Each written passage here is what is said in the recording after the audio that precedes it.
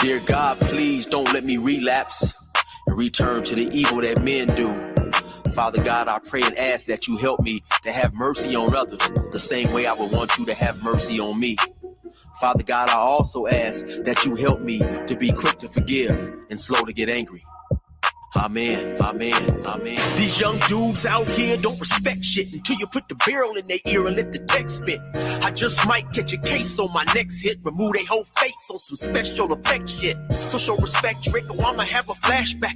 Digging through the dresser like fuck it, where my mask at? The mash back with the banger and damage shit and say fuck everything I learned in anger management.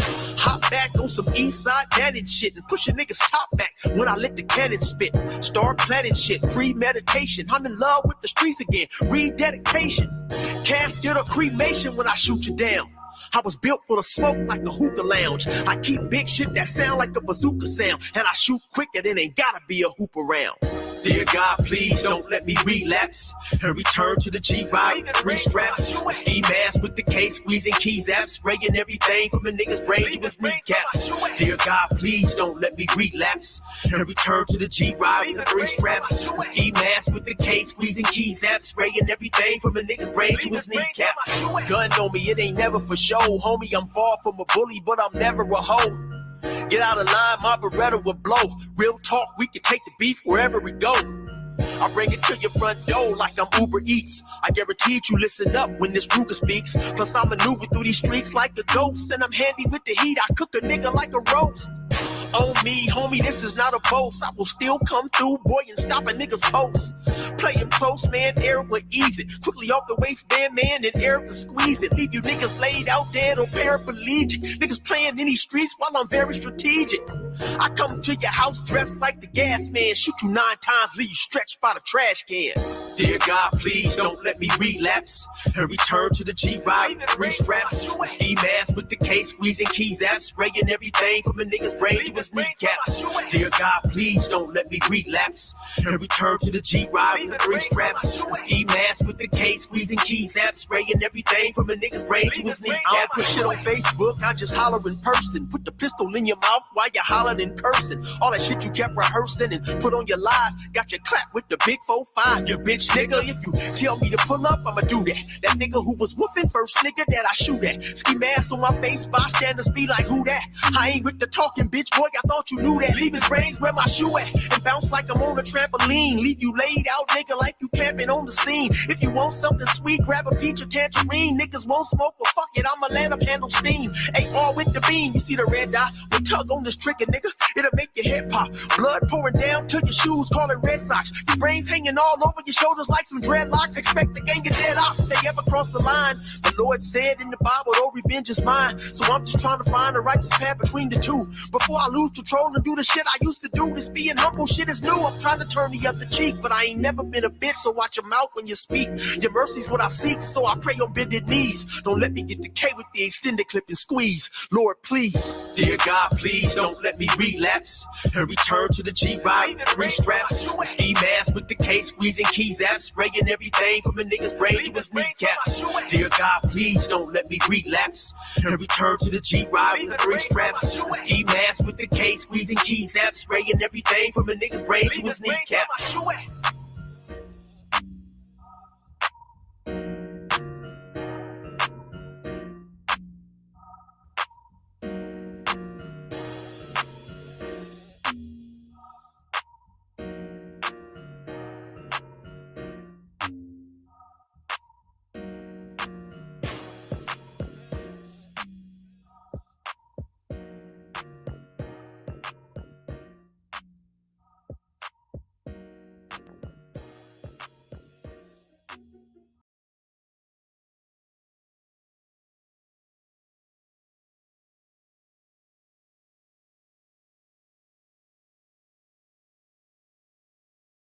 All right, y'all. Good morning. Good morning. Good morning. How's everybody doing this Sunday, beautiful Sunday morning, man? Oh, man. Oh, man. It's beautiful out here in Los Angeles, man. It's kind of cool, man. It's cold, man. It's 64 degrees out here, man. I mean, it's jacket time out here, man. Oh man, but some of y'all got to shovel some snow, man. So, but other than that, man, we good, man. We good. How's everybody doing? Hope your week was filled with prosperity, thankfulness, and we tried to find ways where we could look at God's hand in the things that we're doing, man. And if it is there, pursue that, and if it's not there, maybe we want to try and look at maybe is that the right thing for us to be moving on. All right. First of all, let's thank Brother Eric, better known 16 to Life. Go over to his YouTube page. Thank him for the music, man. Thank him for the song Relapse. Clarence, why do you play the song Relapse? That sounds like gangster music. That's gangster music, Clarence. Well, any one of us could relapse. Any one of us could relapse at any time. So therefore, we have to be always mindful of that and thankful to God that if we don't relapse, and him giving us the strength to stay on what we stand on, what we talking about. In this wicked world that we in, brothers and sisters, anybody could fall. You could send your wife out. You could send your children out. You could go out. You could fall. Right now, brother, I'm right down the street from a street called Figueroa Boulevard or Avenue, whatever. And there's dudes that got sent, their wife sent them to go get some bread. And because something didn't happen the night before and the night before that, they fall to some of those sex workers running around on the street, right? You think, but Figueroa is world known, world renowned, right? You can just go look that up and see what's going on down there on Figueroa Avenue, right? But the point is, this world is wicked, man. This world is wicked. Anybody could fall. Anybody could take a fall. So if that's the case, then what we need to do is always be thankful to God that he gave us a way out. He gave us a way out of being in this wicked world, man. So just thank God for being here, man. Looks like I got a special guest here. I'll bring him up in just a second. No, I'll bring him up right now. This is my man. What's going on, Brother Rico? What's going on, Negrosaurus? How's everything going? So far, so good, man. Good. We just practicing how to be thankful in this crazy world we got going on out here, man. What's going on with you, man? Nothing. Just cold and wet here on the East Coast. Oh, really? Yeah, a little rain, temperature finally dropping. Oh. More.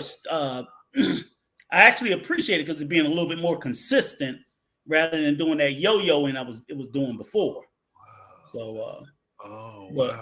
East Coast is wet and it's wet, cold. Oh man. Yeah.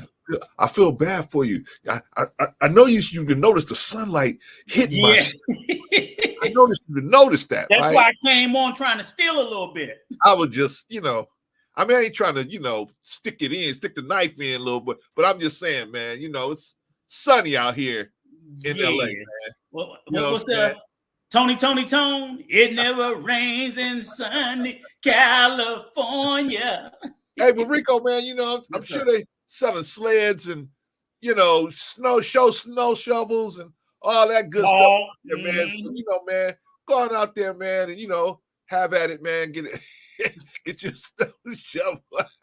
I hope your grass growing about 18 inches today. I can cut it twice the same day. That's a whole other thing, man. If I could just get one of my sons to cut it, I'd be all right. Look at me like, what? Well, let's cut the grass. No, my baby boy will cut that grass, man. They won't even do it for money. They won't even take money to do it. I'm like, I can't even pay these fools to cut the grass. All right, Rico, let's check everybody in, man. Let's get moving, man. Because I don't want to be on here long, man. I'm taking your advice. And one of the things that Rico always told me is, man, Clarence, can't be having these 8-hour streams, man. You got to cut them down. Woo. And I started realizing, man, it's probably better, man. More people probably watch if we cut them down. So we're gonna try to do this one in 3 hours, man. Try to take care of it. So we're gonna check everybody in, and then we're gonna get moving, man. Okay, first one on the docket is Von Bryant, man. Von Bryant says, peace, joy, grace, and abundance. Shout out to Von Bryant, man. Whoo, man, if you need to raise some money, man, that is the dude you need to have on your team, man. Shout out to Von Bryant. Who else is in the building? Oh, Sister Indian's in the building, man. Uh-oh, she might be up here too. Rico's up here. Well, I'm coming up there. Excuse me. I'm coming up there to be with Rico, right?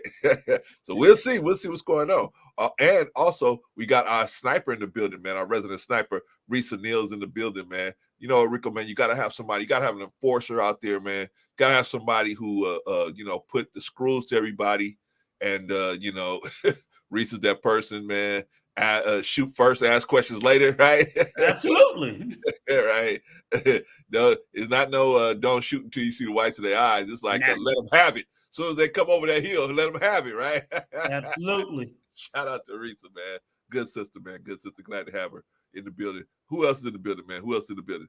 OG Patrice in the building. Shout out to OG Patrice. Total OG Patrice. She's working with the Millionaire Squad now, man. Shout out to OG Patrice, man. Hope everything is going well, man. Good sister, man. God bless her, man. Good sister, good sister. Who else in the building? Who else in the building? Bolo TV. Another snow shoveler. So maybe all of y'all can get together, man, and get one big shovel and start shoveling that snow. Woo, it's getting hot out here in LA. Woo, it's getting hot. Man, woo. Rub it in. Rub it in. Shout out to Bolo TV, man. If you haven't already subscribed to Bolo TV in the village, get on over there. What are you doing, man? Get on over there and subscribe to Bolo TV in the village. Good place, man, to get some good information, man. Whether you're a Christian or not, man, just get some good information. And, maybe you can turn your life into, point it in the direction you want it to go into. Who else in the building? Who else in the building? Bo says, stop starting stuff, bro. See? Vaughn, you out here in Pasadena with me, man. It ain't no cold. Right. Who else, man? Who else here? Risa says, it's almost 70 here, warm and this way. Okay, shout out to Bama. Shout out to the Bama crew. Who else? Demetrius in the building. Shout out to Demetrius.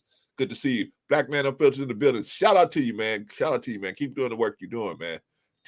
Black Man, tell the doc, man, I might want to talk to him, man.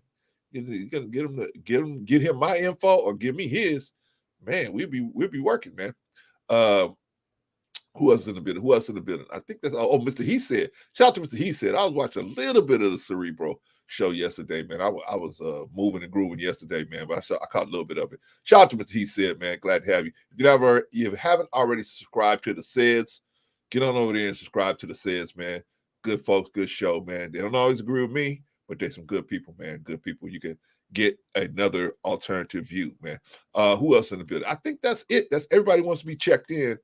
Okay, Rico, let's get right to work, man, because we're gonna try to get out of here, man. Okay. First thing, man, is we're gonna do is the we're gonna do the hit parade, man. Hit parade. This is an ugly one, man. This is an ugly one. Let's see. Let's bring it up here. Here we go. Ooh. Man, you think you've seen everything, man, until you see it, bro. Until you see it, then you're like, what the heck? Man, what the heck? I'm like, man, what's going on? Okay. Arizona man accused of misconduct with a corpse in hospital morgue.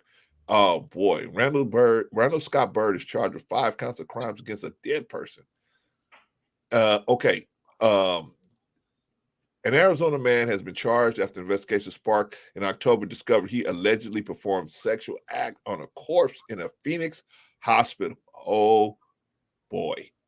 Fox 10 in Phoenix reported that 46-year-old Randall Scott Byrd was arrested on November 28th and charged with 5 counts of crimes against a dead person, class felony in Arizona. On October 24th, police responded to Banner University Medical Center after receiving reports of possible crimes against a dead person. Here's the dude. Here he is. Randall Scott Byrd, booking photo. Byrd was employed as a security guard at the hospital. One of his job responsibilities, investigators said in court document, was participating in the intake process at the hospital morgue. The nearly 15-minute intake process consists of taking custody of dead bodies, transporting them to the morgue, verifying their identity, and placing the body inside a large freezer until they are claimed by family members. Documents show investigators learned the security officers are not allowed to open the body bags, but are responsible for removing bodies and placing them on freezer shelves. Bird's alleged victim was a 79-year-old woman who died of natural causes. The woman's body was transferred to the morgue at 4:35 a.m. on October 22nd, and Bird was left alone with the body. Yikes. Court documents reportedly show that 2 security guards went to the morgue to conduct intake duties an hour after Bird arrived there. So this guy was already there when the other 2 security guards came. When the 2 security guards arrived, they reportedly noticed the main entrance to the morgue was locked from the inside. I guess the dead people want some privacy, Rico, which they noted as unusual. When they unlocked the door, the guards also noted the freezer door was cracked open. Yikes. Witnesses observed Bird inside the freezer. The station noted from the court documents he was sweating profusely. Yikes. And was acting very nervous. They stated that Bird had removed his duty belt. Yikes. Which they observed on top of a gurney where a bagged deceased body was placed. Oh, boy. Bird's zipper on his uniform pants was wide open. Hey, you ever ran out of the... we all run out of the bathroom and forgot, right? No. You have never forgot, Rico? No. Yeah. No. Somebody, you like, and then finally somebody said, hey, buddy, your barn door is open. What? I see everything wrong with this story from the beginning. I don't know why the hospital got security guards doing that. Well, they supposed to escort, just escort the body. But they should. I don't think I've never heard of a security guard doing that. It's usually, an orderly. You know what I'm saying? It's normally hospital personnel handling a body. I wouldn't expect a security guard. I'm like, you're supposed to be doing security. Well, I think they're just wheeling them in, Rico. I don't think they need to be doing any of it. You get they probably shouldn't, but the hospital probably try to save money. And that's where that's where the first problem comes in. You got somebody doing something that they're probably barely trained to do, and they shouldn't. Those two duties don't mix. Orderly, we know how a hospital is.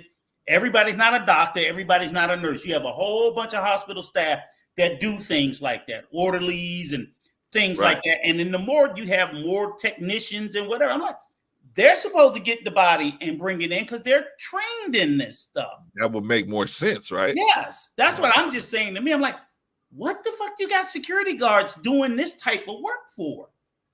Well, it should, if security guards supposed to be doing security, watching to protect the safety of the patients and the staff at the hospital. They have a specific function.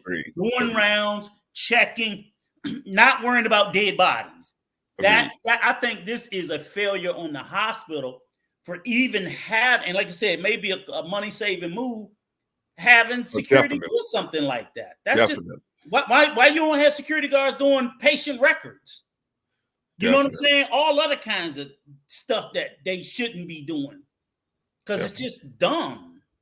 I think it's just they just try to save money and have security guards do it. Add security guards cleaning the bathroom.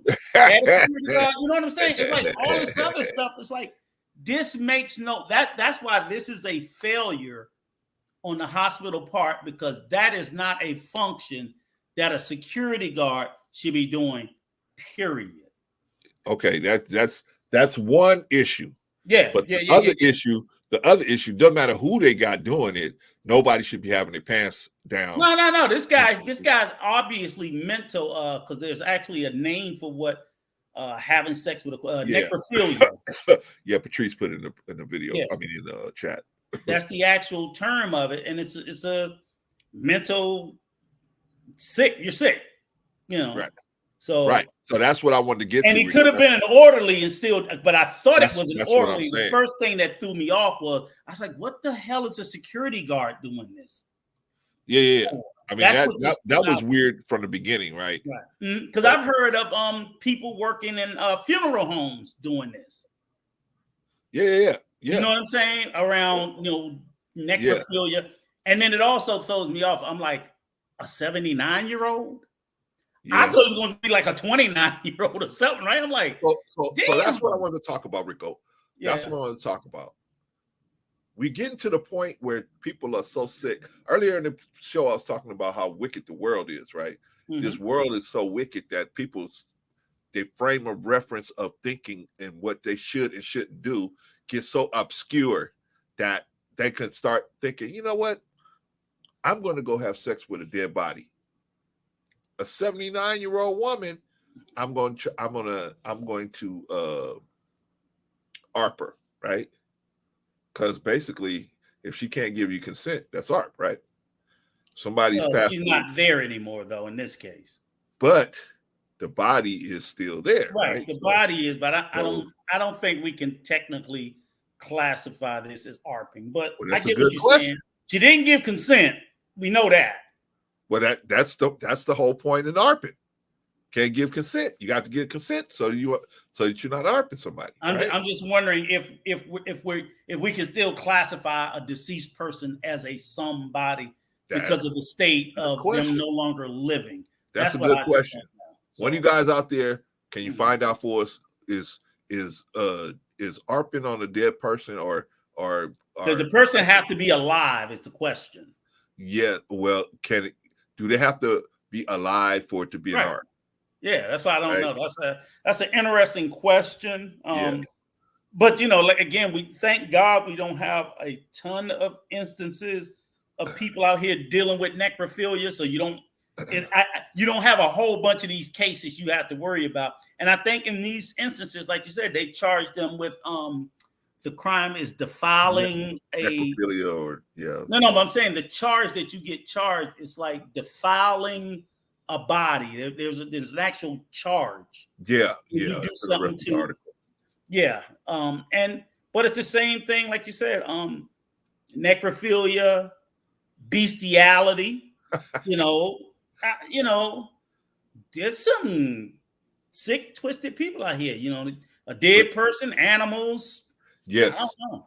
Okay. So this is what I'm saying. This is what I'm telling the people out here. Those of them that believe in the higher power, you got to stay connected, man, because if not, these people are running around here. They serving your food. They seem like normal people. And so if you're not prayed up, you know what I mean? You might be right, Vaughn, desecrating the corpse. That's what I get ready to say. Vaughn, you hit it, nail. Yeah, yep, that's it. Desecrating the corpse. Right. Yep. But we got to stay plugged in. And we got to stay plugged into each other, those of us that's trying to do better, because none of us are perfect, but we have to stay at a certain level of paying attention so that we can avoid stuff like this, man, avoid people like this, avoid attracting them to us, right? So that's all I wanted to put out there about that situation is show how sick people are getting. This world is getting so sick, man, these people are everywhere. They're hiding in plain sight. And so if we don't stay plugged in, man, this is the kind of stuff you're going to run into out here in these crooked streets here.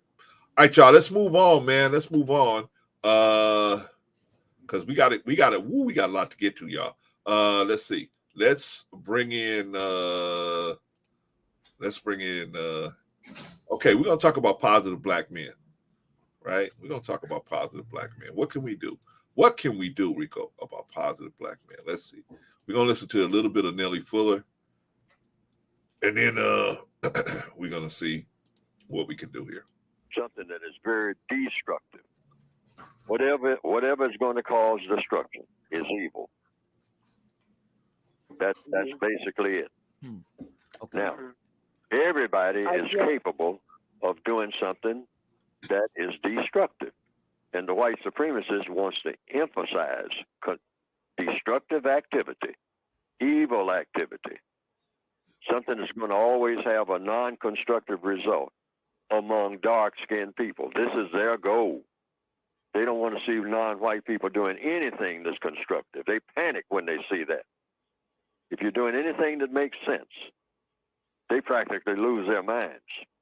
No, we can't have them like that. We got to have them in a state of mind where they're doing stupid stuff all the time, destructive stuff all the time.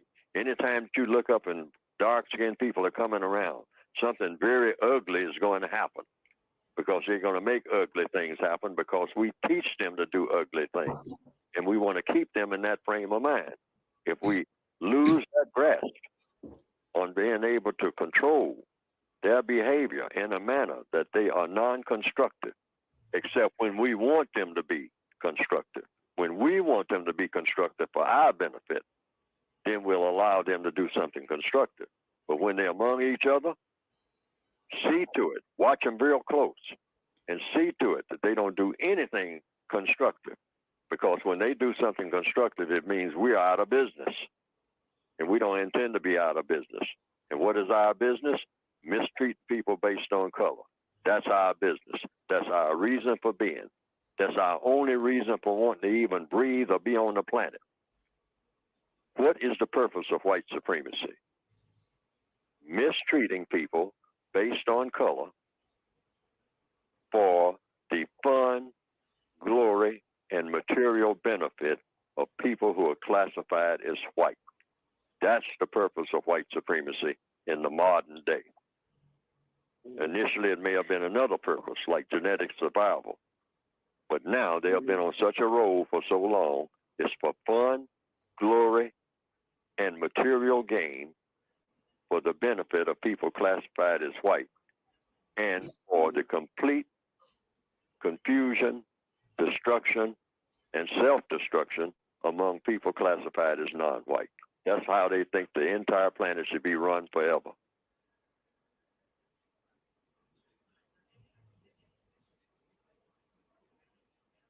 All right, that's a little bit of Dr. Fuller, man. And what do you think about that, Rico? I mean, I definitely agree with his definition and his outlook on white supremacy, without a doubt. I mean, I wholeheartedly agree with every word. I mean, obviously, maybe he did in some other. He didn't give any solutions to it right now, and like I said, that may be in his other teachings. But I would proposition that as Black people, and especially the younger generation, I have a problem with. They don't even acknowledge that white supremacy even exists. I spend more time arguing with Black people that white supremacy is a real thing. Correct. They believe, based on their individual circumstances, that if they've slightly overcome some things, that the existence of it, they believe it was something a long time ago and doesn't exist anymore, even though there are systems in place right now today that we currently see that's the benefit of white supremacy that still continue to benefit white people and disadvantage Black people. And they don't. Black people now are participating in white supremacy. Agreed. They are participating in supporting the systems of upholding white supremacy when they should be participating in the dismantling of white supremacy. So when you look at issues of capitalism run amok, that's part of white supremacy. Yes, capitalism. They're so caught up on believing in the almighty dollar, capitalism. I'm like, yes, but part of capitalism is in support of white supremacy. So I don't say we need to dismantle capitalism and go to socialism, but I'm just saying capitalism run amok, and there should be, so like they hate, basically white supremacy says that, people always want handouts and they want to just redistribute the wealth. Well, the wealth should be redistributed. It absolutely should be. And if you're not going to distribute it among the rich and the poor, you can redistribute the wealth among the white to the Black, because it was disproportionately distributed in favor of white people. So why should it not be redistributed? Because white people did not earn all their wealth. They didn't earn it all. It didn't all come through merit. It didn't all come through hard work. It came through theft. It came through the systems of white supremacy. But yet, if you talk about redistributing some of that wealth back to people of color, they want to call it socialism. Well, I don't care what the fuck you call it. And maybe we do need a little bit of socialism because you certainly socialize the shit to your favor. So why can't we socialize it back to equity among the races? So the biggest part is, for me, is I get frustrated because you talk to young black people and these idiots in these spaces. They're so hung up on thinking they're gonna become the next black millionaire. I'm like, man, miss me with that bullshit about Tyler Perry and miss me with that bullshit about Jay-Z. Okay, because they let a few token Negroes succeed. The system is designed to keep the overwhelming majority of us depressed. Agreed. So, just because one or two Negroes did it, or a handful of Negroes did it, while they done it at a rate of 1,000 to 1, no. So at a bare minimum, it's sort of like I love like OG Patrice, like she's fighting for reparations, and I'm like, nigga, if you ain't gonna help, get the fuck out the way. Right. So stop saying that white supremacy. Even if you believe it, and we know you ain't gonna help dismantle it, shut the fuck up saying it's gone, because you have no evidence that white supremacy is gone. It's just a feeling. So for me, that's why I get frustrated about it. Is I'm like, yes, white supremacy is alive and well, and it's all the systems are all around us. But I spend more time arguing with black people about its existence than white people, because a lot of white people know white supremacy exists. They benefit from it, so they ain't saying shit about it. But I have never had an argument as of yet with a white person who said white supremacy doesn't exist. At best they'll say is, I didn't have nothing to do with it. Okay, motherfucker, but it exists.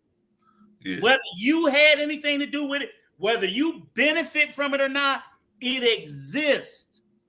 Yeah. And I've never heard a white person tell me it doesn't exist. Yeah. But a whole bunch of niggas, man, go ahead, Rico. Go. I'm like, what, I can't. This is why. Let me clear up why a lot of them do that.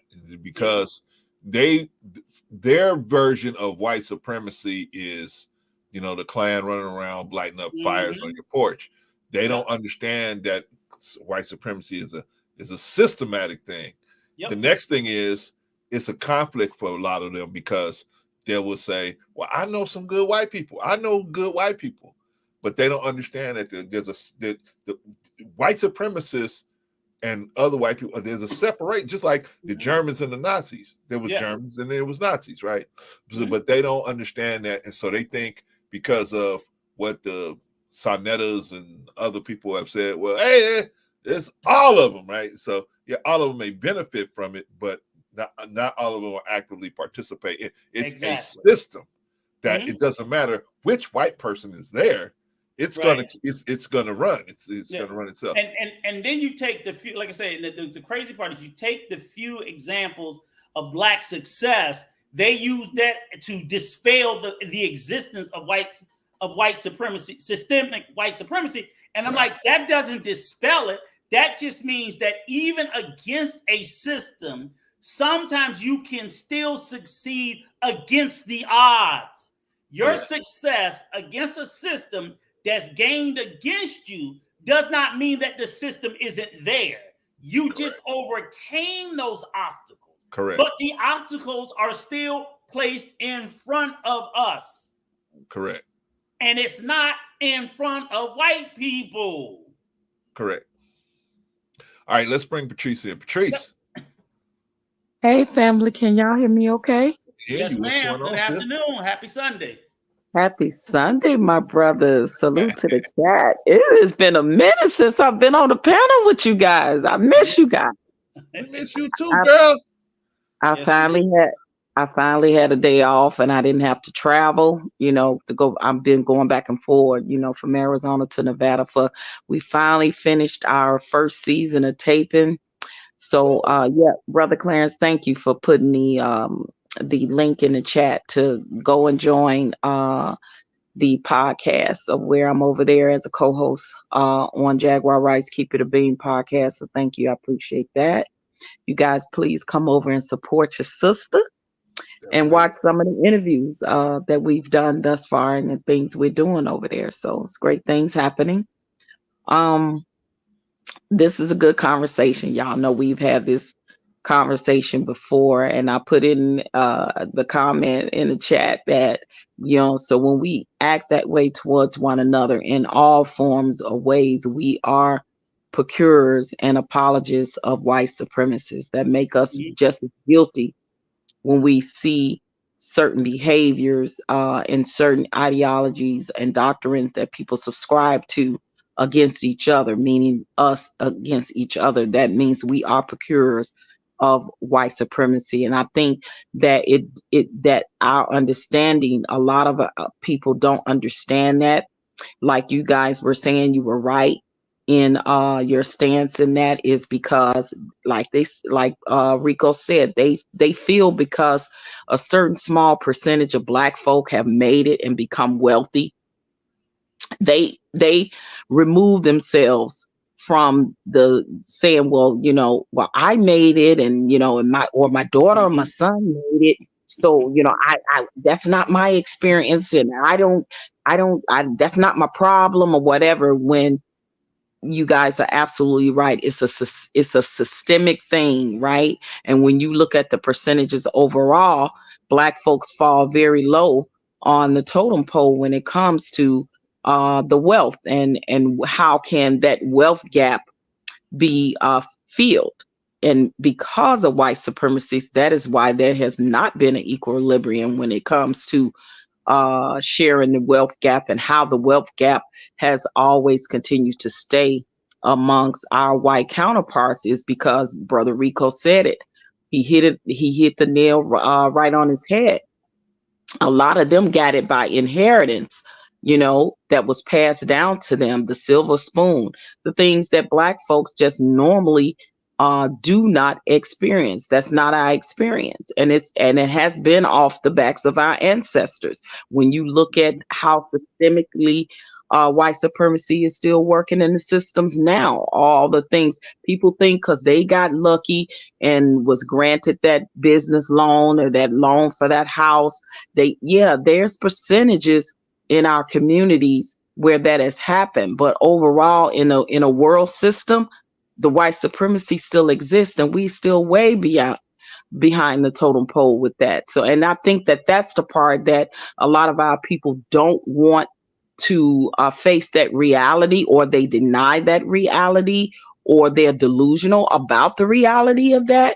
And that is therein the problem when they become a part of that system of white supremacy, when they say, well, my daughter made it and I made it, and but look at the wealth gap and look at the experiences that we've had versus our white counterparts have had.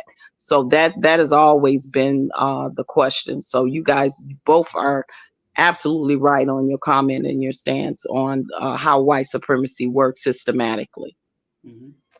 All right. I think this is a great statement that Sister Annie made, but did you want to tackle it, Clarence, or you want me to tackle it? You can tackle. We can all hit it. Okay. Well, let me say this, Annie. First of all, can you read it? Can you read it? Because I read it. It says, would you also agree that some events and things that people say are white supremacy are not labeled accurately?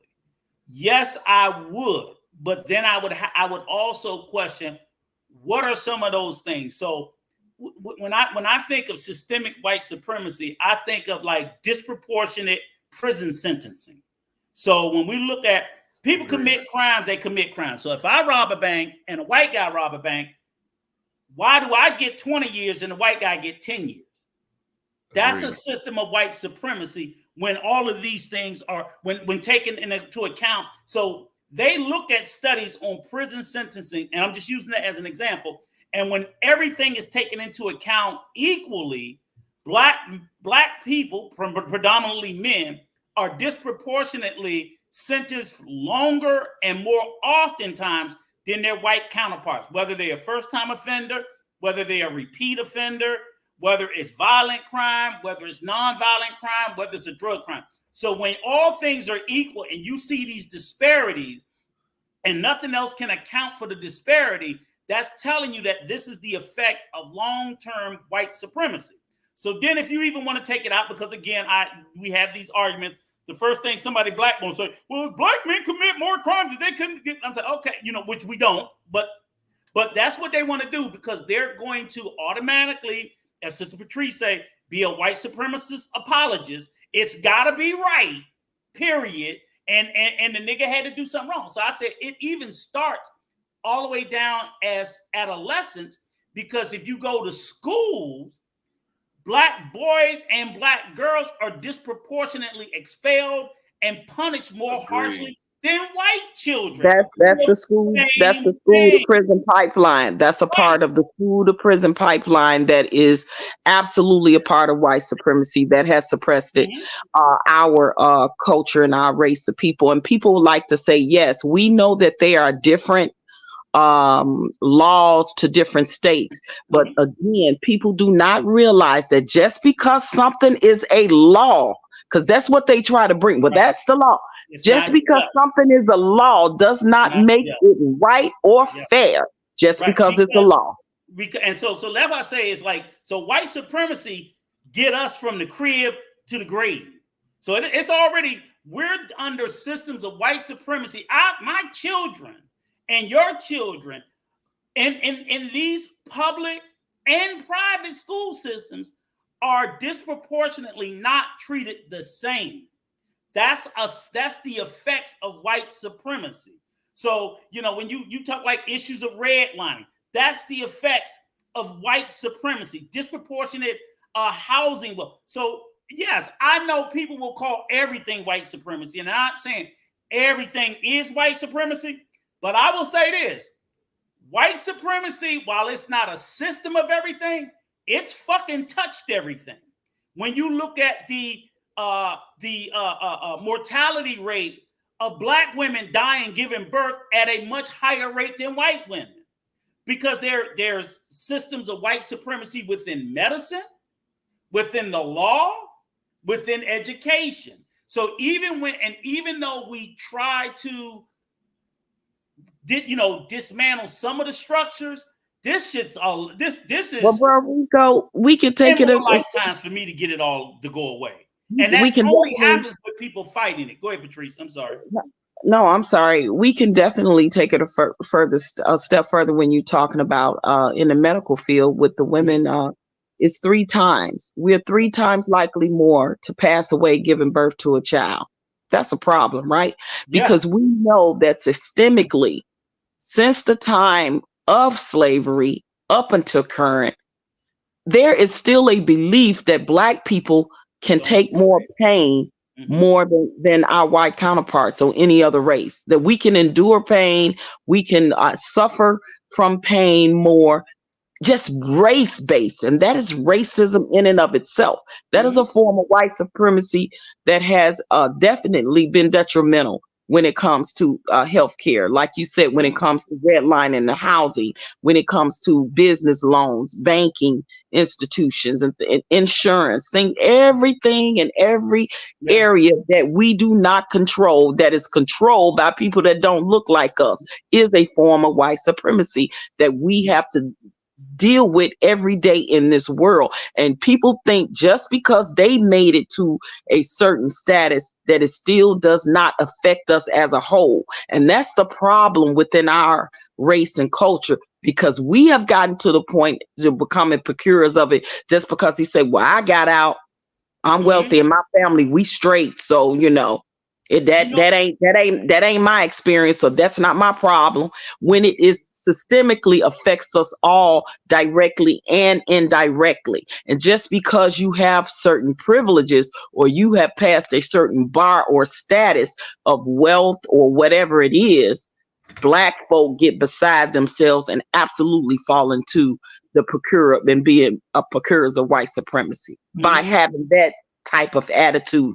And we see people all the time in our families, our friends, on these YouTube streets, they have that mentality. Just because they may, and I got it from the mud and I this, that, and the other. And that's great, right? That's great you did that, right? But why did you have to get it from the mud when your white counterparts didn't have to get it from the mud? You see what I'm saying? Right. But that's how we glorify and make excuses for things, right? And like we have always had to work twice as hard, 3 times as hard, for education, for things that they never had to even consider, even worrying about having that view because of a thing called white privilege. And what's crazy about it, Patrice, is they didn't get it out the mud. They didn't get it on their own.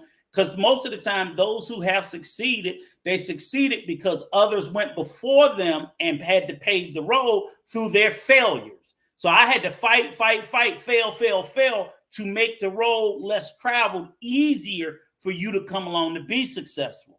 But then the other part is I sit there and I tell people, and this is 2023, they just did a study last year ago, Black families are losing millions, upwards to $1 billion worth of wealth in the home appraisal industry. So literally, my home, typically Black people homes are undervalued simply because they're Black.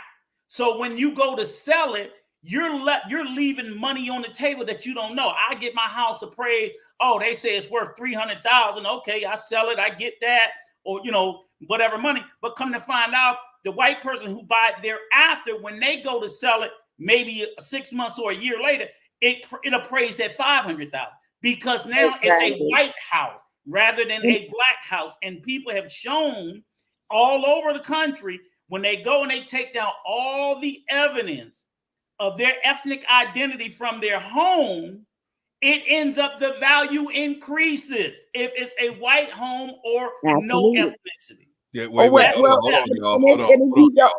hold on, y'all. Did y'all know that many times they suggest to Black people that are selling their homes to remove the pictures of their families from the walls so that the house will sell for more? Okay, I just want to throw that in. Yeah, and no, I'm saying it. But listen, if they don't believe that these forms of white supremacy still does not exist, move anywhere in the South to somewhere like Mississippi. Yeah. But so what I'm saying, why is a state in a city, specifically Jackson, the capital of Mississippi, is suffering and have all the disparities that they still have when it comes to the water crisis, when it comes to things like the resources that they don't have to be able to build proper schools, proper systems, and they are putting laws in place to keep. And now this is a city that is 70-some% Blacks, but they are still living in less than the times of Jim Crow, and they're putting laws in place to literally put gag orders on Black folk when it comes to voting for local officials. You want to know another? Which what plays a permanent part in your community when you vote locally? I'm talking your judges, I'm talking your sheriffs, I'm talking your chief of police, your aldermen, your councilmen. Like, they're trying to put the gag order and bring back these Jim Crow laws to stop people from having certain rights to vote for certain political figures in Jackson, Mississippi, you guys. So and why is the water crisis still a problem? Look how many years ago that they had this issue with their water, knowing that the water has been poisoning, coming through corroded pipes, and it's still to this day is not correct. And this is 70% Black people that live in Jackson, Mississippi now, and you don't still think that white supremacy exists. This is systemically done to that city. Right. Well, so one of the let me throw this in here real quick. one of the things that makes white supremacy work is by having you put a front man out there. So you say, hey, this is a mostly black city. So you can't blame white supremacy now because it's all the people in all the players are black, right? That's how they typically protect it. That's how they typically make a hedge around it. But white supremacy is a standard of belief. It's a standard of behavior. Doesn't matter what the color of the person who's running the system, who's participating in the system. It's a thinking process that has an ultimate result, which is the result is like Dr. Fuller was saying, where the white person will get the benefit, not because he worked hard, not because he earned it, not because he blood, sweat, and tears, but simply because his skin is white. Therefore, he's going to get this benefit of the result of this systematic situation.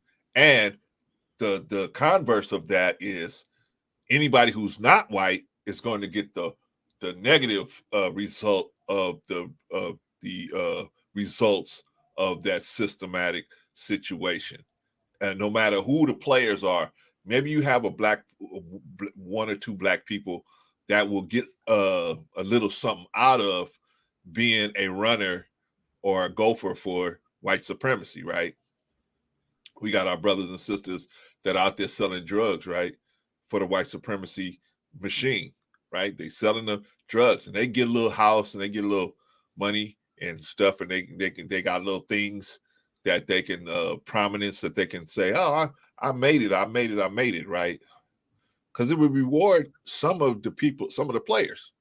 But the overall is, like Rico was saying, the overall is going to be most of us are going to be held back. And it has to be that way because that's the way capitalism is worked out. You have to have a winner and you have to have losers, right? I'll give you a perfect example, Clarence. Okay. The entire fucking continent of Africa is ruled by white supremacy. Agreed. Now, all the people, all the presidents, all of them are black. I agree. All the power is in the hands of white people. The entire fucking continent, almost every and Rico, what are they doing? What are they doing? They're allowing other countries like China, other people to come over that don't look like them and come and take all their resources away. When it's over, they're gonna suck and bleed out Africa until it is dry to the bone and poor. Look what's happening over in Congo right now. I think people don't realize that. And they try to say because it doesn't affect them directly or they are part of the small percentage of people that made it out, it don't exist, so it don't matter because only they were lucky enough to make it out. One of the richest people in Africa is an African. He's a billionaire. One of the richest black people in the world, and he's a billionaire in Africa. He owns, I think it's Nigeria. He owns all of these, I can't think of the name of the company, cement company, just that and everything else. But I'm like, y'all do understand he became a billionaire with white people's assistance. Of course. So literally, even though he's a billionaire, he's not an entity unto himself. He is still, all of his companies are deeply entrenched with all of these European white-owned multinational corporations. Agreed. And yes, they will enrich a handful of black people, but yet the rest of Africa is fucking poor. Listen, bro, Rico, that is the same exact thing that Brother Akon is doing by getting in the bed with the Chinese. That's over there purchasing that black, what's AKA so-called black city over in Senegal. No. They're making Akon the face of it, and that's all he's doing. And that's he's all selling out them damn Africans, becoming more wealthy off of the backs of his own people by absolutely falling into the white supremacy and dealing in that system with the Chinese that's buying up this AKA chocolate city over in Africa. Miss me with that bull crap. Because Africa produces, and people fail to realize Africa produces very little. So like all of their weapons and a lot of their industries, the technology and whatnot is imported from other countries. So even like a lot of their mining and their gold, those are run by foreign nationals. Agreed. So getting the diamonds and the gold and all the resources out of The the earth, coal. it's Yeah. not African people that is African workers, but it is white European companies.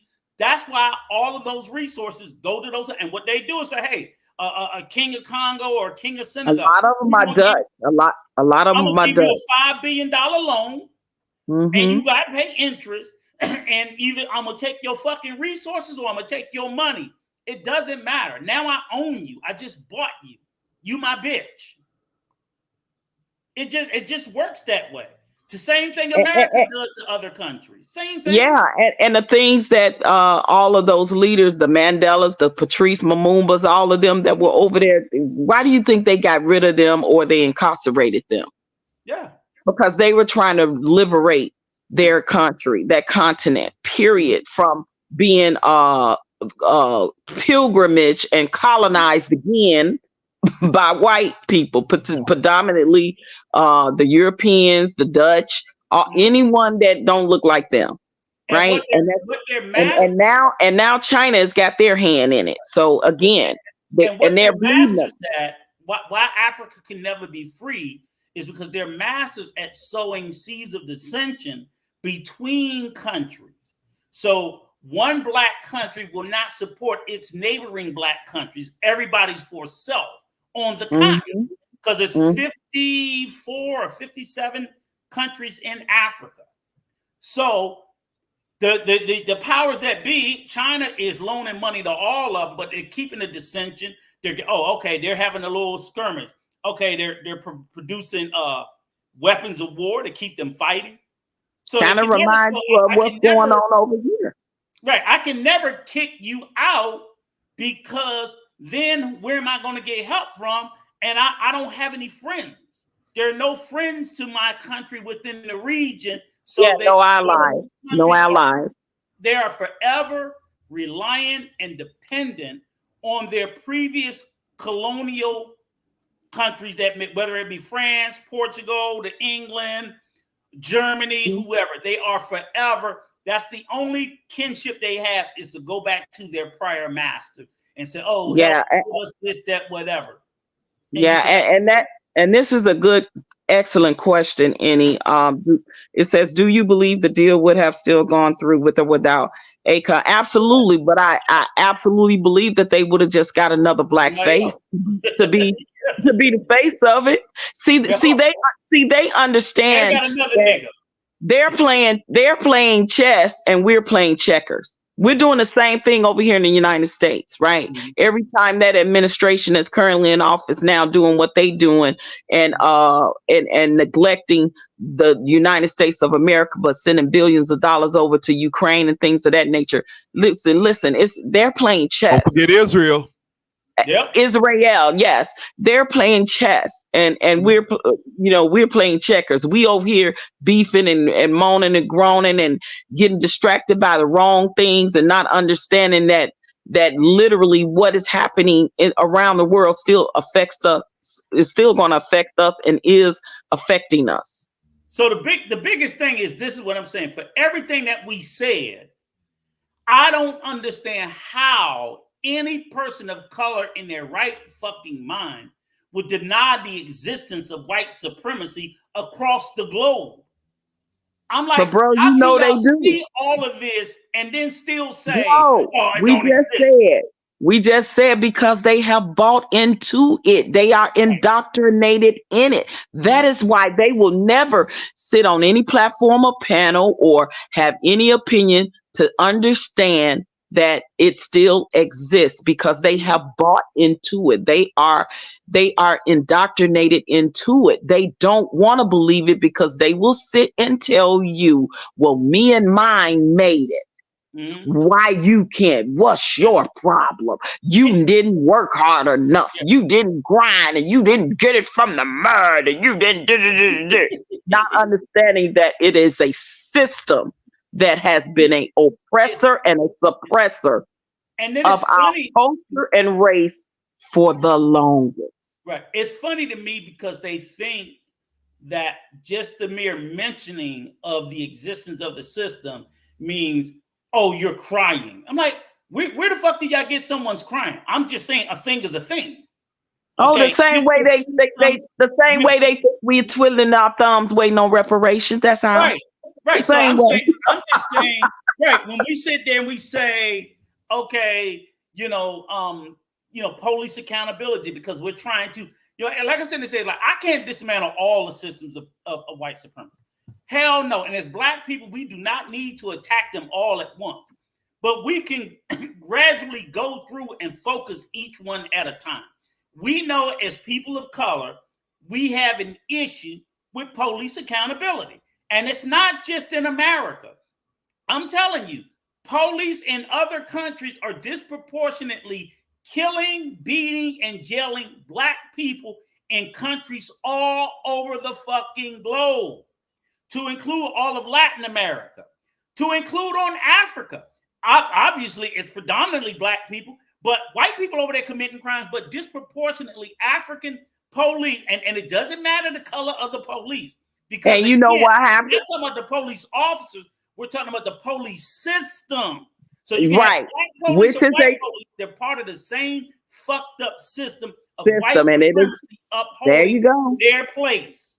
Bingo. But you got, even like you said, Black, Latino, other people of color, races that are on the police department that have absolutely fell into that form of white supremacists, even by wearing the blue. But and that is the blue code. A lot of times when they keep that blue code and live by that blue code and that ideology of white supremacy within that system, because that is a system in and of itself that needs to be torn down and rebuilt back up.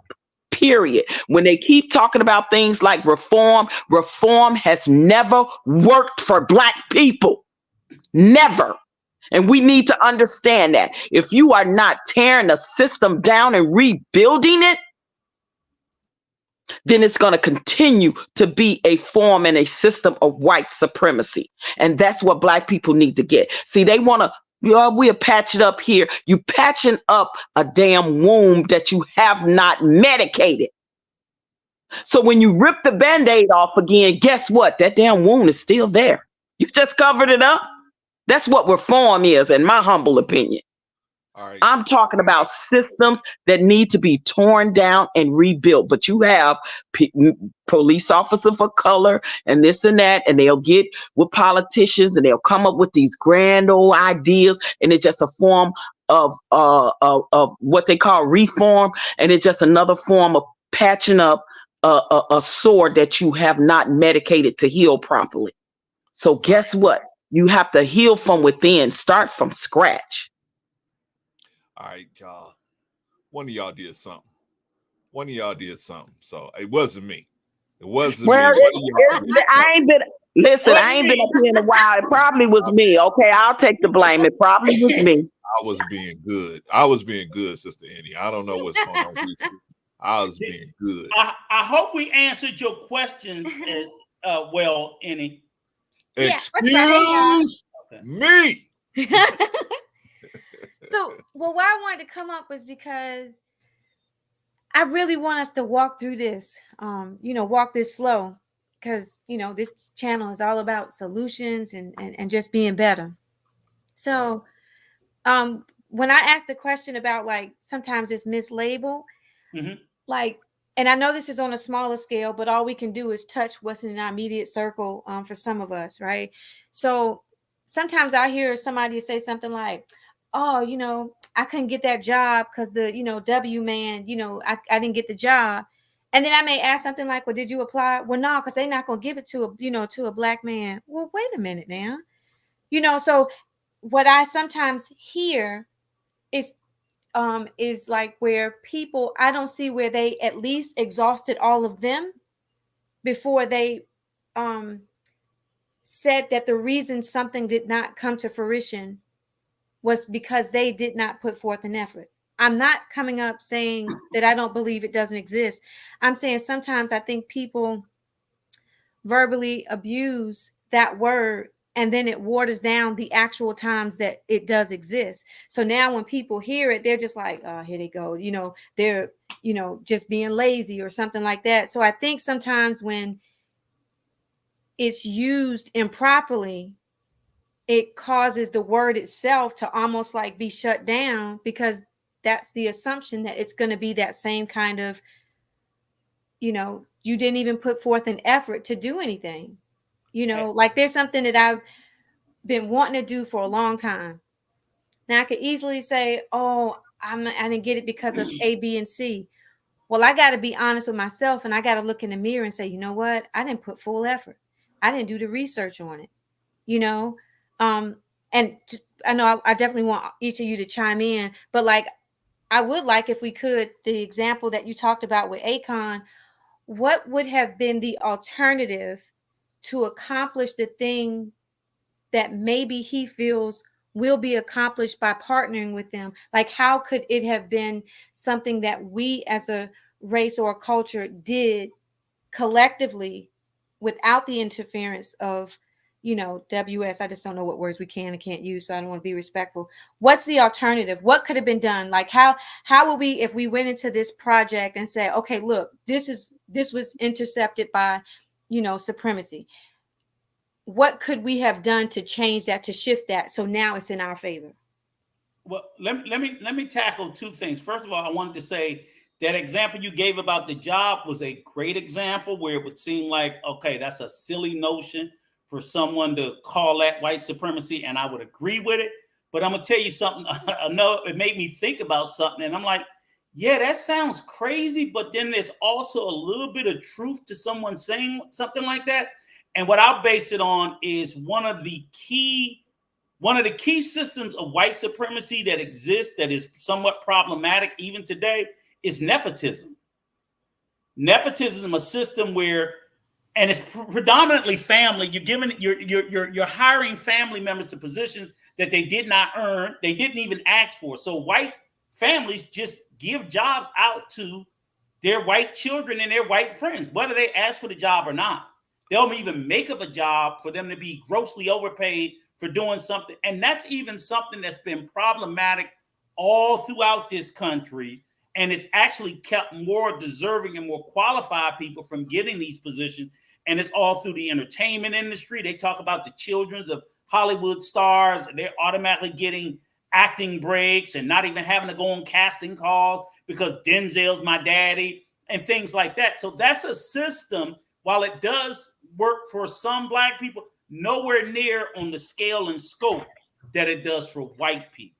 No, wait, so just with that point you just said. So you said that it works sometimes for Blacks. Yeah, the times that it could work for more Blacks, why do you think that they're not doing it? So like you look at, like you just mentioned Denzel. Right. So if I said acting, right, the funny thing about it is, and let's stay in that lane. So casting directors and directors of movies will, now maybe a Denzel and his kids, but a lesser known Black, and even I would say even Denzel's son still has to show his chops. I think they'll do it. If I'm a director, a white director, I'm more likely to do nepotism for a white A-lister son than a Black A-lister son. So even though Denzel and say Tom Cruise, both of their children, Tom Cruise's son will get the job more than Denzel's son will. It just will. Is that because Tom Cruise made that opportunity available? Or no. Okay, so then would that actually fall under that? Would that call? Yeah, it would fall under white supremacy because which one? Because you said it's nepotism, but I'm saying it's also a byproduct of white supremacy, because I could say, okay, Denzel and Tom Cruise are both A-list stars in Hollywood. Okay. They both have children. So you would think both of their children would have an equal chance. But it's still, even at that level, two A-list stars with children who both benefit from nepotism. So Denzel's son will get an opportunity, but Tom Cruise's son still will have a slightly higher opportunity due to his race, because part of white supremacy is people in positions of power tend to just simply feel more comfortable about people who look like them and come from their same background. Today's Sunday, the NFL, they have a huge, horrible nepotism problem all throughout the NFL, where we've been talking for decades about the dearth of Black coaches. It is not based on, it is rarely based on merit. It's these owners, 31 owners who are 99% white, keep hiring white coaches who have been retreads, failures over and over and over. And a black coach has to go through hell and high water to be given an opportunity. Mm-hmm. That's a system of nepotism that's been supported through white supremacy. Okay.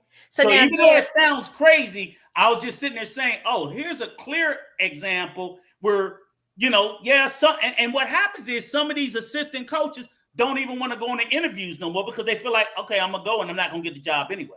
These are grown men in the NFL saying like, no, because I've been, if I've been interviewing for jobs for the last 2-3 years and I keep saying good job, no, after a while you stop doing it because even with the Rooney Rule, you know, okay, they're just bringing my black behind in just so they can check the box and I'm not going to get it anyway. So I'm doing exactly what you said that person did, but it is some truth to people thinking like that is what I'm trying to say. Yeah, so I guess like for me in that example about the job, mm-hmm. I would have respected his position or respect a person's position if he tried more if you had at least applied, mm-hmm. you know, or like if it's like say with the football, like what you're saying, yeah, you know, what if there was another league, right? So right. Now if you see that there's so many injustices, and I'm not one that I try to like tell people what they should do with their money. Mm-hmm. I know that there's my opinion about what people that have a certain income, but like if there were people that were willing to start something new to make that opportunity available, but you know, well, not, but do you believe that nepotism is bad? Like, or yes, are you saying that it's just bad because it's more white people doing it than black? No, I think it's bad even with black people doing it because you're putting unqualified people in the position just based off of familial connections. Nepotism is terrible. Nepotism and cronyism are both looked at as horribly bad things, but people still do it. Do you agree that we, in some instances, like, so say if something was going on like in YouTube, you're going to favor doing something probably for us before you would do with somebody else on another channel or in another space, right? Because of our relationship. Mm-hmm. But that's sometimes to our benefit. It's right. Just right. So like, how do we gauge, you know? But then the thing is this, Annie, in America, it's supposed to be a merit-based society. Mm-hmm. So nepotism and cronyism is not supposed to should never take precedence over merit. Merit is, we say you succeed off of hard work. So if it just only takes cronyism and nepotism, why the hell am I working so hard? If you're going to continuously promote people over top of me because it's your children, your friends, or someone who looks like you. No, you're right. You're right. I definitely come up here with ignorance and perspective, and it's going to intercept. No, but I'm trying to explain because I think that it was first you made me think of it, and I was like, oh, I agree with you, right on. But then it just popped in my head that there are some instances where people think like that, you know, like you said, well, I ain't gonna do it. I'm just saying there's some historical references why people may think that way. And the NBA and the NFL, not the NBA, because the NBA actually does hire probably more black coaches than white coaches, head coaches. It's mm-hmm. you know, but like you said, the NFL and NBA are leagues that are dominantly, the players are like 70-75% black. So mm-hmm. how could you then tell why are so few black men qualified to teach the very thing that they did all their life? No, I agree. And you're actually hiring white coaches who never played at that level at a disproportionate rate compared to guys who played at that level.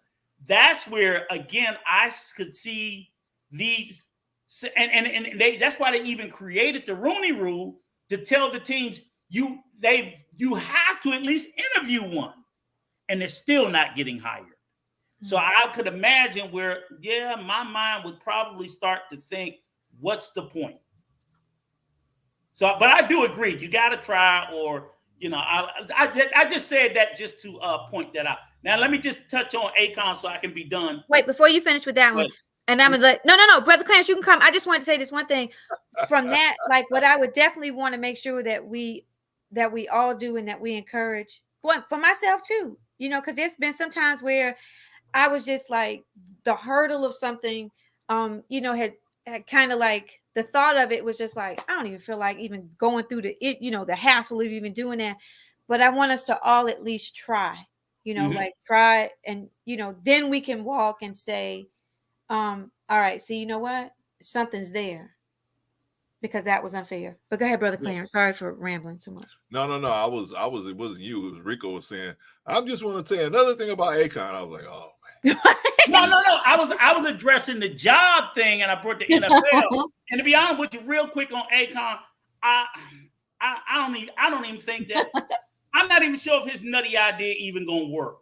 So the only thing I could say that he could have did differently to keep it from going in the hands of white supremacy was to appeal to Black billionaires to see if they would fund his initiative.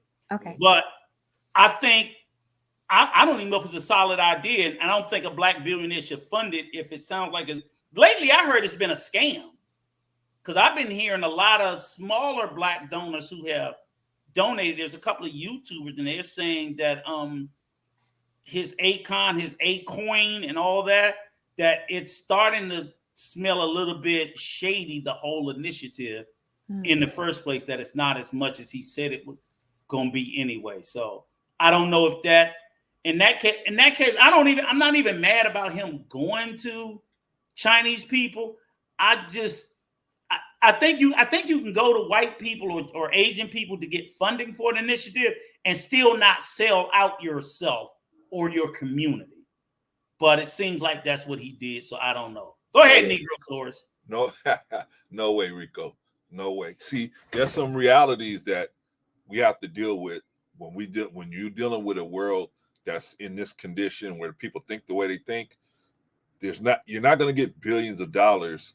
People are not going to give you billions of dollars out of goodness of their heart and say, "Go, young man, go build something and make it so that Black people will be able to flourish, and even the possibility of out flourishing us." Nobody's going to do that because white supremacy has tiers as well. And, the Chinese know where they stand on the tiers, and they say, well, we're not going to give anybody anything and have them jump a tier over us. So the problem is when you get major investment like that, it's already going to be woven into the agreement that certain things are going to have to be a certain way so that the people that gave you the money can always have control over what's going on. How much did they actually ever give him? Do you know? I'm not sure the exact amount. It was billions. It was billions of dollars. I don't think they just gave him billions of dollars. So I think they gave. Yeah. Oh no, it was never given like you said, Brother Clarence, from out of the kindness of their heart. It was with stipulations, of course. And right. Let me say how they did it. They do it in stages, right? So let's get this part done first. We give you the money for that. Then let's get this part done. We give you the money for that, and let's get this part done. We give you the money for that, right? But let me ask you a question though. Didn't they actually? I just want to know like the story. It sounded like to me because I think it's Senegal, right? Yes. Okay, Senegal. But I think the money was actually given to like the government for the. So what? I know the U.S. and a lot of foreign countries do. They do what's called soft power. So rather than me sending my army over there to take away, they'll give you money because now and I think they gave it to the Senegal government under Akon's name. So even they'll throw, like the U.S. will throw away a couple $2 billion.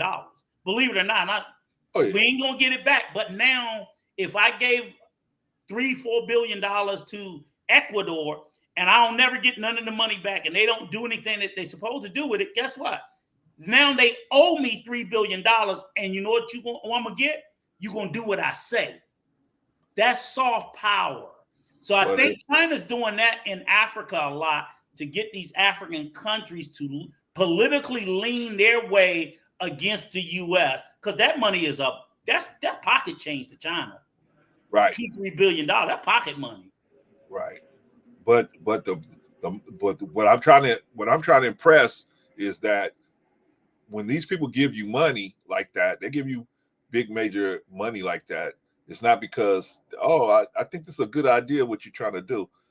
They always they weave in already. Okay, well, if you want to build this big thing, okay, then my company has to be the one that does the construction. Now I'll hire people from around, but my company is going to be getting, a Chinese company is going to be doing the construction. It's going to be a Chinese company that's going to be doing the nuclear fusion. It's going to be a Chinese company that's going to be bringing in the steel. It's a Chinese, you know what I'm saying? So they weave a lot of stuff in, just like the American government, where they say, well, we'll give you this aid, right? But part of the aid money that we're giving you, you got to play Blackwater to be protection, provide protection for the workers or for whatever it is, right? And Blackwater, Dick Cheney's mercenary group, right? Or whatever. One of those in like terms, like companies, you have to pay us. And that's coming out of the money that we giving you $3 billion in aid. Well, part of that money, annual money, is going to go to paying these companies, these American companies. And the American company will bring in the steel. American company will set up the railroads. American companies will, you know what I mean? So a lot of stuff is woven in. They make it sound like, hey, we just wrote Akon a check. Here you go. Here's $3 billion. But it's a lot of stuff woven into that. And so a guy like Akon will say, well, that's the cost of doing business, right? To get what I'm trying to get built, that's the cost of doing business here, right? There's always going to be a cost of doing business. Right? Anybody's been through accounting, there's a cost of goods cost. There's always a cost of doing business. So therefore, if something major happens like that, now, what was the alternative? Now, Sister Annie asked a good question. What would be the alternative for Akon going to the Chinese and getting this money? Well, the alternative would be if, like Rico said, theoretically, let's all ask all the Black people and let them put their money in, invest in it, and they have a stake in what's going on. They would be more concerned about keeping it going, right? That's theoretically what should happen. But because there's a certain amount of envy and jealousy between everybody that is constantly promoted, we can never come together. We have never had that come together. Just kind of like on the plantation, where there was always a rift between the house Negroes and the field Negroes. And why? That keeps the master safe, because these two people are always fighting against each other. They don't have time to look at me and say, hey, he's the one we should actually be having a problem with, not each other, right? But that keeps us safe. So like Mr. Farrakhan always taught us that the Honorable Elijah Muhammad taught that there was always a buffer class. They always keep a buffer class around so that you can be mad at that person, right? This rich Black person, you be mad at that rich Black person because he made it, right? And he don't want to live in the hood no more. You can stay mad and envious at that rich Black person. Meanwhile, the rich white people, you can't even see us. You don't even see them because you're so focused on the rich Black person. And this keeps the white supremacy wheel moving, right? Well, we should all just say, hey, look, you know what? Whatever it takes to get to where we're trying to get to, that's why Malcolm said, by any means necessary. By any means necessary. But whatever sacrifice we got to make, we got to do it to get there. And if I can just piggyback off of that, like you saying, the mentality of those leaders, the mentality of a Nat Turner, right? Like if Black people could get on a mentality of a Nat Turner without always allowing someone to come in and subjugate, and somebody that looked like us, they end up doing the okie doke that was done to the Black Panthers when they allowed to come from within and sabotage. So when you have a Nat Turner, we realize even with his revolt, everybody that he got on board with him that said, we're going to fight, we're going to emasculate, we're going to unalive our masters, and we going to fight to get out of this fight. But then you always have those people that look like you that has that what's his name, fitless mentality. I'm fine over here. I'm comfortable. See, don't mess up what Master got for me. See, now I'm gonna have to tell on you. See, that's the mentality that we continue to have within our own community and culture, right? That when somebody say, let's put our resources together and let's fight this machine. Let's fight this machine together because it's power in numbers, right? You always got someone from the opposing side with that fiddler mentality to say, see, because I'm all right over here with what they doing for me. See, so I'm going to have to tell on you. I'm going to have to tell what you're planning, what you're plotting to do.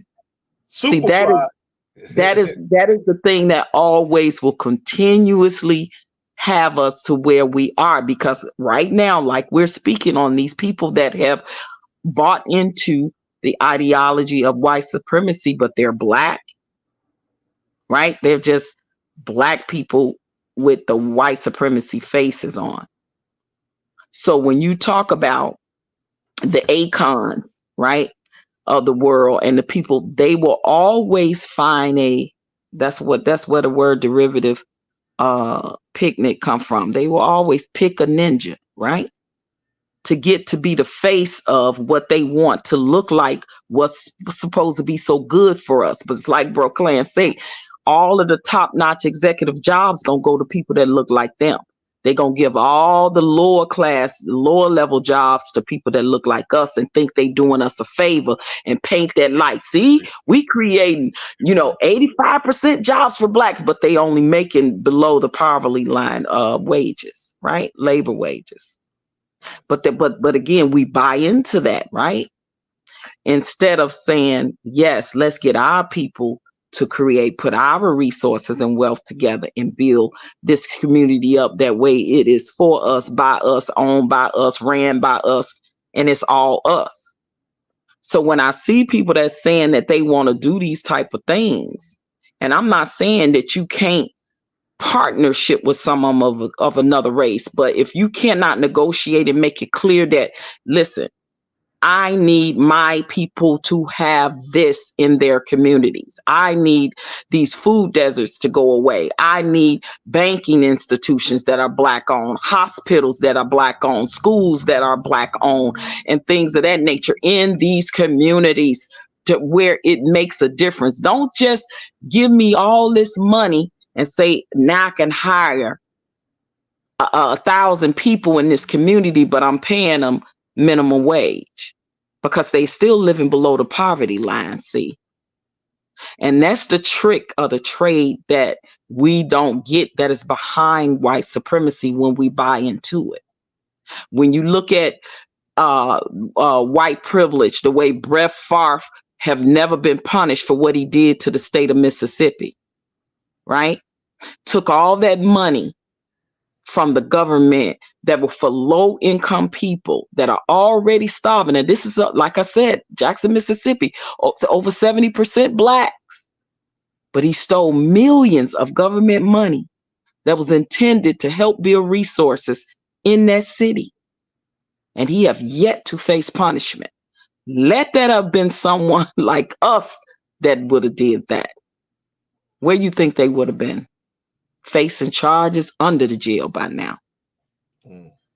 So again, these are things we have to look at deeper than the surface.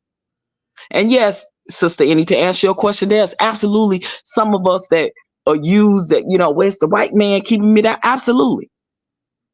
But you have to question that person. Look, did you do what you were supposed to do? Did you study hard? Did you work hard? Did you do this? Did you pass this? Did you make sure you were within the guidelines, this, that, and the other? And if you are, then now we can address that and maybe look at that as some form of discrimination.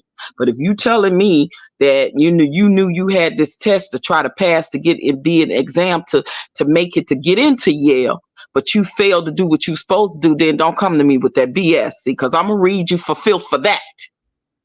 Because you're using that as an excuse. You can't use what has happened predominantly to us as an excuse when you ain't did what you were supposed to do. Now, yeah, then you read them for filth for that. Shame on you for that.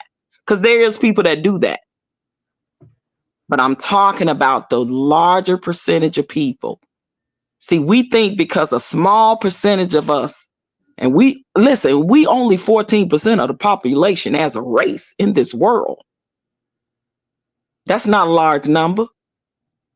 And then when you reduce the wealth to 1.2% and we're 14%, those numbers are way too small. 1.2%. And in that 1.2%, you're talking about your wealthy elites. So where does that leave everyday regular smegular people like you and I? So those numbers and those percentages are very, very small. And that's what we're talking about. Because middle class is almost obsolete these days. Try living in California and call yourself a middle class. You damn near struggling. You really poor. Because they taking what, like 33% in taxes of your gross salary? Crazy. Something Crazy. of the sort. Yes, crazy. So the middle is almost obsolete in certain cities. Go to New York. Go to Illinois. All these places where the cost of living is astronomically high. Hawaii. It's a difference. Why you think people are letting their kids move back in to the home? They all working full-time job because literally you damn near need that to survive. But we as a race of people can sit and watch other races of people live with 5, 6, 7 in a household. And then next thing you know, 5, 10 years later, they got a chain of grocery stores. And we know what race of people we know do that. And that's Hispanics. But we kick our kids out, don't come back, don't get out, you're on your own. But when we hurting and they hurt, we can't say, look, we need to be a family, put these resources together, get back in here, make this work, invest in us a business, and then maybe we can soar from there with some generational wealth. Our thinking is not like that. But we'll laugh at the Hispanics that's next door to us. They got 5, 6, 7 folks living in the household and maybe 2 cars at best. And then you look, they done bought a corner store. And then now they got a chain of stores. See, our thinking has got to be way above to know. Because listen, it's something coming down the pike. And guess what? Black folk are always never ready. We always got to be the last one to get ready. Well, how about getting ready? Stay ready so you don't have to get ready. Be prepared so you don't have to prep to be prepared. Already be prepped. That's the mentality we got to start buying into. And this whole individualism and self-absorbing and selfishness and narcissism within us that have embedded us as a community. Because we only believe that once we get it, nobody else deserves to have it. See, because they didn't work as hard. So now I'm not going to lift my hand down to them and help pull them up. Whatever happened to that? It's always self-preservation is the first law of nature. And that's all I'm going to think about is self. That's the world we live in right now. And I'm sorry I ran it on, but I just needed to say that. It's all right. All right. We got to move on, y'all. We got to move on because we got an even bigger topic to talk about. But right now we're going to move on to the Black History Minute. Can we do that? Can we do the Black History Minute, y'all? Let's do the Black History Minute. Okay. Frederick Douglass publishes North Star. One of America's great orators, Frederick Douglass, born of Frederick Augustus Washington Bailey, published the first issue of the North Star on December 3rd, 1847. The North Star was an anti-slavery publication. Douglass escaped from slavery to freedom on September 3rd, 1838. He dressed in a sailor's uniform to conceal his identity, traveled from Maryland, over there by Rico, traveled from Maryland by train, steam ferry, steamboat, and foot to New York City and freedom in less than 24 hours. Born a slave, Douglass, after escaping slavery, became one of the world's foremost abolitionists and human rights leaders.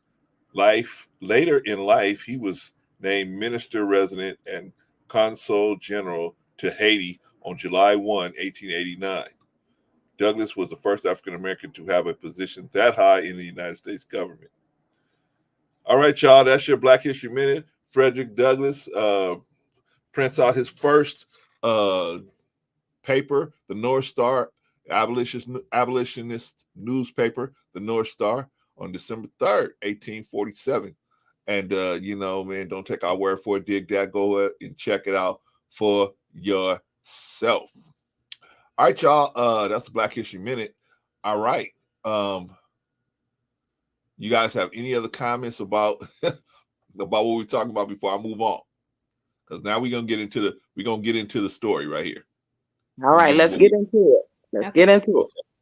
Okay, so the first thing is the whole point of what we were doing is we want to know, why do Black relationships fail? Why do they do that? What's going on, right? Like, why do Black people have such bad luck in business, working with each other in business, being together in romantic relationships, and creating friendships?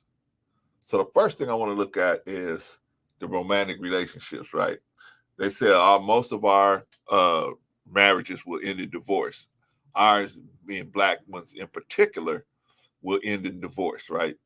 In general, they do, but particularly the number is particularly high in the Black community, right? They say over 60% of the sisters will never even be married. Why are we having all these problems when it should be something that should be so to happen, but it's not happening? So what is going on? So let's take a look at. I got something I want y'all to see. I want to hear y'all version of what y'all think is going on here. Let's see. Let's see. That's not it. Here we go. All right. This is going to be Miguel Nunez, and he's going to be talking about how divorce affects men, because we think that divorce affects women, and it not only affects women, it affects men too as well. But let's take a look. Because I feel like we always talk about like how divorce affects women, but we don't talk about how it affects men. It affects men the exact same way. I have 3 or 4 friends, some top name. I'm not even gonna bring their names into it. A-list celebrities and big friends, regular friends. Every man, it affects them the exact. What?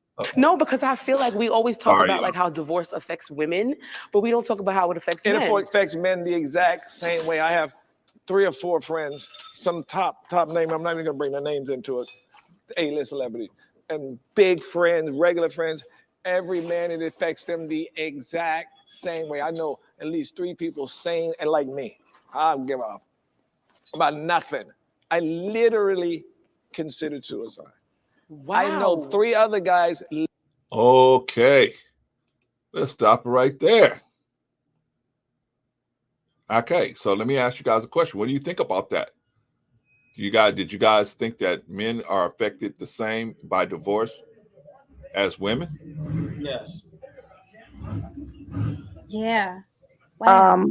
I absolutely do. And in certain instances, it can even affect them more, especially financially, right? Because we know, depending on the state you live in, depending on if you make more money than the woman, you know what I mean? It depends on how the court system is set up, predominantly lean towards females, and that's just the truth. And I'm a female saying this.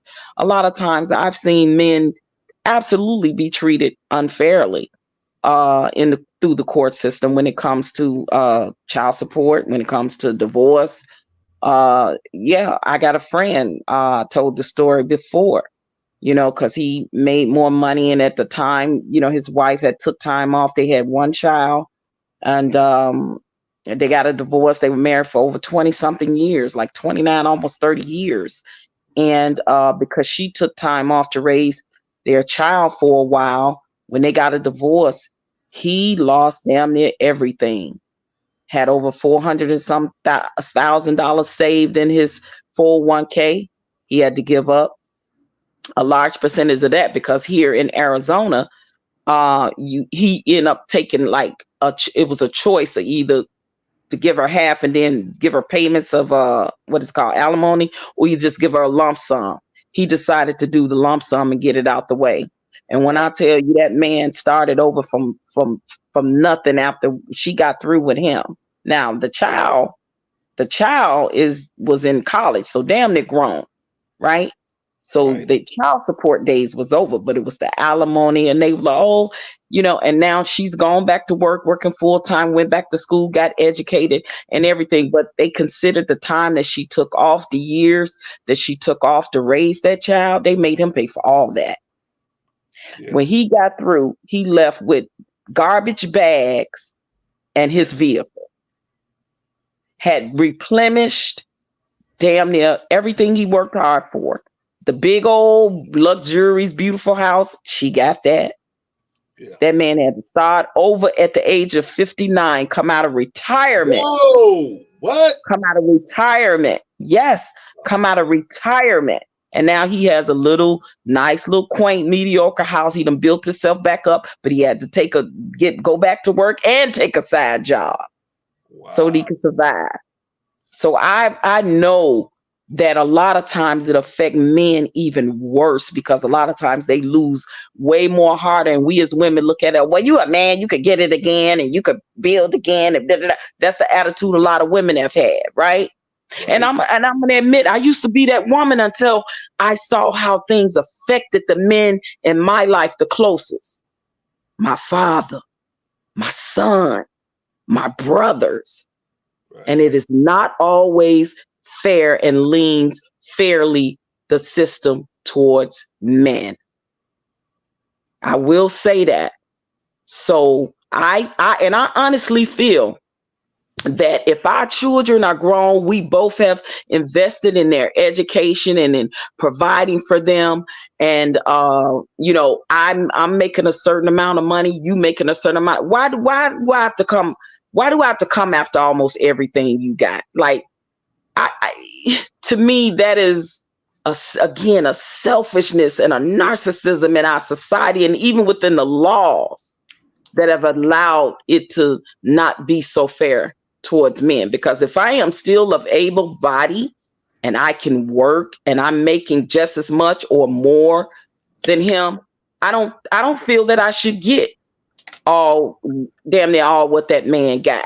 Now, if we agree that if there are still small children in the home and I need to raise those children, then yeah, we can, let's make some arrangements about this house, see, because I need to raise our children in this house, right?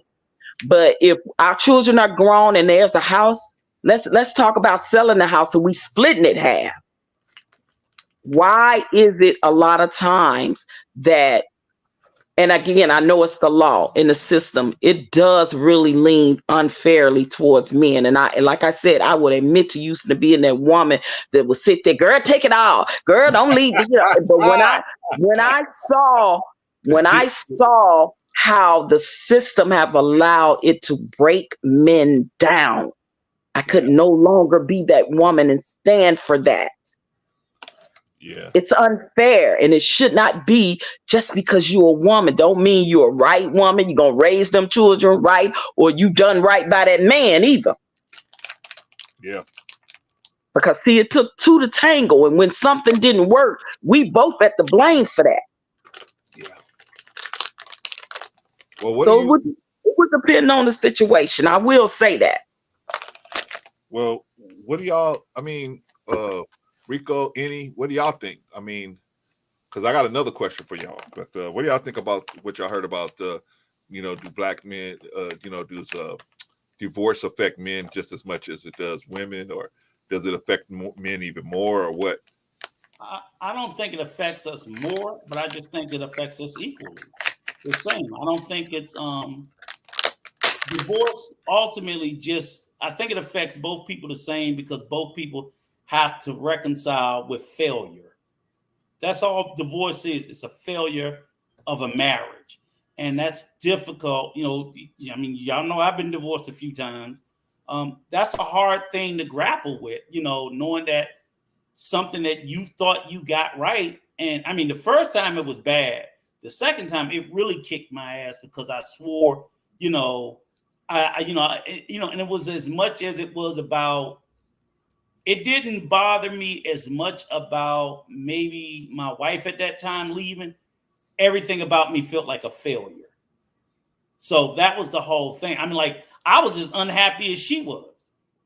But I was like, I'll be goddamn, I'm not blowing this again. I mean, I was prepared to stay in a miserable.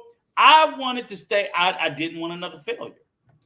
Right. I would have been. I'd still be married to that damn. Well, she passed, but I would have never left. Man, I would have never. And I was unhappy, but it didn't matter. I just couldn't. After having one divorce and then getting married. So you saying, bro, Rico, you saying you would have ended up like Will and Jada in an unhappy marriage? Will talk shit, but wait, in an unhappy marriage. I'm sorry to interject, but and that is kind of weird there, right? So you would rather? I think there are a lot of people that even to this day that are in still unhappy marriages. And you have to ask yourself why. And I don't think all of them are second marriages. Some of them are first marriages. I remember growing up back in the day, people were married and sleeping in separate bedrooms.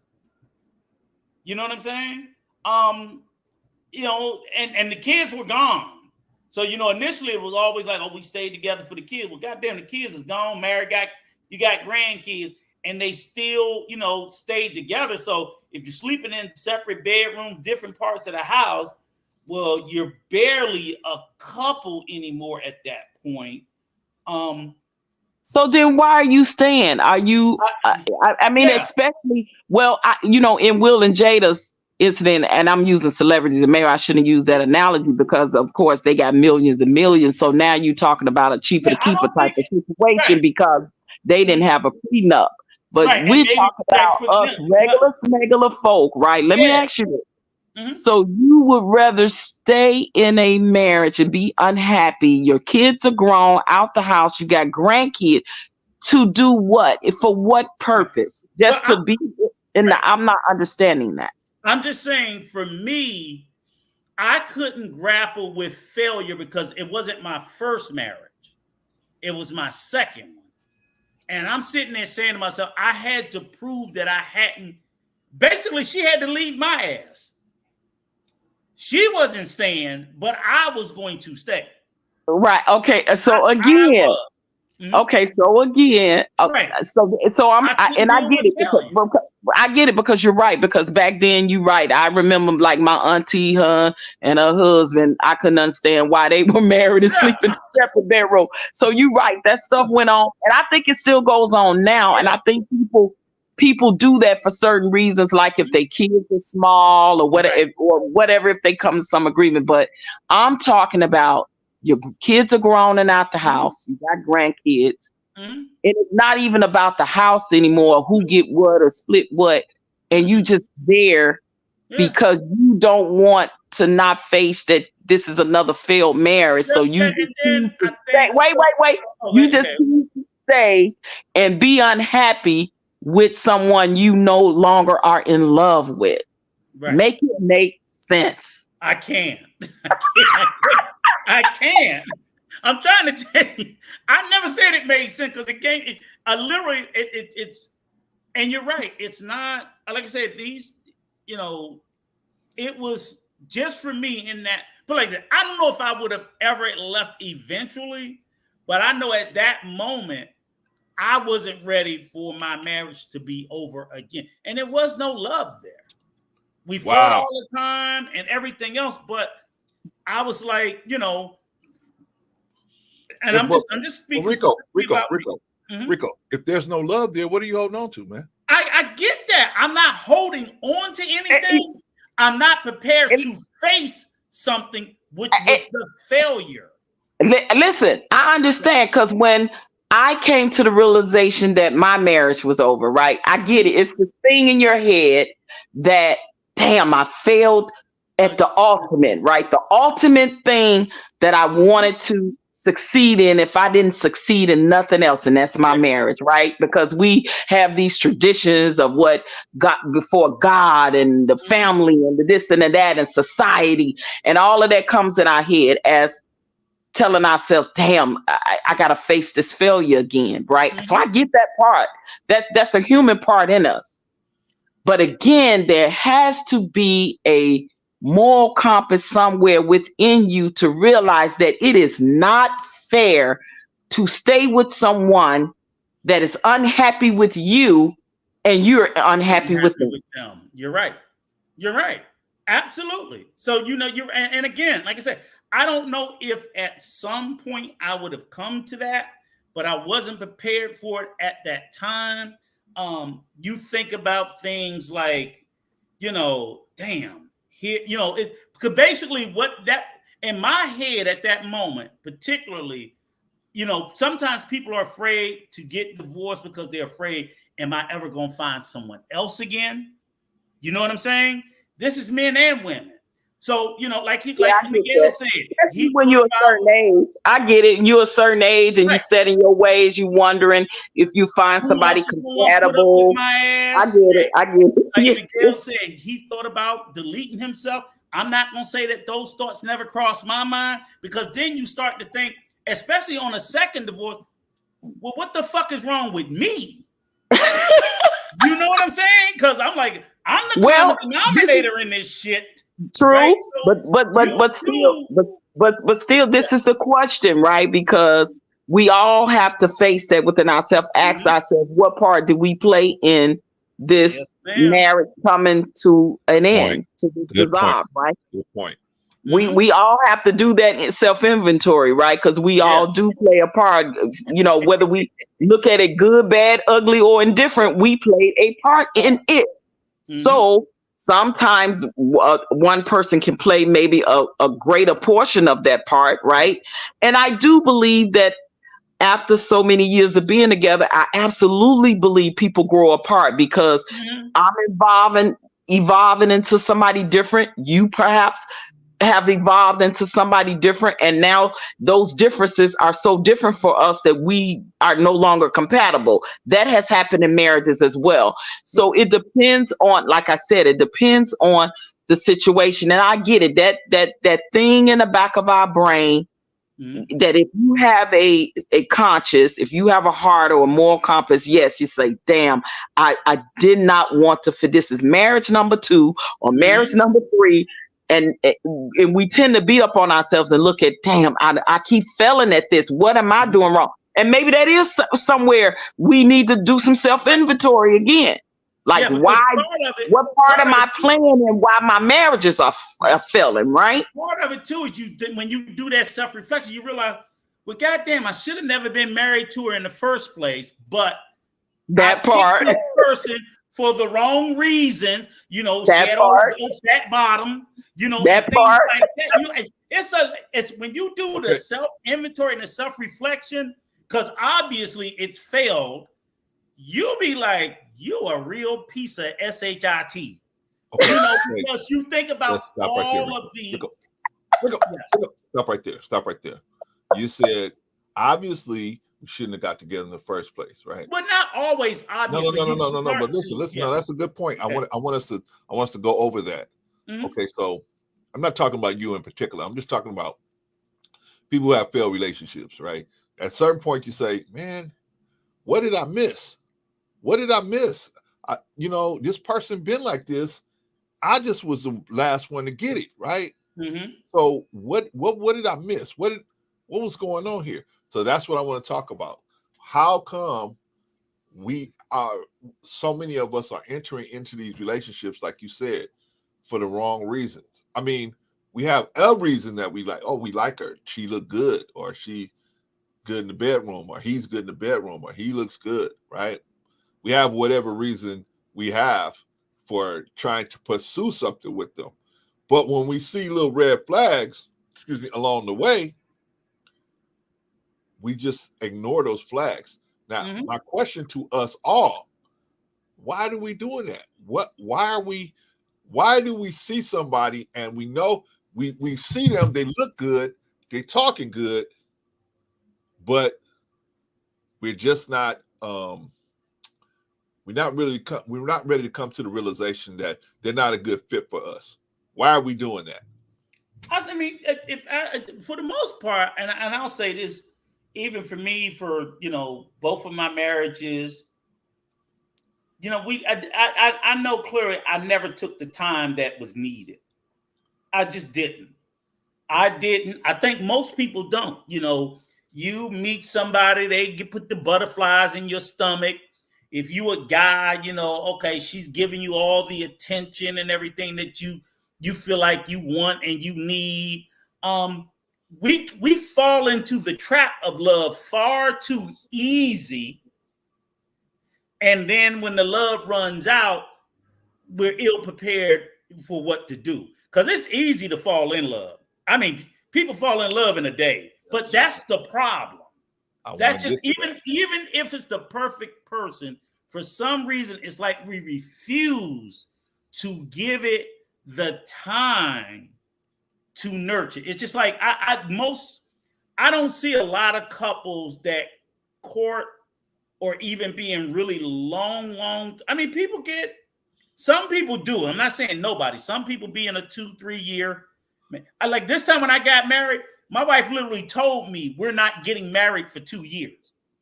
I would have did it in 2 months. You know what I'm saying? But she literally refused to do it. She was like, no, 2 years. Because I guess, thank God, that's the only time somebody would have to make me wait. So that's a bad thing that I do. I don't worry about ever having to do it again, thank God. But I'm like, heaven forbid if something had happened to one of us, I'd be looking to get married again in a couple of months. It's stupid. It's really stupid.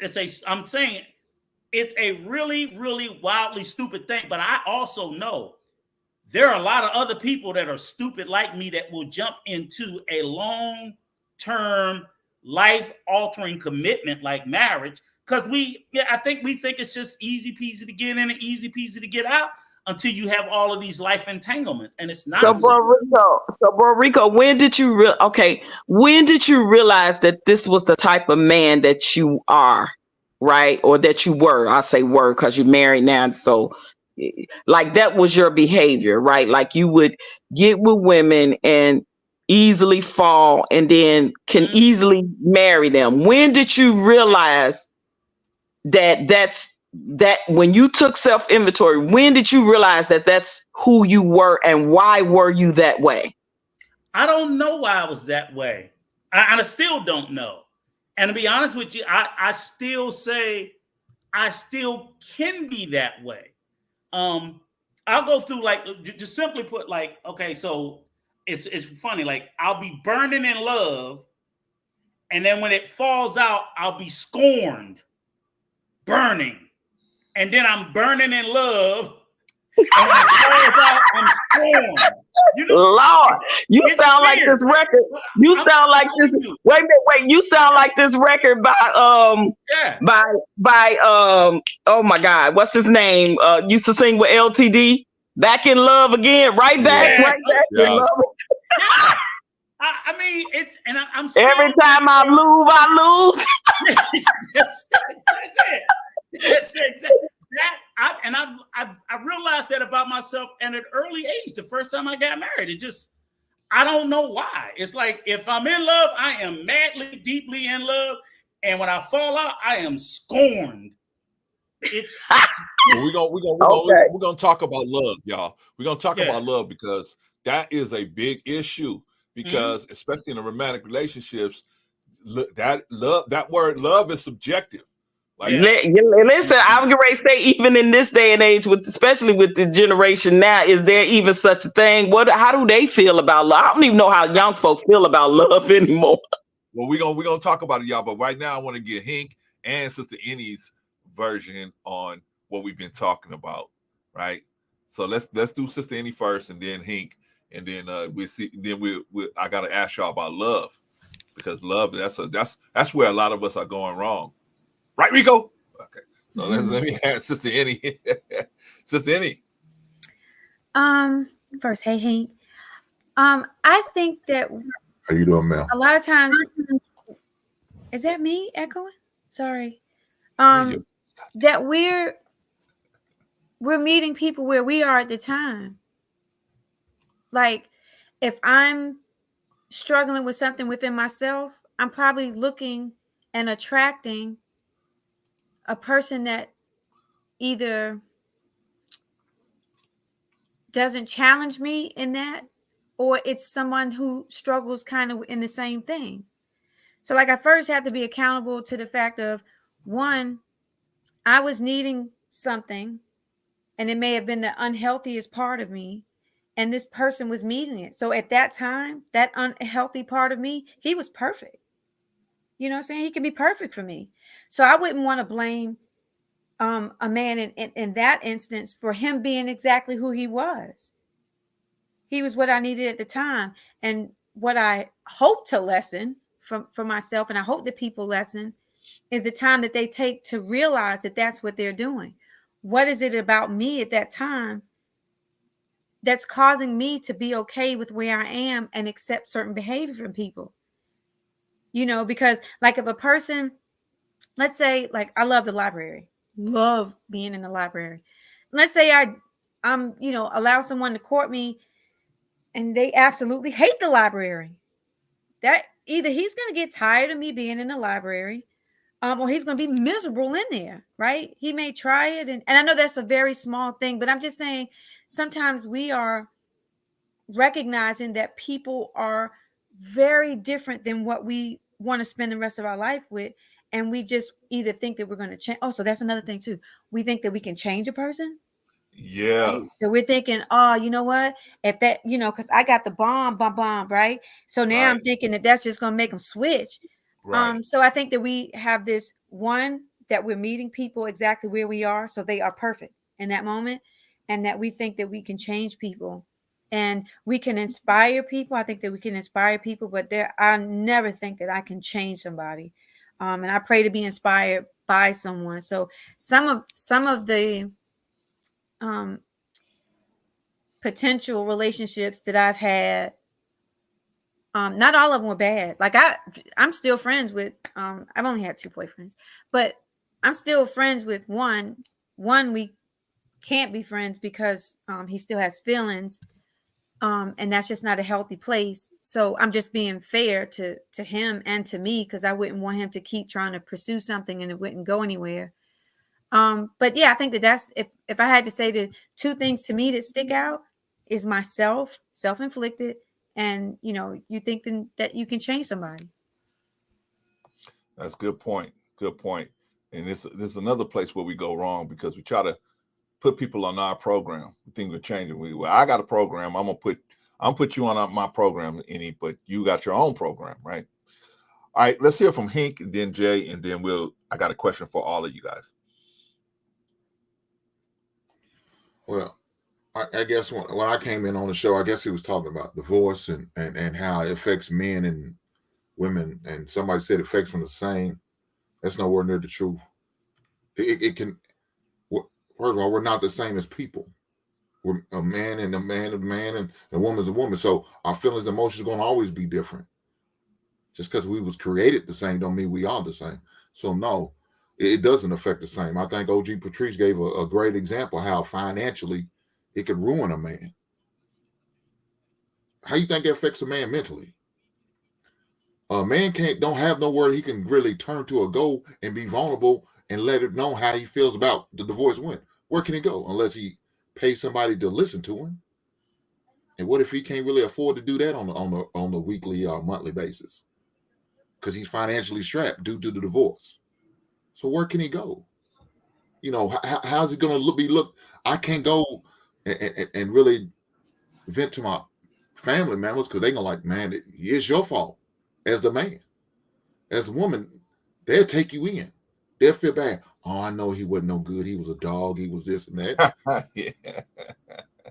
But as a man, you can't sit there and say that.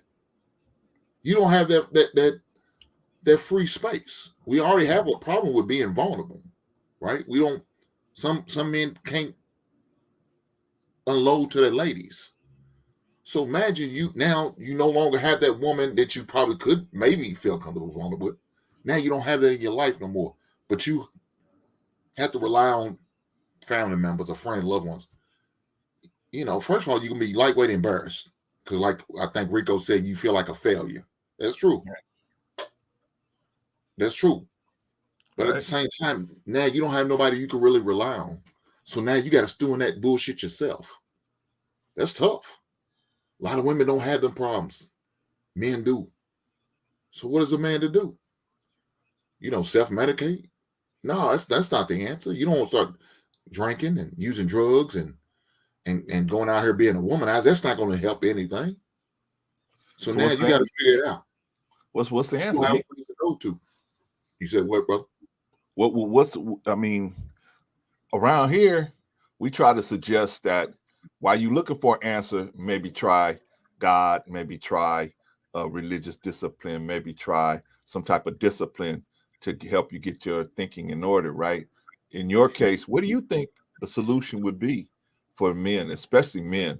Because like you said, there's shelters for women everywhere, right? And children everywhere. But there ain't no place for men, man. You get thrown out, you out on the street, and people gonna call you a bum, right? So it's not a lot of leeway, not a lot of gap in there. I haven't even touched to that point yet, to where, most men are put out of the homes that they more than likely for sure help pay for, let alone maybe even bought. Of course. That's a whole different subject right there. I mean, look, and we got to be honest, not everybody's religious. Not everybody's a believer. So what do we do about the non-believers? They still need some type of help. They still need some type of outlet. So, I try to give advice where for those who non-believers and believers who can both relate to or maybe look into. So with me, my personal, I got therapy. I was wanting, and we know a lot of men are not for therapy. They not fans of therapy. And I understand. But at the same time, you got to do what you have to do. You know what I'm saying? Hopefully you do have some family members that can relate to you and what you're going through. And they're willing to listen to you and be honest with you and straightforward and not judge you. Because that's another thing. Yeah. A lot of men don't want to do it because they feel like they're going to be judged. It's a whole mess. It is a whole mess. So to say, and that clip talk about it's just the same, that dude was lying to himself and he lied to everybody who listened to it. It's not the same. And he knows it's not the same. Yeah. He's just probably saying it because the woman was asking a question. He trying to appease to a woman. No, it's nowhere near the same. Because we don't go through the same. If I'm forced, like OG Patrice said, to pay alimony, how's that the same? Financially, it's not the same. If I'm forced to give you up, I think he said half of his retirement, I got to go back to work. How is that the same? Only thing the same is that we both got divorced. Maybe the only thing the same is we both got lawyers. And we both had to go see the judge. Yeah. That's it. Or we both had to take the moniker of divorcee. But as far as who's going to be looked at more responsible because the divorce failed, now, man, you more than likely won't have to take carry that L. I'm gonna have to, because as the man, I'm the leader, I'm the head of the house. I gotta take that L because on why our marriage wasn't successful. So I encourage any man who went through that, is going through that, seek counseling. And it doesn't have to necessarily be a practice, a therapy. I mean, a therapist. I'm sorry. It could be somebody maybe at your church if you are a believer. Maybe a council of men that you can rely on and confide in. I mean, wherever you need to seek to get your answers, do that. Please don't look for it in a bottle or in sex with another woman or in drugs. That's not the answer. So, right on, man. Right on. Preach, brother. Man, I see so many things that we could address just with what Hank was talking about. But let's move on to I agree with him. Overall, Hank, first of all, shout out to all y'all on the panel. Number one, I know I haven't been around. Shout out to the chat. Shout out to Hey Jay. Shout out to all y'all. Like I said, I know I haven't been around much, and I just happened to catch you guys. I just get off work finally. And I'm really vibing with what Hank said because y'all never heard this from my side because I see positive and negatives with this, but with the divorce thing, I want to answer that real quick, and then I'll get to why relationships don't work. I think at least relationships. I'm not gonna lie. One of the biggest, scariest things that we've told other brothers you can't go in thinking you can't go in thinking you're gonna get divorced if you're in a marriage with somebody, because that's just not smart. But the thing is, you gotta take precautions. You have to take precautions with any of this, like, you know, with a prenups, with any of this with anything of the rules that you set to go forward, all your boundaries, everything on the table. And yes, there is a fear of it, and I do understand it. But yes, but the biggest fear is divorce for men, and because it looks more bad on you because, you know, you picked the woman, you picked her, and that's the stigma and ridicule that you're gonna have to. I'm not gonna say you have to deal with, but that comes with it, even though it shouldn't, but it does. And most men are looking for sources to, like, you know, I did this once and it sucked. I'm not doing this shit again. Pardon my French when I say that, y'all. But it's the truth. I hear it a lot from some dudes. This is the negative aspect I hear of it, where it's just like, hey man, listen, I tried it for a time, and, you know, I did my best. She ended up leaving, so therefore, man, I'm just gonna, like, you know, I'm gonna put myself up. I'm just not gonna be with anybody. I actually know one of my cats who lives out in the cabin right now, and, you know, all love and respect to the man. You know, I talk to him. I talk to him every Sunday, and he's fine by himself. He tells me his experience. Like, he says, you know, like, I'm not saying he's not saying like the worst thing happened to me, but it's like, this is one of the like, this shit, this sucks, this aches, this pains me. It is terrible, dude. And the one thing that he advises me, if I ever get married, is just, yo, dude, just make sure you get it right the first time. Make sure you are properly vetting, and make sure that you don't have to deal with the headache that I had to deal with. Seriously. Okay, like I said, it's taking him some time to recover from that, and he's in a much better place right now.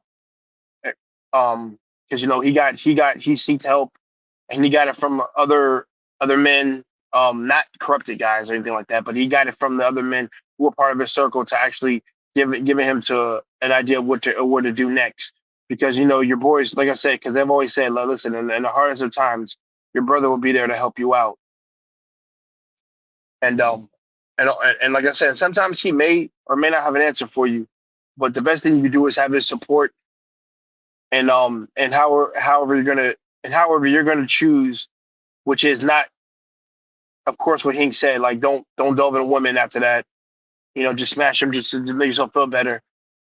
But, like, go out there and seek the actual help from like, I would say, personally, from a counselor or someone from a therapy, or any source of any person who is licensed to deal with this type of stuff, because it helps, and also it's very much needed, even though it's frowned down upon in our community. When I say Black community, when I say that, to get help, which is bullshit, because I don't buy into that rhetoric, because those are stupid people who believe that. I think it makes you stronger if you go there, if you go to it. The difference is you keep it on the DL low, and you only let your male friends know that if you're a man. So I just want to touch up on that divorce part.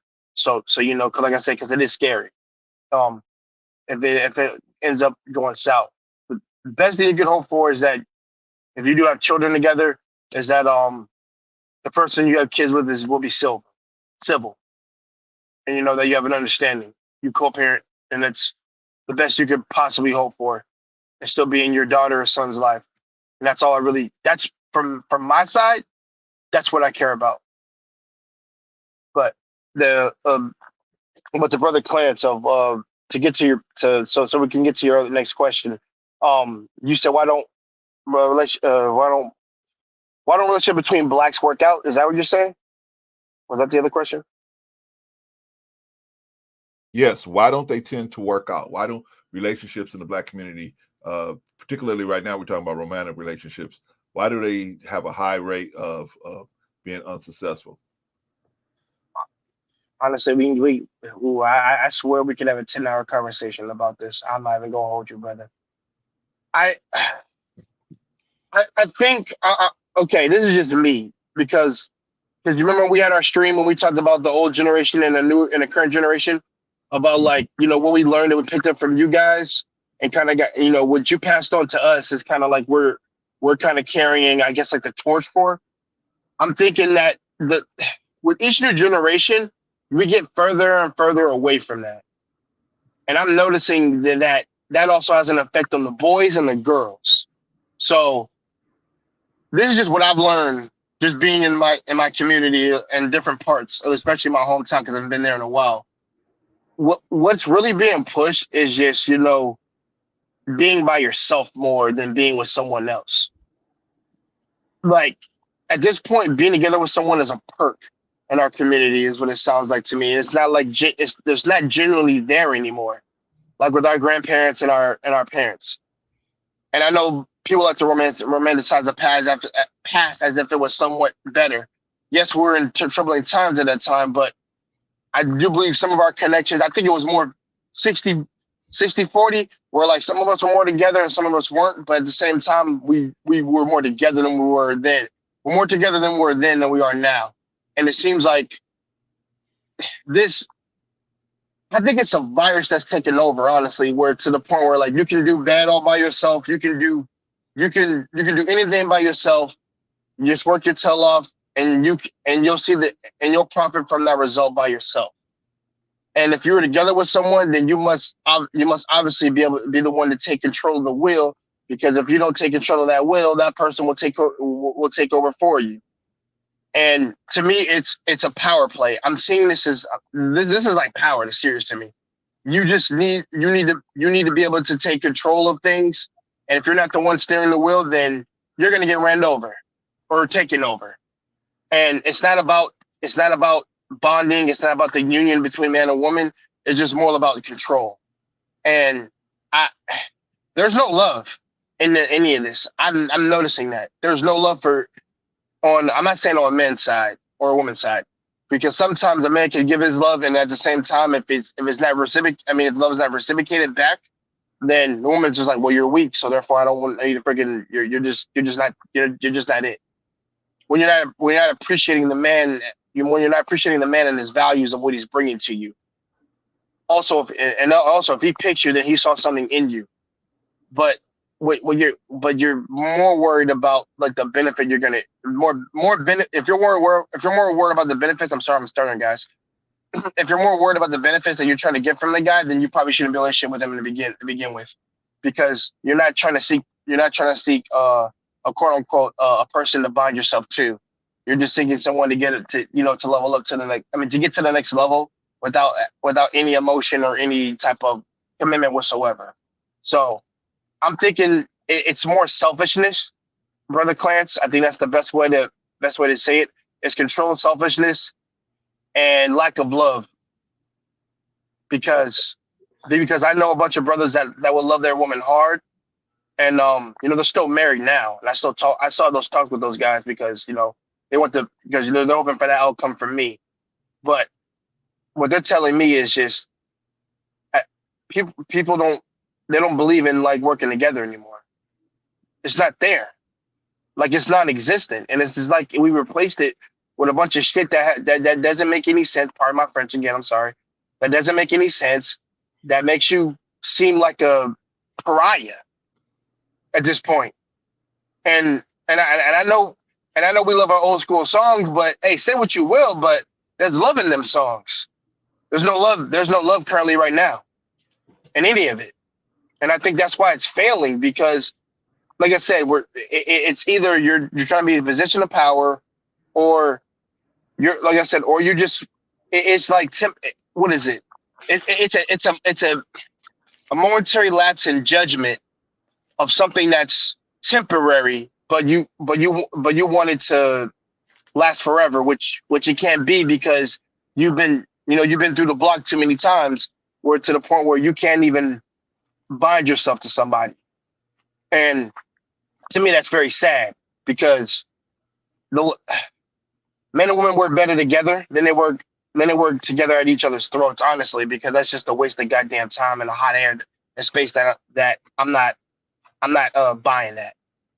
And the result that we have is that we're pouring it to our kids, or our quote unquote nieces and nephews, if anybody has any here, which I'm sure some of you guys all do, or if you're parents yourselves. And it's getting spread like a virus to this point, to where like love, I'm like, I don't want to even say like it's non-existent, but like it's so minuscule right now that if I do see a black couple, it'd be like a blessing in disguise. So and there needs to be a re-education in this, and I'm thinking that your best bet is the next generation, honestly, because currently you can't fix what's out here right now. The best thing you can do is bet on the new generation, and that's what I always like to do, Brother Clinch. You hear me say it so many times. The new generation is the next generation is how you're gonna get there. Is how you fix some of this stuff. The best thing we can do is clean that shit up. Pardon my French again, to make it not as shitty as when they get here, to make it somewhat better. And that's all I can say on that. All right, brother. Appreciate you, man. You walked me right into what I was going to ask everybody. I got a question for you all and everybody in the chat, all four of you. What is love? What is love? Right? What is love? Baby, don't hurt me no more. Don't hurt me no more. Exactly. I was about to say that. Brother Clarence, why would you ask us that? let me get a little more technical. Why? See, the thing about love is it's a subjective situation. In other words, if two people come together, I feel love. I love Patrice, and Patrice loved me, right? So we both say, oh, we both love each other, right? But my love is different. I could sleep with 20 women. I still love her, though. Her love means she is focused solely on me, right? Wait, say what now?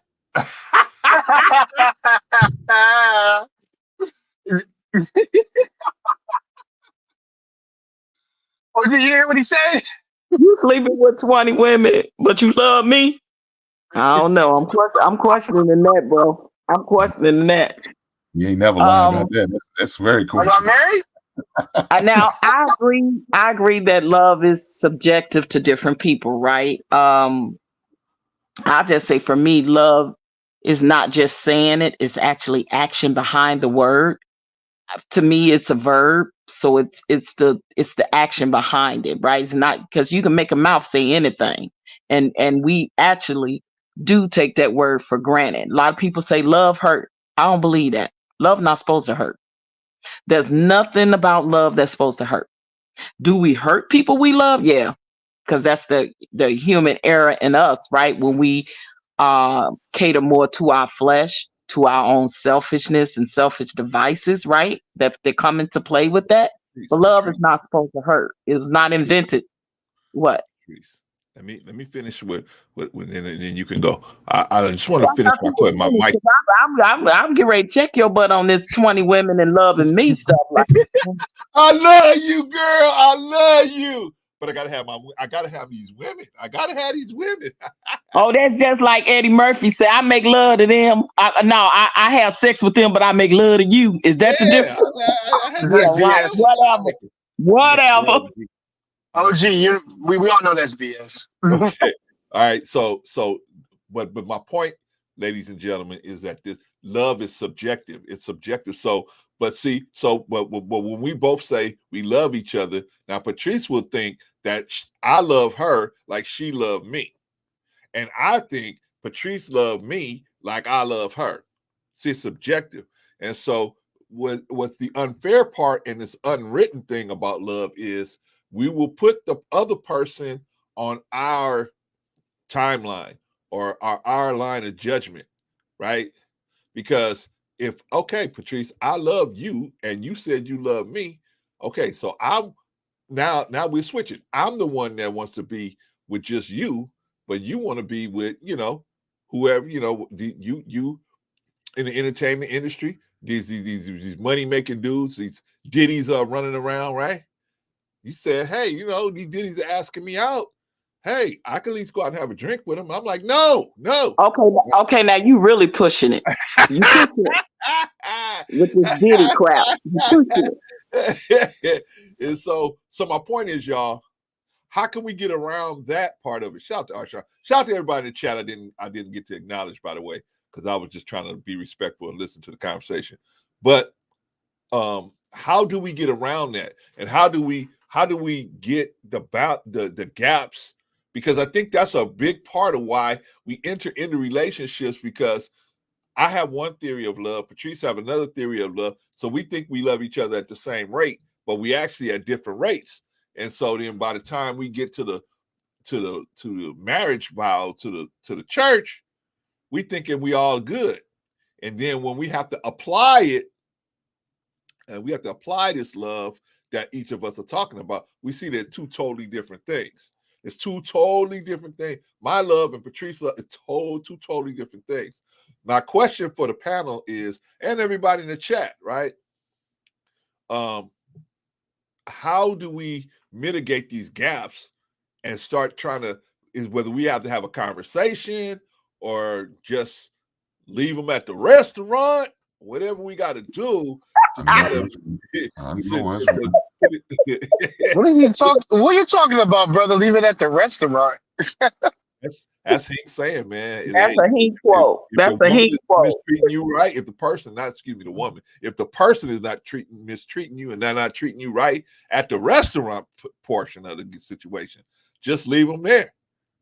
Hey, I thank you. Have a nice life. This ain't gonna work. Bye. Right? I've always teased Hank about that, but that's some good. That's actually some good advice. But brother Clarence, I do agree with you, but it's like the Father MC song, treat them right. Treat them like how they want to be treated. No. Because there's some people you can treat right and they're still going to treat you. They're going to give you indifference in return, right? They're going to give you indifference because they've never been treated right, or they don't know how to respond to being treated right. Well, bro, see, that's where hold on, Patrice. Hold on 1 second. I'll let you guys finish. It's up to us to recognize when we're not being treated right. Right? So my point is, we're gonna have to make some adjustments. Now, question for you guys, and then I'll let you guys go. How do we fix this situation? How do we find out? How can I find out if Patrice loves me like I love her? And if not, how can I educate her and bring her up to that level? Or vice versa. How can she bring me up to where she's at? You know, you guys understand what I'm saying? Yeah, I know what you're saying. Let me. Okay, so first of all, I don't think that people love the same, right? Like you said, it's subjective. My love for you may be different from your love for me, and I can't expect you to love me the way I love you. I have to only accept the way you love me or not. Good point. Right? So like you said, you could tell me you love me or whatever, but you cheating on me with 20 different women. Now, to me, that ain't no way to love me, right? So my love come with boundaries. My love come with saying, listen, it's transactional to the certain extent that I'm willing to accept the transactions from you. Your transactions that you're giving me with these 20 women, I'm not G'ing for that, right? So like I got boundaries and you have overstepped those boundaries. So now it's upon me to make the decision, is this the type of quote unquote love from you that I want to deal with or not? See, that's where you have a choice in the matter, right? So if you overstep my boundary, or if you take the love that I have for you for granted and it does not come to any satisfaction, I'm not getting any reciprocity, then that's a problem. There you go. And that's why nobody's going to ever love nobody equally or the same or anything. Like that doesn't exist. There are people that love differently. There are people that love more than the other person because of their boundaries, because of their tradition, because of their, trauma. like traumas. People say love shouldn't be transactional. Yes, it absolutely should, in my humble opinion, because I'm not going to be just all the giver and never the receiver. Or vice versa. So for me, and this is for me, generally speaking, right? And they say, oh, love is unconditional. No, my love come with conditions. because you are not. See, so one of my conditions is you ain't finna run over me and excessively sleep with different women on me.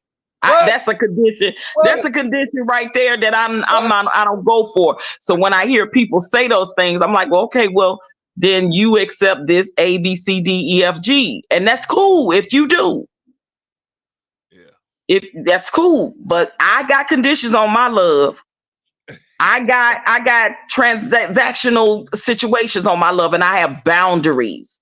And I'm not going to let anyone disrespect any of those three things. Because if I'm not doing it to you now, if I've overstepped myself with something with you and you need to check me on it, and if I don't change, then guess what? Shame on you for you allowing me to continue to treat you that way, because you need to leave my ass. And instead of accepting what I'm dishing out to you that you know is not acceptable to you. But that's what we tend to do in relationships, right? We tend to want to make excuses and justify bad behavior or bad situations. Why do we do this? Why do we do this? When we like you said, it comes to the fork in the road where we say, okay, this person don't see it the way I see it. I know there might be a problem down the road. Why do we roll the dice and go ahead and be with them anyway? I want to go down the road.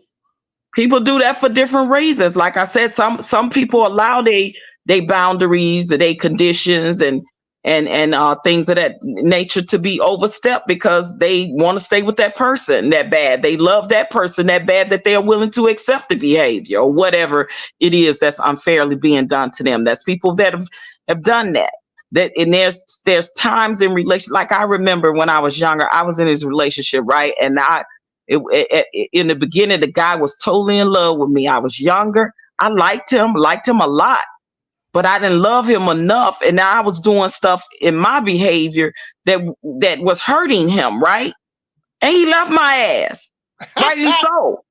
Rightly so, right? So check this out. Then years later, we get back together, and now I'm in love with him, and it's different now for him. See, so that's why I say it's different for people, because I know love changes a man differently than it does a woman. Same way divorce does in different scenarios and situations. Some men can't come back from that. Agreed. It changes them. I watched this man, my hurt that I put upon him changed him to a different person. And he told me that years later. Agreed. Okay. So I had to respect that, just like when I was hurt. Somebody hurt me and changed me differently. I looked at men differently. I looked at relationships differently. We just do that as human beings. So we live and we learn from the different experiences. So what I took, I don't take no more. What I gave, he didn't receive. He didn't take no more. And it changed him and it changed me. And you should learn off of those life experiences. Because if you still at the age you are now doing the same shit you was doing in your 20s and 30s, you are the problem. Agreed.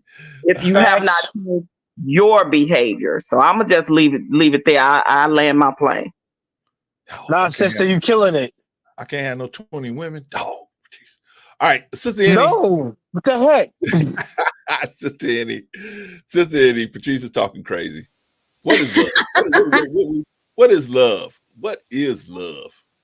And how do we? You ain't having no 20 women on me. I'm just making it clear. What is love, Sister Annie, and how can we see, like Patrice made some very good points. One of the points is that there's a point in any relationship where there's a fork in the road, and we have to decide, okay, we have to see what this person is most likely going to do moving forward, and whether we're going to deal with that or not. Why are we still dealing with things that we can see that may have some toxic roots to it, and may be toxic as we go along? Why are we still doing this stuff? Well, first, I would say what love is first identifying what it is for you. Like, are you even loving yourself? Sometimes we're wanting other people to love us in ways that we're not even doing it to ourselves, and we're having a higher expectation on them. Yeah. I think that, like, for me, like, I couldn't tell someone else what love feels like or looks like to them. Love is expressive to me, you know, so like love is me feeling protected without it having to be, you know, protection doesn't have to be a roar, protection doesn't have to be fist, but I have to feel protected. And that's not always from protection from someone else outside of me and who I'm with. Are you protecting me from you? You know what I'm saying? Good point. I think that love is paying attention. Are you paying attention to my voice, my mannerisms, my experiences? Are you listening? You know, so like if you're not doing that, then you are self-serving and you're going to be giving me what you think I'm supposed to have. So like you paying attention to see that, you know, when I hear or see certain things going on in the world, or like say if I didn't like cigarette smoke, right? Like, are you going to take me to a restaurant that you know has cigarette smoke or has something I'm allergic to? Like, did you pay attention to the fact that I said that I'm allergic to something or something bothers my lungs or something like that? So it's paying attention too. Sometimes love is forgetting. Like you don't want to be where you did something for you 4 or 5 years ago and somebody keeps beating you across the head with it. You know, like sometimes we're saying, oh, I forgive you. And you're bringing up in every instance that's not even sometimes applicable. It's just, hey, let me throw this dart real quick so I can get the heat off of me. So somebody can be speaking to, like, so if my man is speaking to me about something, and then I'm bringing up something he did 4 or 5 years ago just to throw the scent off. So sometimes love needs to forget. So I think the first for love for me is, I mean, and I definitely come from my faith, but I do, you know, pay attention to what the word says love is. And I try to make sure that I'm mimicking that. But I also allow my natural instincts to just tell me also. But I got to first, I can't be holding somebody to loving me in a way that I'm not doing it myself. Like it's unfair. And then I'm bypassing the inspection I need to make on myself to make sure that I'm first doing it to myself. Now, other people can love you. And let's say that there's some ways, because some people, love is definitely patient. There may be some ways that I'm struggling in something. And the person I'm with, they see that I'm struggling. And they're trying to encourage me to see myself in a different way or see things in a different way. So love is inspiring too. But love is an example. It's a role model. Show me how you're loving you. Show me how you're loving other people. And I think sometimes why we're staying in something so long is because we haven't really figured that thing out. And we're still holding that other person accountable, or we still are not loving ourselves enough. So we're subjecting ourselves to things that people are doing or saying to us, and we don't have to. Sometimes when we're not recognizing how much we should love ourselves, there's this sense of desperation. So we're desperate. So we stay in something because it's giving us a little bit. Mm-hmm. You know, you may be hungry and you wanted a full plate for Thanksgiving, but somebody gave you some canned, you know, collards, and you good with that. You know what I'm saying? When really somebody needs to go to the grocery store and get some collards and clean them and, you know, season them well, whatever. So like when you're thinking that, oh, I'll just take and accept this little bit, and you just keep accepting that little bit, you're supposed to get full. But not just full from the expectation of what this person is given. It's what this person is also not preventing you from freely giving to yourself or giving to other people. You know, is this person somebody that tries to stop you from loving other people? Oh, you don't need to be doing all that, caring about other people. If they're preventing you or trying to stand in the way of you trying to freely love and give to someone else. So that's what I would say. I think that we sometimes are expecting other people to do for us what we're struggling with on our own. And I'm not saying that in a way to like, I'm saying just acknowledge that about yourself. We all have been there, and some are still there. So I don't say that from a place of like, get yourself together. You should already be there. I'm just saying acknowledge that about yourself and then work from there. Like start, you know, we started from the bottom, now we're here. Start from the bottom and just realizing you first. Look in the mirror first. That's what I would say. All right, sis. Thank you. Appreciate you for that. I brought up the definition of love before we go to Jay and Hink. I brought up the definition of love, and also Mr. He said the answer to the question of, why do black relationships tend to not work out? And he said there was no practice, and I agree with that. I mean, if you didn't see your mom do it, if you didn't see your dad do it, those are typically the biggest people modeling for us in our lives as our parents. And when we see them in dysfunction, we typically take on that dysfunction, even though we may not want to do it. We have to watch ourselves because we can, put that stuff into practice ourselves. But let me read the definition of love. An intense feeling of deep affection, right? A greatest interest and pleasure in something, right? In my opinion, that doesn't necessarily mean love in particular. It could have aspects of love, but I agree with you, Sister Annie, that love is really freedom and brotherhood. You want for yourself what you want. You want what you want for yourself for the person that's closest to you, right?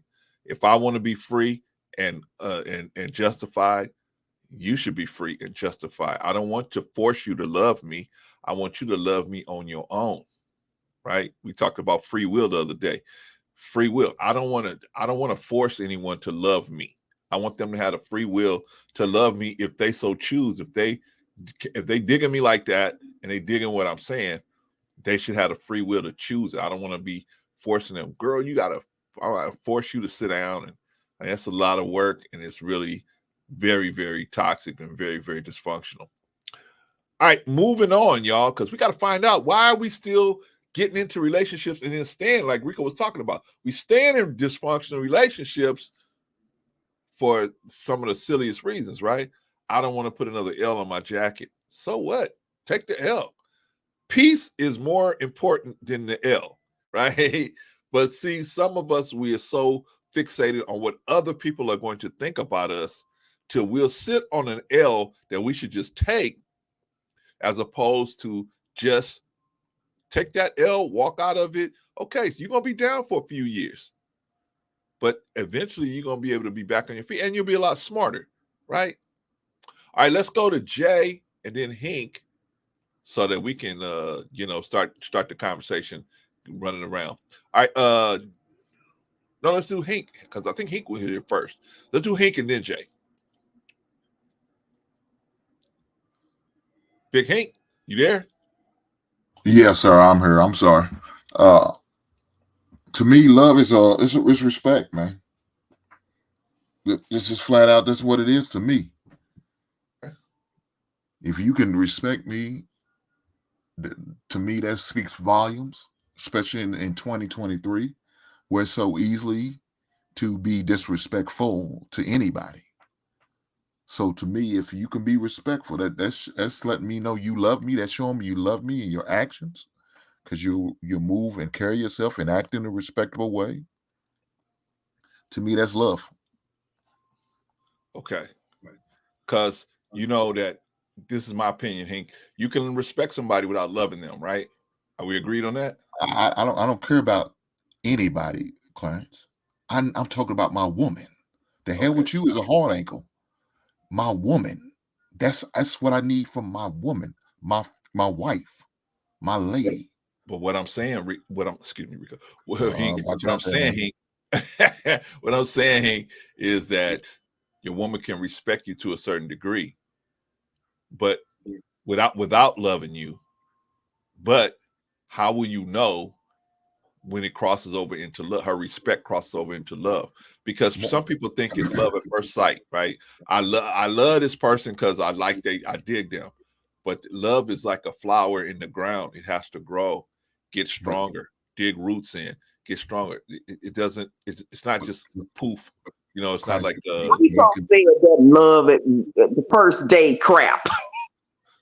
Yeah, that makes sense to me at all. But don't listen to her. She's just mad because I'm trying to get rid of maybe one of my 20 women. She want me to get rid of. Is that right? You want to get you down to 19? Yeah, she's trying to get me down, man. That's they don't know. Listen to Patrice. Patrice. No, but Clarence, you say that you could say the same thing about love. They can love you but don't respect you. Now, how is that possible? How is that possible? Shit. Look her. My ex-wife still shares that she loves me, but she just don't want to be with me no more. And vice versa. But I thought you had to respect was the door you had to go through to get to love. That's what, as a man, that's what I'm looking for. Okay. So, you know what I'm saying? Over a period of time, you can learn, you can fall in love with me over the period of time. But if you can give me that respect, that speaks in 2023, you getting respect from a woman speaks volumes. Agreed. That's what I'm looking for. I agree with that. Men want the respect before the love, because if he get the respect, he can learn to love him. So I agree with what Hink is saying. They are two different things. Agreed. But my point is, once we see, can we? Because see, if a woman respect us, I'm just talking about the men now. If a woman respect us, can we? For example, most of us as men has made this mistake. A woman that say something nice to you. Hi, how you doing? Clarence, how are you? Right? And every day I see her, maybe at work, she says, hey, how you doing? I'd be like, oh man, oh girl feeling me. Oh man, she feeling me. I'm gonna go ahead and just, step to her. When the woman was just being nice, being, just a nice person, because that's her personality, or her personal personality. But I may have mistaken that as she was interested in me, right? That's your lack of seasoning, though, Clarence. That's what that is. Probably, man. And you live and you learn. Probably. But the next time, I bet okay, let me let this cook a little bit longer. Yeah, right. I got you. It's just not just the cake's just not baked yet. It's still raw in the middle. It That's looks good on the point, outside, but it's in the middle is uncooked. I need to let it cook a little longer, right? I agree with you, brother. This is why I'm relating it to the fact that, okay, so the person is showing us respect, but maybe she needs a little more time to build that, into that, turn that respect and go through that door to get into love, right? But I think a lot of us will mistake, oh, she wants to spend time with me, she respects me, so she must love me. And I agree with you. I think that's two different things, but we're making a mistake and jumping the gun. Like you said, we need to let this little cook a little longer so that we can see what's really coming out of the oven, right? That's my position. But anyway, Hink, what were you saying? I didn't mean to interrupt you. No, you good. It's your show, babe. I'm just a guest. But like I said, in 2023, man, it speaks volumes. That speaks volumes, because that's what a lot of men overlook and allows to slide is the lack of respect that you should get if you're a respectable type person. You understand what I'm saying? If you hold yourself in a respectable manner, you carry yourself, you come off and talk in a respectable manner. It should be the case. Agreed. But unfortunately, a lot of times it's not. You can still be disrespected. You and still and amongst the disrespect, the love is not even there. So it's like a whole bad situation.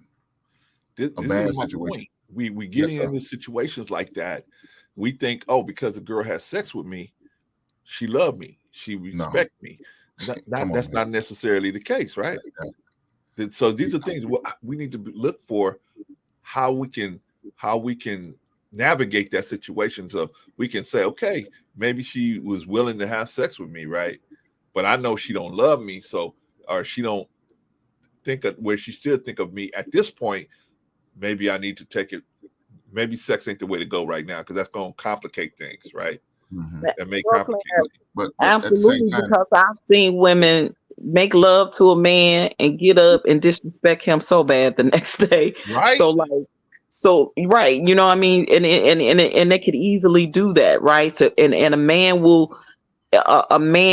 will actually think, because that woman gave of herself to him in that way, that she loves him. And that absolutely does not mean that, because if it's so easy for you to do that act with a man and then turn around and disrespect him all in the same breath, that's not love. Like, love having sex with you, but she don't value the part that where she needs to respect you as a man.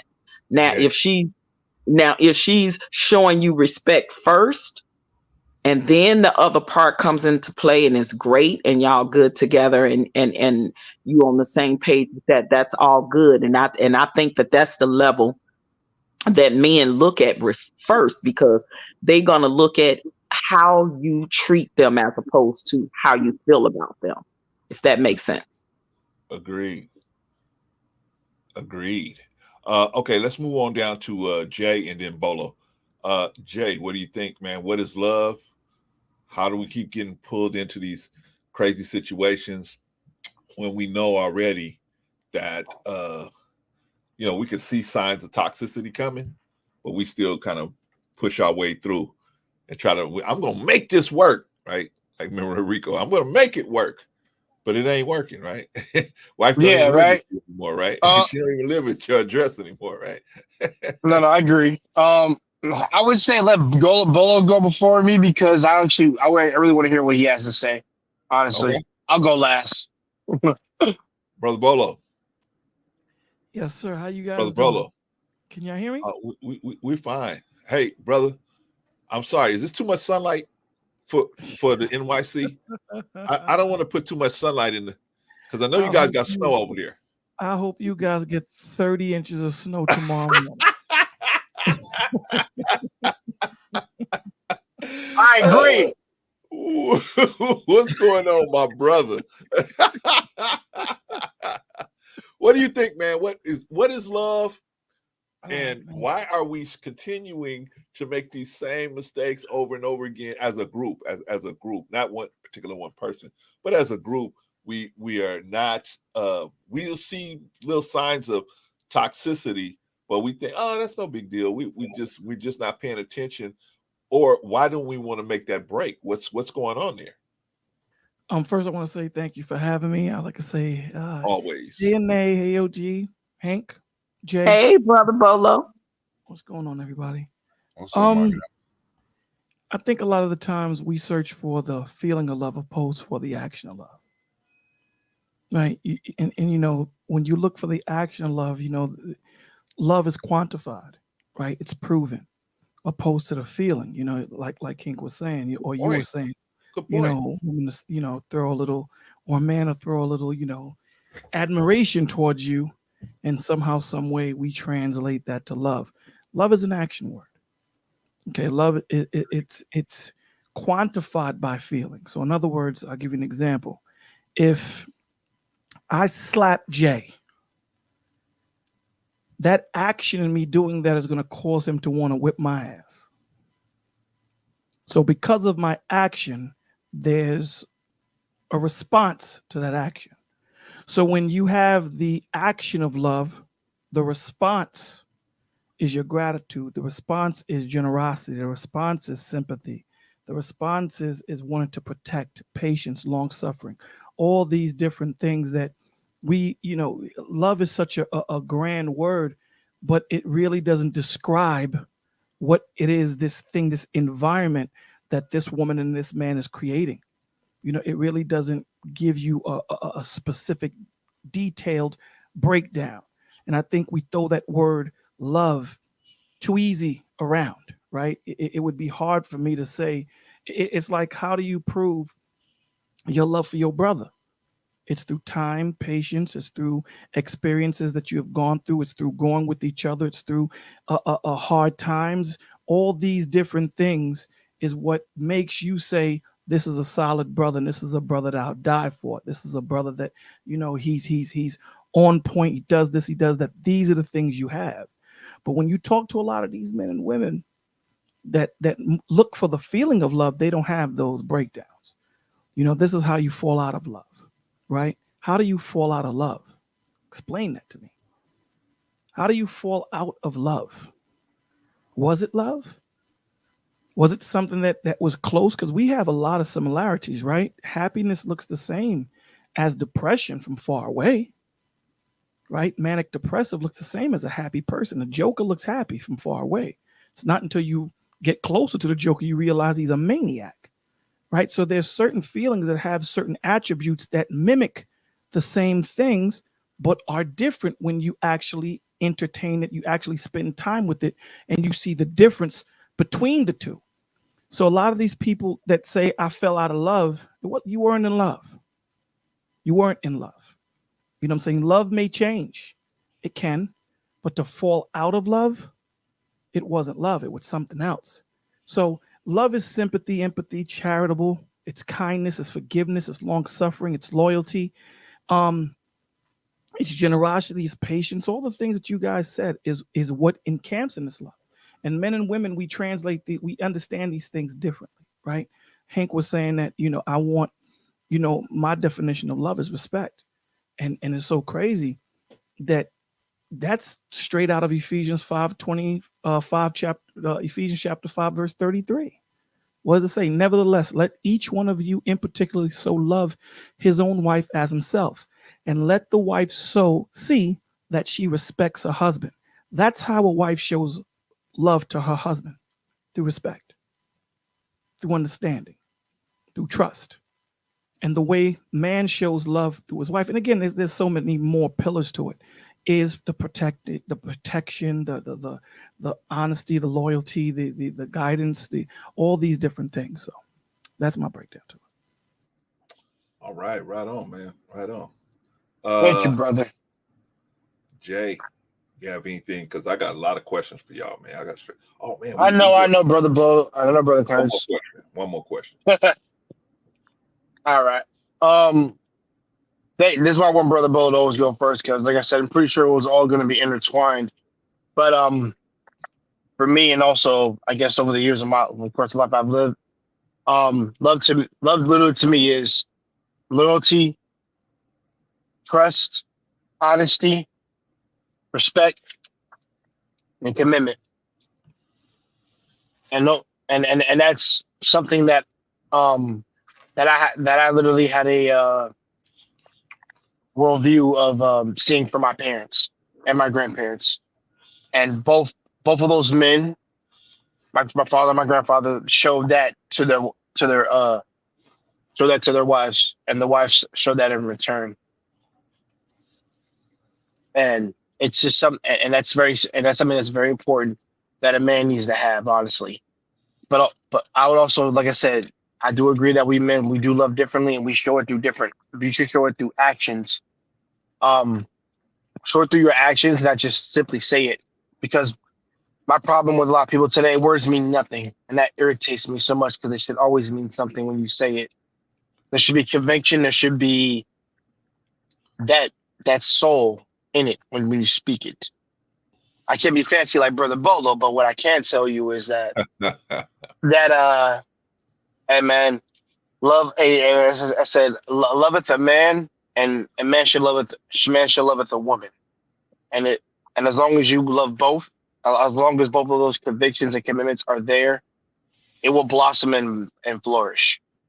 If it's not there, well, I think we all know where that's gonna go. But I think that's the most important thing when it comes to love in general. Like it needs to be all those things and coordinations, and those things must be obvious. I say obvious. Those things must be apparent. I want to correct that. They must be apparent. So do not lock your soul with 20 women like Brother Clarence just proclaimed that you would do. That's just silly to me. I'm sorry. Patrice is a hater. Nah, she's not a hater. She's speaking some truth. But OG got boundaries. That's what OG got. I respect them boundaries, because those are the boundaries I would respect if like I said, if I was married to anybody, I respect you to hold those boundaries that we set forth. That's because principles matter. And also, chickens come to roost if you do break those boundaries, just letting you know. So that's what love is to me, basically. And I think that's what most people should strive for. But you need to put it, the words need to be put into action. You can say it, but it'll mean nothing unless you put the action behind it. That's all. Yes. Okay. So let me throw this out here before. Thank you for that, Jay. Let me throw this out there before we answer Mr. He said question. Mr. He said asked shout out to Rush, by the way. Mr. He said asked a good question, but I want to wrap this love thing up. like we were talking about before, and Bolo made some good points about love. Love is compassionate and it's understanding. It's long suffering, right? It's not looking for anything in return. That's one of the major portions. That's when you know you really love someone, is when you're doing things for them and you're not actually, excuse me, looking for anything directly in return. What you want in return is them to continue respecting you and treating you in a good way, but you're not looking for them to directly dig in their pocket and give you some money or some other benefit directly from them. Your benefit is their seeing them in free and unhindered in how they will move. And the good part about that is when you see they're free and unhindered and they move and they even though they're not being forced to do it, they love you. They love you as best as they can without being forced to do it. That's why God, those of us who believe, God wants the same thing for us. That when we talk about the free will situation, God don't want to force us. I'm gonna make a world and I'm gonna force you to do this and I'm gonna force you to not do that. He wants us to love him just because on our own. Now that's for the believers out there. All right, let's go into Mr. He said going to ask us a good question, panel. So, and the chat, I want you guys to answer this question too, right? Russ, just state gang in the building. All right, let's see. Mr. He said got a good question for us. He said, panel, do you treat people how you want to be treated or something different? That's a good question. Let's start from the bottom and go back around. Jay, let you start. Oh, crap. I didn't expect it to go back to me, but I figured that question was directed towards me. Okay, so I guess the best way to answer this is, he said, do you treat people how you want to be treated or something different? No, listen, I treat people however they, through the courtesy and respect of how they first approach me. And because like I said, there's common courtesy, respect, and then also after you've like done the quote unquote, I guess like exchange, then you'll know exactly how to want to treat that person. But the thing is, I hate to say this, I don't respect everybody because not everybody deserves to be treated the same. Now if you're trying to try to be a good person, you would treat people how how your mother treat. I won't say your mother treats you, but how you would treat people as your coworkers, how you would treat your family members, things like that. But I do think it is a difference of growing up in an environment, because my grandma taught me you gotta have manners. You need to treat people how you would want to be treated. But if they're being disrespectful to you, then she didn't say to be disrespectful back, but I just played off of what she said. And I think that's how I would treat other people. Like, for example, someone being disrespectful to me, I'm just going to walk away. I shouldn't accept the provocation. Jay, hold on one second. Now, hold on 1 second. Trey F., if you want to come up, brother, I'm going to break my rule and make it 7 at the top. That's the last. You're going to be the last person I bring up. Got to see. Okay, good. That's all I need to see, brother. Okay, you can go back to your avatar. All right. Go back. I'm sorry, Jay. Continue. No, that's fine. I think the last thing I want to say is just just being like, for example, how Brother Curtis treated me with respect. I treat his brother with respect because he treated me with respect first, but also I'm on this man's platform, so I gotta be respectful in general. So you see what I'm saying, Brother Clarence? You're in someone's platform, just be respectful and just don't be ignorant. Don't look like a fool. Agreed. So I would say we do treat people different, but I think it's based on a moral code of ethics, and how we do it on YouTube.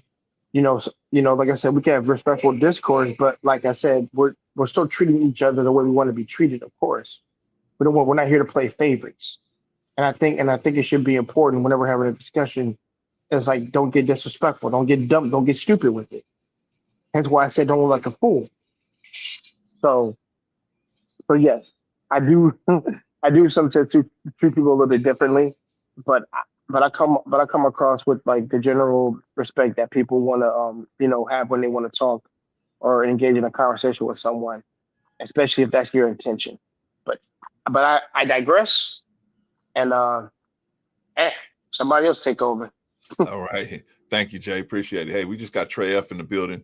Shout out to Trey F. But we're going to see what he has to say about anything before we pass it on over to Bolo. Brother Trey F, what's going on with you, man?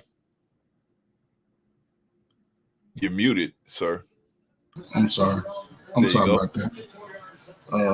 To just answer the question that's on the screen. Okay. Since I've been a kid, I've always respected people and treated people the way I wanted to be treated. Growing up in the house with 5 sisters, my mother and father and a younger brother. Hold on, Trey. Yes, sir. I think you got some background noise, man. Is there a way you can turn that off? Let me see. It should be 0, no background noise. There you go. Sounds perfect. Okay. Yeah, just growing up in my household, respect was always big in my family, from my mother, father, grandparents, and everything. And then as I got older, I learned this thing called respect for manhood, respect for womanhood. So I want to present myself always in a respectful manner, and I always want to associate myself with people who respect people, places, and things. So that's how I've always been able to move throughout my life, and it's always benefited me. Just going different places that I never know nothing about. I always respected that place. I didn't want to be seen as a sore thumb or stick out in the crowd. I always wanted to blend in and be seen without being heard. That's the way I was brought up, and I always wanted my actions to display who I was. I wasn't going to be boasting about, what I did and who I am, but it was just more about how I presented myself respectfully, how I spoke to people. I still say ma'am and no ma'am and yes sir and no sir. If somebody's older than me, but if you're younger than me, I'm gonna might call you your name, or you young fella, young guy, young king. I'm gonna say ma'am, miss. Depends, young lady. It's just always been me. So, I expect I don't expect everybody to treat me the way that I want to treat them, but I'm still gonna hold true to who I am. So. Definitely, man. Thank you for that, Trey. Appreciate you, man. I'm gonna push the question over to Bolo, then Hink, then the ladies up top. Bolo. Yes, sir. Yeah, I guess. Do you treat people how you want to be treated, or do you treat them differently? Well, we have the expectation of being treated the way we treat people, and when that expectation has fell on deaf ears, or we are treated differently, we move accordingly.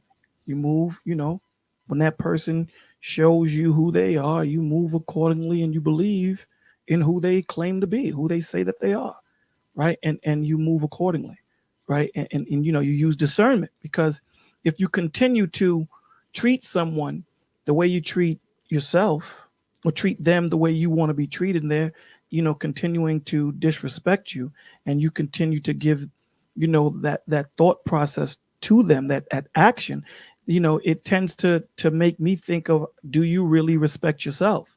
What type of love do you have for yourself, right? And scriptures tell you, love yourself before you love your brother. Well, love your brother as you love yourself. So the love has to be within me. I need to know what my worth is so I can demand my value. So at the same time, I have to know what it is that I'm going into. So when I know what it is that I am and who I am, my intention and my direction, and I then go into the solar system of other men and women, and these things are not reciprocated, you move accordingly. Agreed. Appreciate you for that, man. Let's go, Hink. Hink, what do you say, man? Do you treat people how you want to be treated, or do you do just something different? No, I believe in treating the person how they want to be treated. You know what I'm saying? I mean, that's normally what you do, unless they give you a reason not to. So that's normally how I move. And unless you give me a reason not to, I'm gonna treat you how you want to be treated. Okay. Got you, brother. Got you. Sister Patrice. Hater. Yes, sir. Can I have like 18 women? No. Dog. Nada. No, nada. None of that. All these boundaries, man. Listen, you might as well say you want a poly relationship. Is that what we're doing? There you go. But most men don't want it on both sides. They just want it on one side, right? Exactly. When it comes to the other side, they be like, nah, you can't have it, but I can have it. All right. Patrice, do you treat people how you want to be treated, or do you do something different? I was raised that way, right? To treat people, how I want to be treated. But in this day and age, when you see people acting certain ways accordingly, you can only do that until I agree with Brother Bolo. So they show you who you are, and then you got to treat them accordingly. And you got to move around and move. And like he said, move with discernment. And it's just certain people that you just don't allow to even be in your space, because you don't want to be treating them any kind of way. And you damn sure don't want them treating you any kind of way. So you don't even need to be in certain people's spaces when it comes to that, especially if they treating you nefarious or treating you unkind, treating you very rude, being very disrespectful. Like, some people just don't deserve your energy and your space, and to be in your space, right? And that's I think a thing that we have to learn too. And listen, and I'm gonna say this, and a lot of times Black people don't want to hear this, especially us. Sometimes that can mean family too, y'all. Like, for real, because we have some toxic family members, and we would listen to people say, well, that is your brother or your sister or your cousin or your aunt or your uncle or your mama or your daddy. But yeah, they my blood, but that don't mean I'm gonna let them do me wrong continuously, and I continue to have them in my life, yo. Like, no, what we doing? Some people do not deserve to be in your space. Some people do not deserve your energy. If they are consistently toxic and full of drama, I'm sorry, they don't deserve to be in your space. I don't care who they are. Yeah. We got to stop trying to make each other feel guilty because that's your blood. Oh, so that's because that's my blood, I'm supposed to put up with the BS? No. Yeah. And I know if I'm not going to do it with a family member, I'm damn sure not going to do it in a relationship. Yeah. Now I land my plane there. All right, sis. Thank you. Appreciate you for that. Sister Annie, are you back? Yeah. Yeah. You back? Get them sweet potatoes right. I love my sweet potatoes. So first, Mr. He said, you and your questions are phenomenal. So that was a great question. Absolutely. I treat people initially how I want to be treated. And then I allow myself to step out of my arrogance because sometimes that's not exactly the way that they want to be treated. So I don't lose me in changing or shifting the way I treat them, but I don't want to pour into someone that is clearly rejecting the pouring or has a hole and it keeps going empty. I'm just pouring for no reason. So, but there are times that I treat people in a way that I have to ask for forgiveness for, because sometimes people are disrespectful and rude, and if it's not a way that I can just kind of distance myself, like I believe in like separating myself from what's not pleasing and what's not good.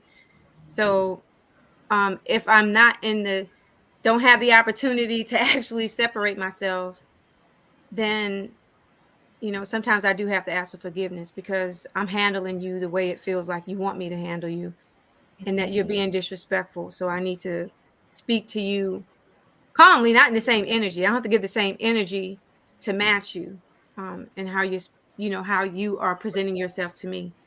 But I try to make it a rule of thumb to treat people the way I want to be treated.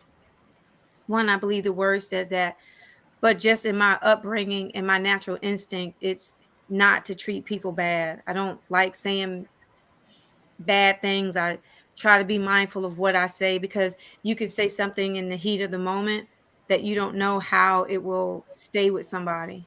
You know, we can say something and we can say, oh, I apologize. And that person that you said that thing to 2 or 3 years down the line, they still are scarred by that.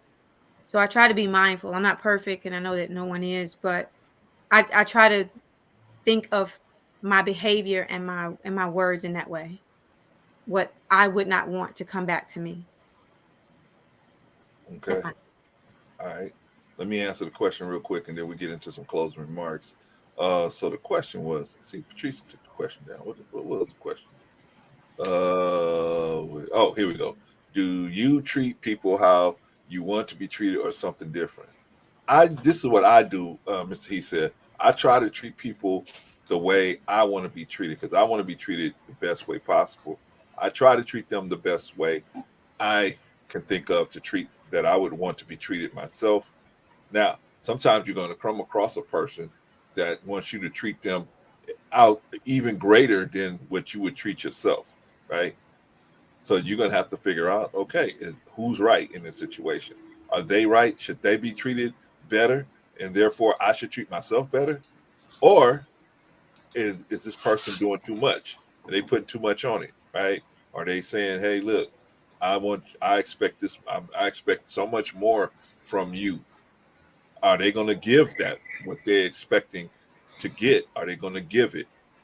We got to have some real ways of thinking about these things, man, because Black relationships in particular, I mean, I'm saying everybody's relationships, well, no matter what the color is, but we in the Black community are having real issues with romantic, business, and friendships, because we don't know how to select people to come into our lives, and we'll let things slide. For example, just the example I gave here, where somebody comes in and says, oh no, I'm not going to eat a $50 dinner. I have to only eat a $200 dinner. Okay, that's at the point. That's a fork in the road, like Patrice was talking about earlier. But sometimes you're going to have to decide, okay, is this good for me to be spending $200 on somebody I don't even know yet? Does that make good sense? Is that the beginning of a good situation here? So see, we have to think about all of this stuff. So we need to come back and do a part 2 on this situation, because love, man, we are making some serious mistakes. And we just were talking about romantically. We didn't even get to business. We didn't even get to the friendships. We didn't get to any of that yet. So we just talking about romantic relationships right now. So I thank everybody for coming on the panel today. Now what we're gonna do is start doing some closing remarks so we can get up out of here, man. And hopefully, we will discuss it again maybe next Saturday, maybe next Thursday, maybe even Thursday. I'll come on and we can do a couple of hours on it. Okay, so we're gonna do closing remarks and then we up out of here, fellas, ladies and gentlemen. Okay, so Trey, I'm gonna let Trey go first, then we're gonna go around the room. Brother Trey, got any closing remarks, man? Anything you want to say? So just so I get some clarification, what do you want me to pretty much have closing remarks on? Because I caught sort of the latter part of the discussion. This question. We just having closing remarks on the topic we were talking about, which was that Black relationships are not ending well, and the theories on why that's not happening. So you can talk about that, or you can talk about anything you were discussing before, you heard, or whatever. Oh, okay. So I have a sort of harsh reality of why things are working out the way they have been over the last, I don't know, several years. And I'll take it back to maybe 89, 90, when that crack pandemic, however you want to look at it, really started devastating our communities.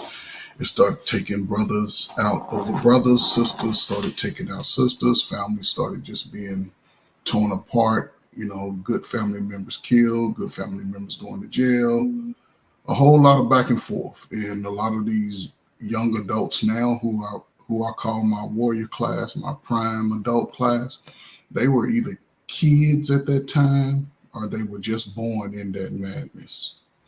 And you see from a lot of people that really stayed in the community and tried to, be a part of the community. A lot of them fought each other for years. Families are still fighting from things that happened back in the 80s, late 80s and 90s. So it's just really a mess because now all of them are grown, and you hear how they fight about things that really are frivolous, that you could once have a discussion about and move on. But there are a lot of people holding on to those past, and you see it starting to regurgitate in their relationships, with each other, family members, with people in the community. You can't really say things to really, I guess, what's it called? You can't give corrective, was it when you're trying to constructive criticism. Yes, you can't do that anymore on any level, from to the kids to the adults. Everybody's just comfortable in their mess. Everybody likes to eat the garbage and just hold on to the garbage. I think that these spaces, and it's pretty much a new phenomenon over the last couple of years, how people are starting to really just put their true feelings out there. But I think as long as we continue to come together and talk about it openly and honestly and respectfully, I think it's going to be important to also have the young adults, those adults who haven't really gotten out there into the world and gotten away from home and see things a little different. I think it's going to be important for them to come up to these spaces and at least express how they feel, bring what their feelings are, but also get some plays and some tutelage and some answers to questions that they may not get in their personal circle with their friends and, family members that they've seen just living in the garbage. And I think it's important to just continue to build on it. The only problem I see is that time may run out before we can get to that space. The world is moving around us. Other people are coming into our spaces now. We're not able to contain the foundations that we lived in these communities. People are sort of being displaced, and I think time is going to run out unless men and women of all ages, whether we light skin, dark skin, it doesn't matter. We all have the big fat noses and the big fat lips and the big fat feet with the short sausage toes. We all have the similarities. And it's my last thing. And the reason I had that avatar up, because I was on the panel and they were saying we come from apes. So I was like, oh, wow, really? No. But I think it's all kinds of stuff out there on YouTube. And they have arguments over this, that we are of the ape family. I'm like, okay, so I'm just going to make a spoof out of it. But I think it's really important that we just continue to have these conversations. And, after we huddle in our space as adults, take that information to family members, have family meetings, start talking about business, start talking about, generational wealth. How can we sustain that? You're a smart kid. You're going to college. You're going to do this. You're going to go this lane. You're going to go this lane, and allow them to try everything. We sort of stifle kids in one place, allow them to try everything so they can just be well-rounded, and take them outside the community, take them to other neighborhoods where they see the big houses and all of that. And my last thing, the greatest time to talk to a youth is when they're sitting in that car looking out their window. Take their phone and just talk to them all the way home. And it may take 5 or 10 times to do that, but they'll eventually see, and move accordingly around them. Don't let them see your cheeks out. Don't let them see your butt out. Let them see you being respectful. Like the question said, let them see you be and respect them. Right on, man. Thank you, Trey. Appreciate you, man. Appreciate you bringing me up, man. All right, ladies. Have a good evening. All right, I'm going to go to go to Hink real quick. I'll be right back. You got it, Hink. Well, I mean, it ain't gonna take long, so brother, you might want to come back fast. I guess my closing arguments, man, is black man, protect yourself at all times. Do what you need to do. That means get on somebody's couch or somebody's Zoom meeting. Get your mind right. Blood disease and diabetes is one of the biggest killers among us black men. So make sure you get your A1C in order. Make sure you get your full physical. not the half-hearted physical, but get you a full physical. And a men of certain ages, that Brother Bolo, Brother Clarence, and myself is, make sure you get your prostate checked and your colonoscopies. You know, colon cancer is a mother, man. I watched my great-grandfather pass away from it. God rest his soul. But it's a preventative thing that could be prevented as long as you catch it early. So make sure you do what you need to do in order for us to stay around this world as long as we can. We're going to take over. And I'm all for nepotism. I know the white folks do it all the time on the regular. Our time is coming. But in order for us to achieve it and to appreciate it and to take advantage of it, we got to be here. So take care of yourself and each other. All right. By the way, man, I didn't get a chance to ask Trey if he had a channel, man. Trey, if you have a channel, can you put it in the chat or tell us how to get there, and we'll put you out there, man. But Hink, when's the next time we can see you live, brother? Well, man, I'll be going live tomorrow at 7 p.m. Eastern, 6 7 p.m. p.m. Central, Eastern. and 4 o'clock for my brothers on the West Coast. What you gonna be talking about, man? Man, I'll be talking about some sports, man. Lots going on in the sports world on this good Monday coming up. So I'll be talking about sports. And on Wednesday, I haven't solidified the conversation just yet. I got a few ideas, but you know that will definitely be in the work. But if you will subscribe to the Hink in the Basement, you'll get a notice. Hopefully, you'll turn that bell on, and all notifications will be noticed and sent your way properly if YouTube decide to do what they need to do. Yeah. Okay. I thank you, brother. I appreciate you, because I was just thinking, man, I just got a notification from you. I think what had happened, I didn't have the bell all the way on, but I just got a notification that you had did something the other day. So yeah, if you subscribe to Hink, please go over and subscribe to Hink 75 The Basement and check him out. Get a brother a shot. Good brother, man. Saying don't always agree with me, but he's a good brother, and check him out. Trey said, not yet, coming soon. I'll connect with you. Okay, definitely. All right, Hink. Anything else before I put you down, man? No, man. Just Brother Clarence, you keep doing what you're doing, and just give me a shout. I know you say you're gonna give me a call, but give me a shout, man. We definitely have a conversation. Yeah. Because we'll try to we're gonna try to do what we were doing before when we were talking to the kids. I'm trying to put that together right now, cool. man. So that's the works, man. So Good we'll be stuff. hollering at you. All right, big brother. I appreciate you. Bye. All right, I'll pull Hink down. All right, man. You're gonna go and visit him at Hink 75 Basement, man, and check him out. Give him a shot, y'all. Give him a shot.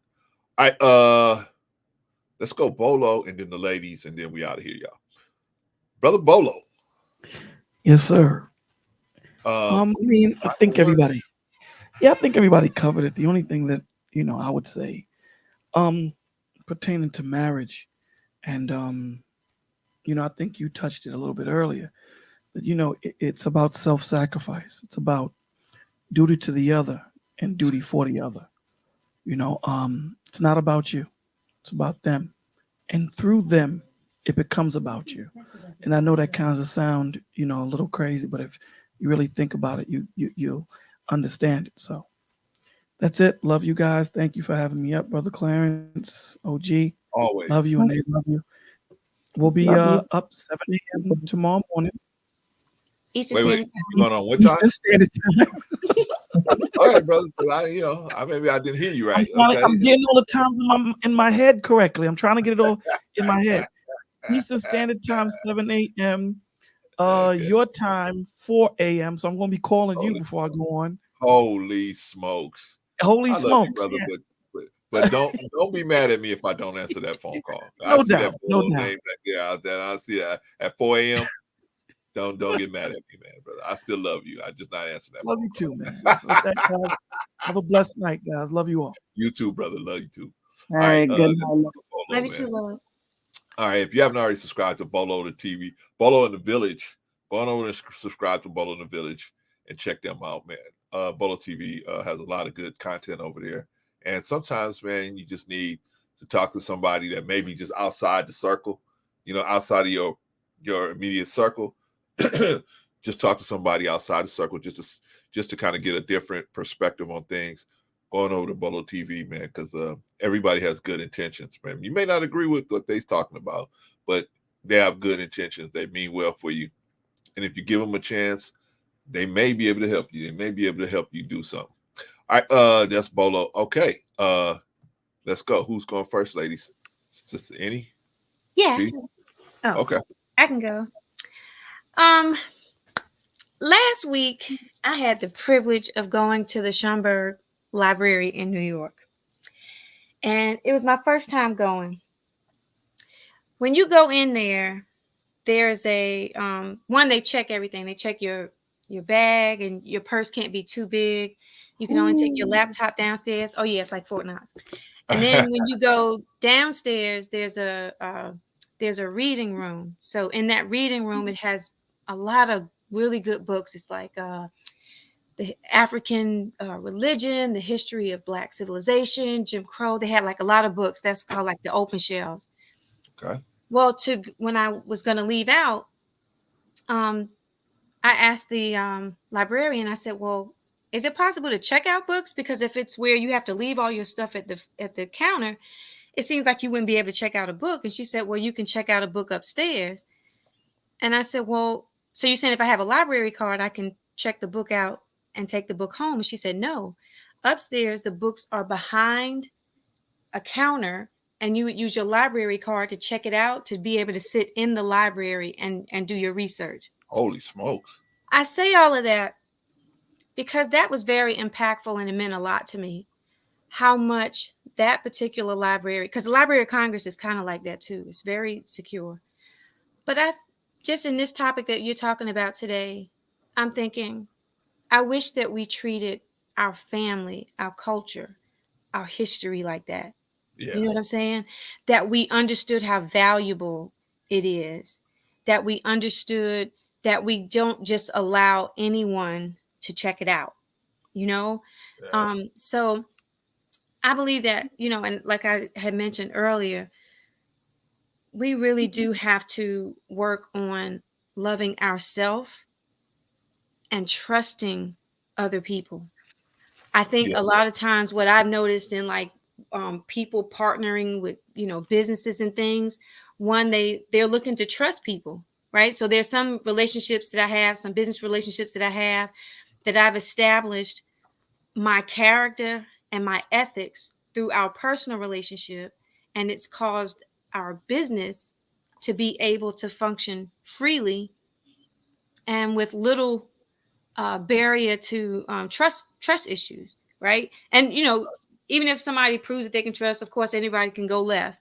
But that's a good foundation to an intimate relationship, to a business relationship, to a work, you know, to when you're at work, demonstrating that you can be trusted with what you say, how you behave, and then expecting that from other people.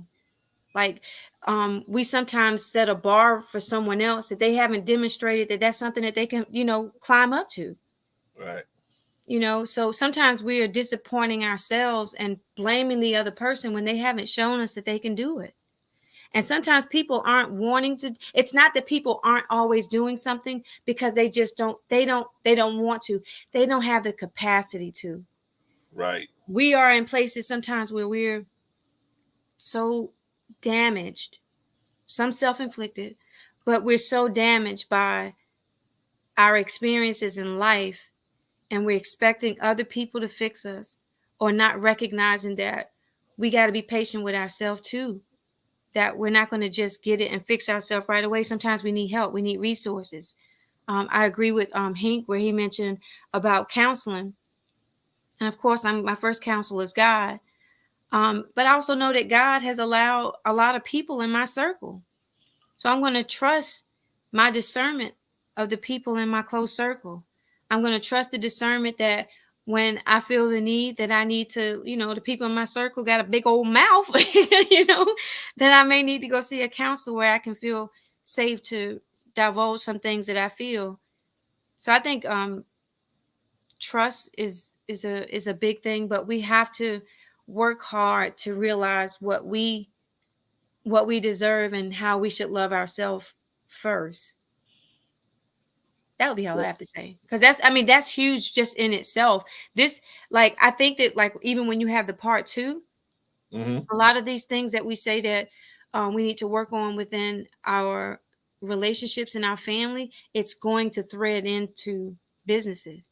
Agreed. Because you want to trust your business partner. You want to trust the vendor that you use, right? And we got to do research in the same way, like in relationships. Don't just, think that a person should be a certain way and think they are that way. So like if they haven't shown you that they're kind, don't just automatically assume that they're kind.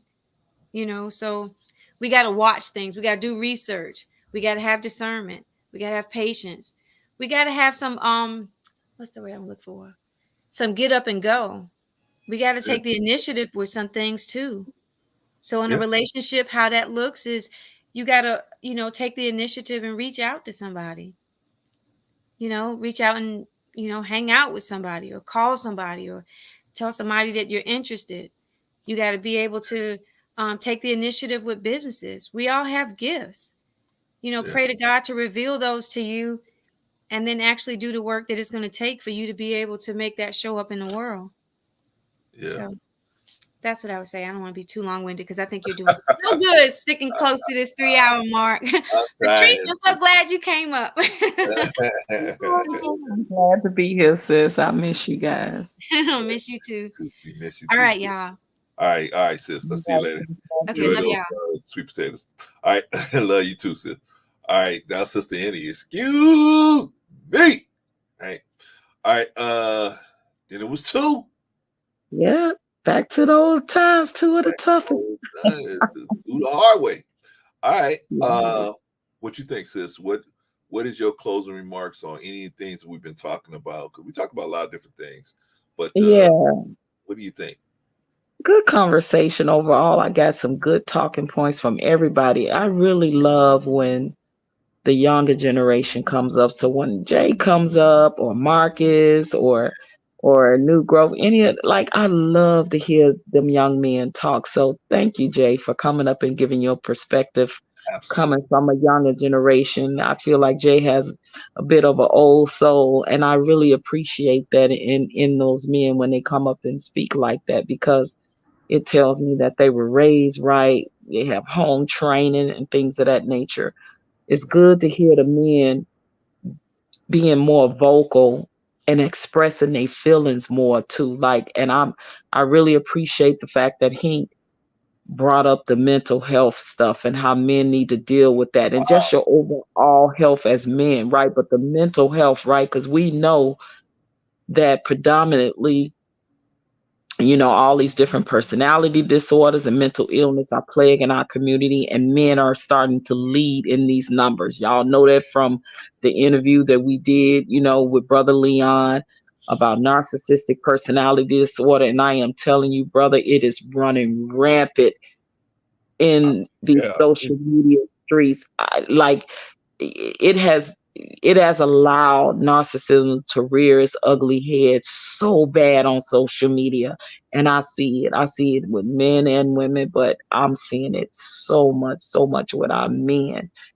And we have to continuously realize that if we're going to be in healthy relationships, and we got to work on us first, right? We got to work on, if something is broken in us, we have to realize that our brain is a muscle. And when the brain, when that muscle gets weak or gets sick, just like any other part of our body, we need to go and handle that and get it well, right? Right. So I really appreciate Hink being, speaking on that. We need to continue to advocate for mental health in our community more and more and more, because I'm telling you, social media is the place where all these broken people with all these issues and personality disorders and mental illness are hiding. I'm seeing it more predominantly with us.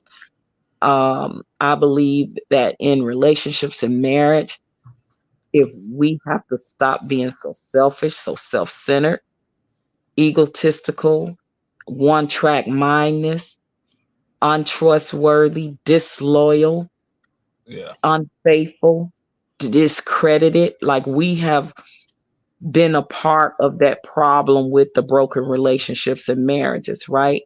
And we become angry and bitter from those things. And then we get in front of the younger generation and we spew out that vitriol, and the younger people ears are hearing that.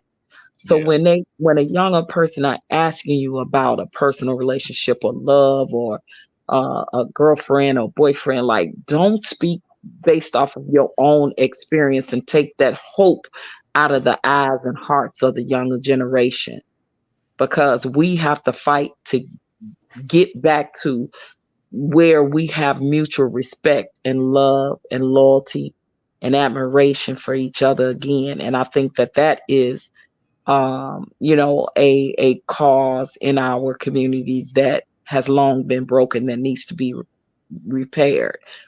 So everybody had great points. I got something out of all of it. And if there's one thing at the bottom line that we should all take with us, is that we definitely need to work on ourselves first, because if we're not right, we can't get in a relationship expecting somebody else to treat us right when we're not treating ourselves right. So shout out to Sister Annie for that comment. I definitely believe that. And the only way we're going to get to that healing is by self-preservation first. I just want to end with that. But brother, it's a pleasure sharing this, being up here with you again. And thank you for dropping the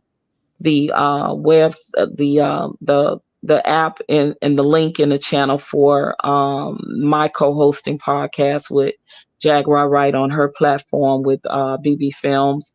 Thank you. If you guys can please go over there and support and subscribe. My first interview, one of my first big interviews that I did was with my former ex, the attorney. We actually broke down the lawsuit that Cassie had against Diddy, and we had that conversation. So that was one of my first big interviews with her and our other co-host, this guy named Chris, where we actually interviewed a retired attorney and we talked about it. And so we covering so many different topics and subjects, you guys. But please, I appreciate you guys. Please going over, subscribing, and supporting your girl, and see what we're doing over there on Keep It a Bean podcast over on Prophet Plus.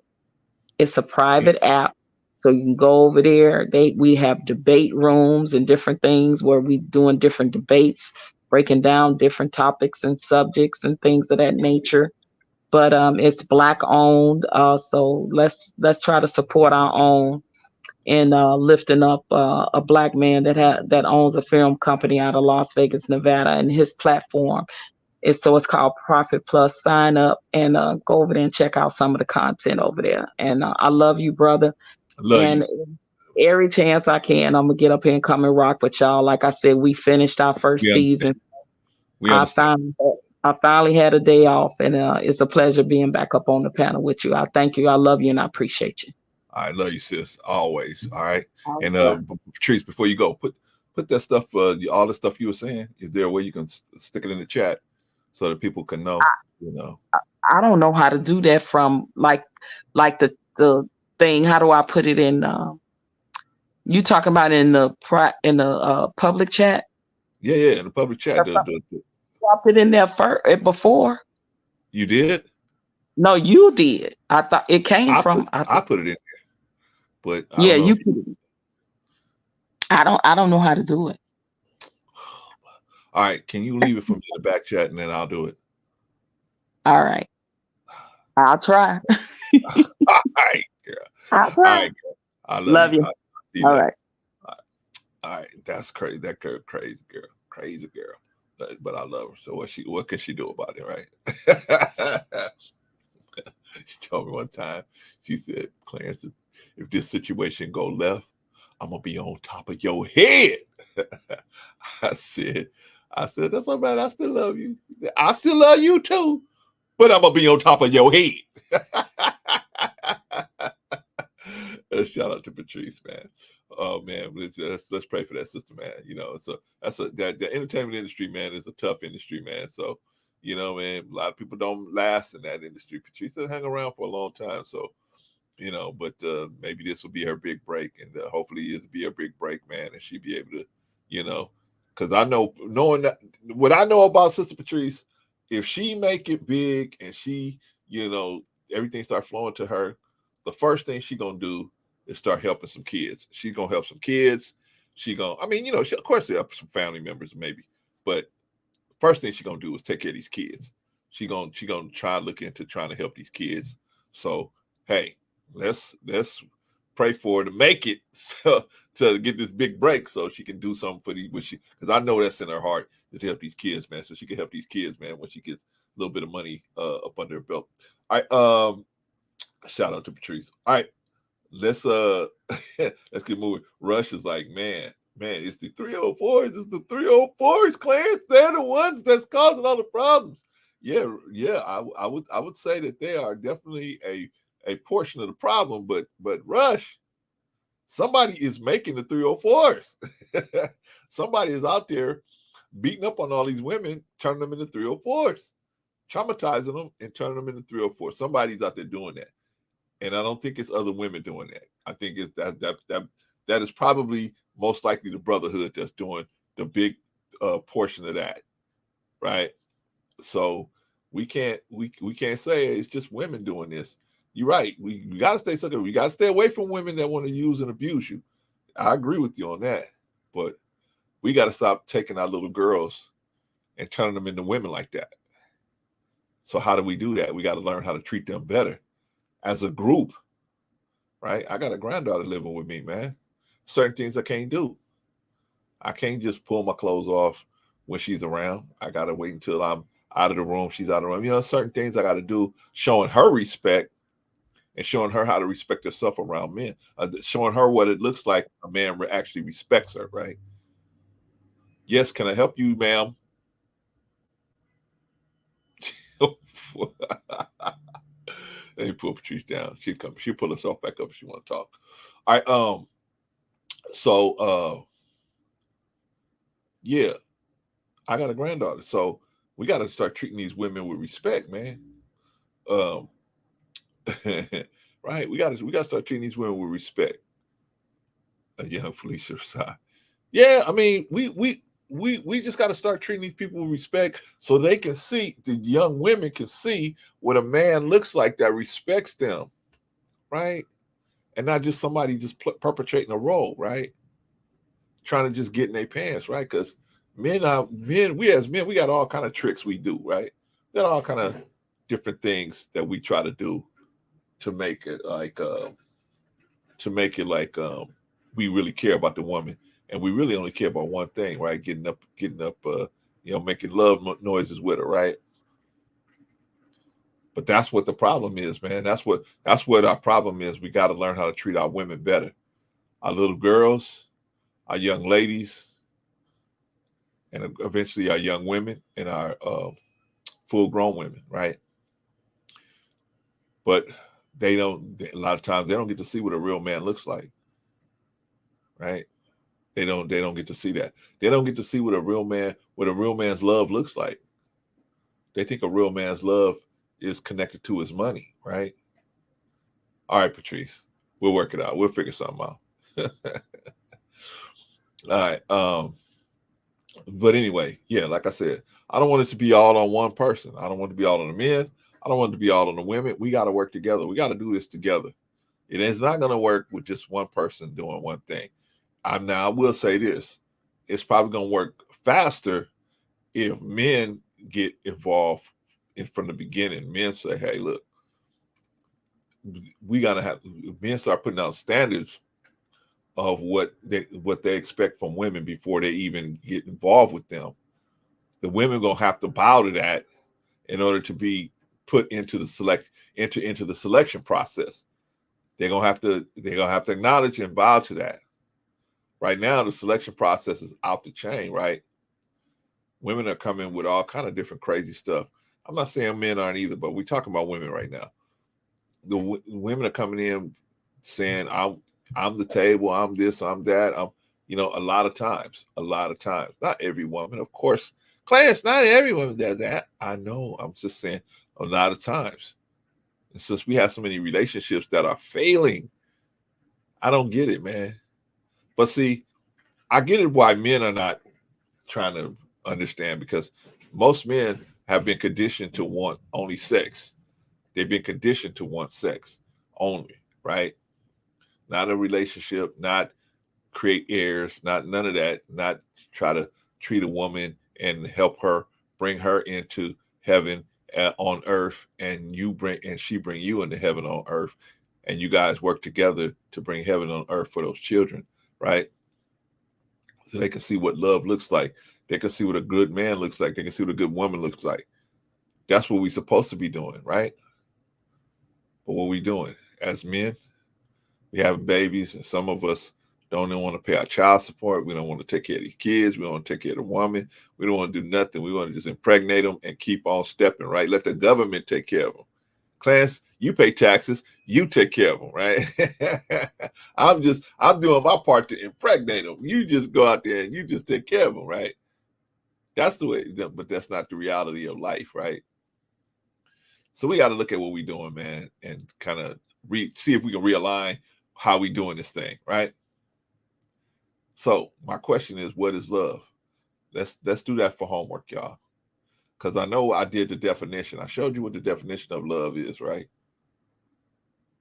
But let's try to think about it. When somebody say they love you, don't just take that like, oh, he loved me like I love him, or she loved me like I love her, right? That's how misunderstandings happen. And when you deal with a real jealous and envious person, once the misunderstanding occurs, they lose their mind and they out here and they unaliving people, or they destroying your property, or they doing all kind of stupid stuff out here just because your love, the way you say you love them, wasn't in alignment with the way they say they love you. And that's how we make mistakes. We make mistakes. Oh, I love you too. Do you really? Oh, yeah, I love you too, baby. But you don't know. The guy's talking about, I love you for right now. I ain't gonna love you after we get done making these love noises, right? So we got to know. That's why integrity and character are so important. Got to look for integrity and character. We don't do that in business relationships a lot of times, right? We look at what you got. What you got? Oh, you got a nice car. You got a nice home. Yeah, man. You know, you could have family. That could have been out of an inheritance, right? Who knows? Or you could have forsaken everything to get that house, car, meaning that you don't know how, the person don't know how to have a good relationship. All they know is how to get stuff. Well, if you're good at getting stuff, keep on getting stuff. But one day you're going to have a health situation. And if you by yourself, you by yourself, right? This is what I always tell what do they call them people? The free agent lifestyle. Okay, you're a free agent. You got all this money and you're a free agent. What happens when you have a health situation? Or you, God forbid you pass. You're just working for the government.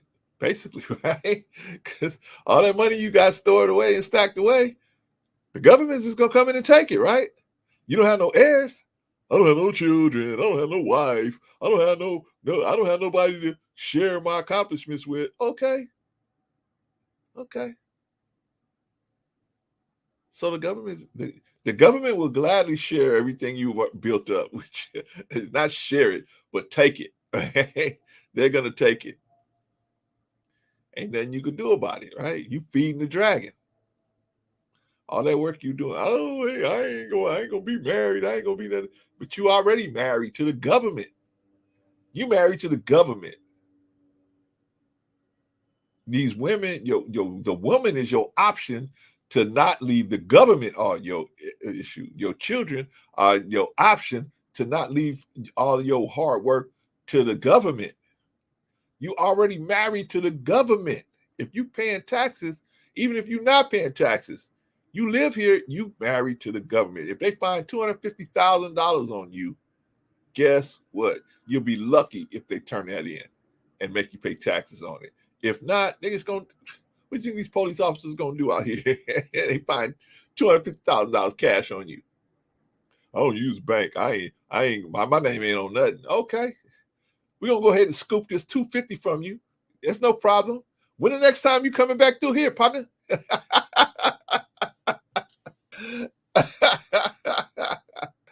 You know know, man, people just don't think things all the way out, man. Yeah, man, sound good. Be a free agent. That sound good. Till you get sick. And you will get sick if you live long enough. You will get sick.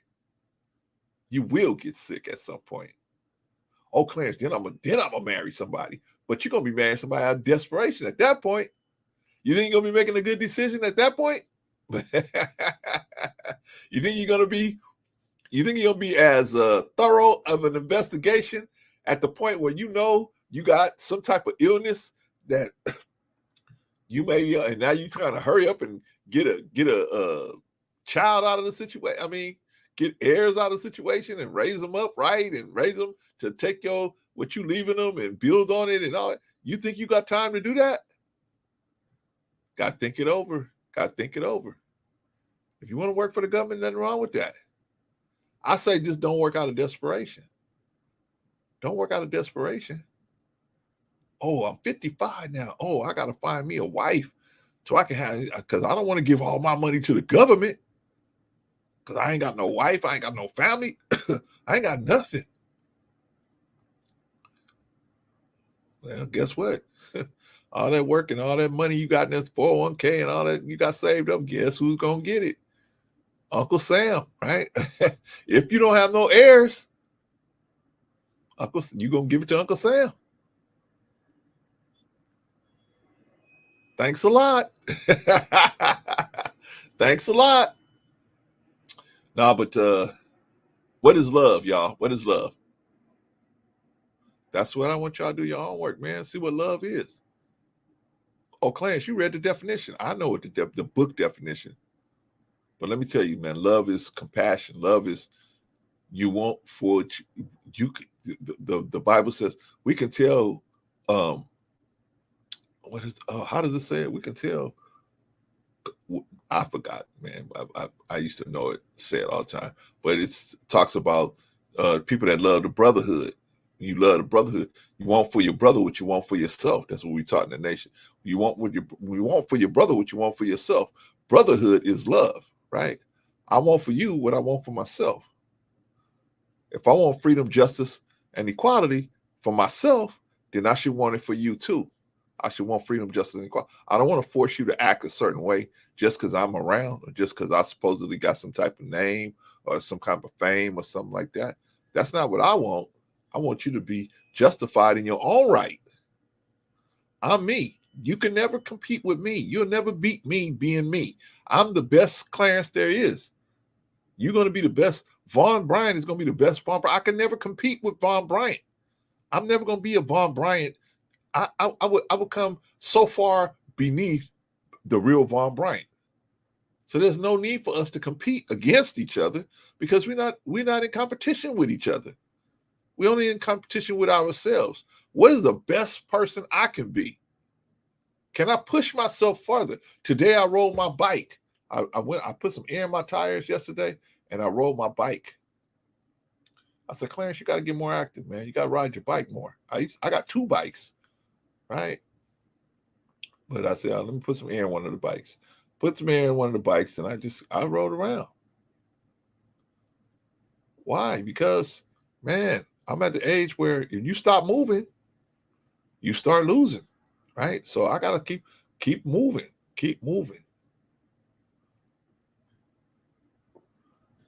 But I love my wife. I love her.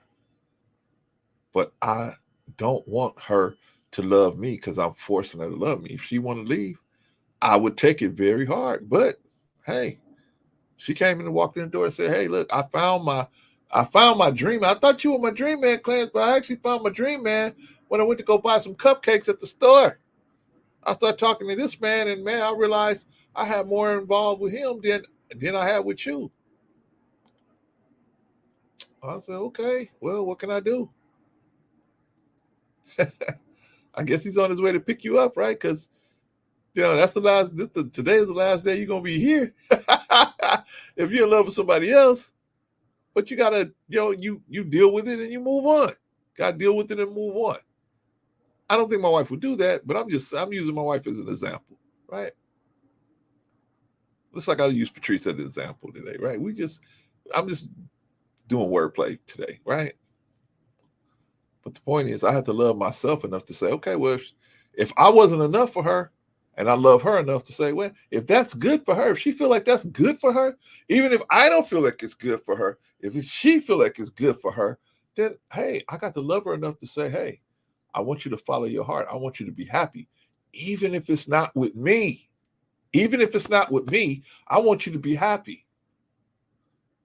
Right? You know how I could do that? Because I know I did everything I could to make you happy. I know I did everything I could. Everything I could to make this lady happy. Free cars, nice home, children, grandchild. I did a lot. Lady probably ain't never paid a bill in her life unless I went to her and said, I need money to pay this bill. But that was very rare, right? That was very rare. I took care of the bills probably 99% of the time in this situation, right? Oh, Clarence, that's dumb. No, we had already agreed that she was going to raise our children. If at that point, no matter what she was doing, we already agreed to that. And then when they got big enough to go to school, she was able to go back to work. If she wanted to. I suggested, yeah, not that we needed the money, but that we could use it and put it to good use and do some other things, which we did, But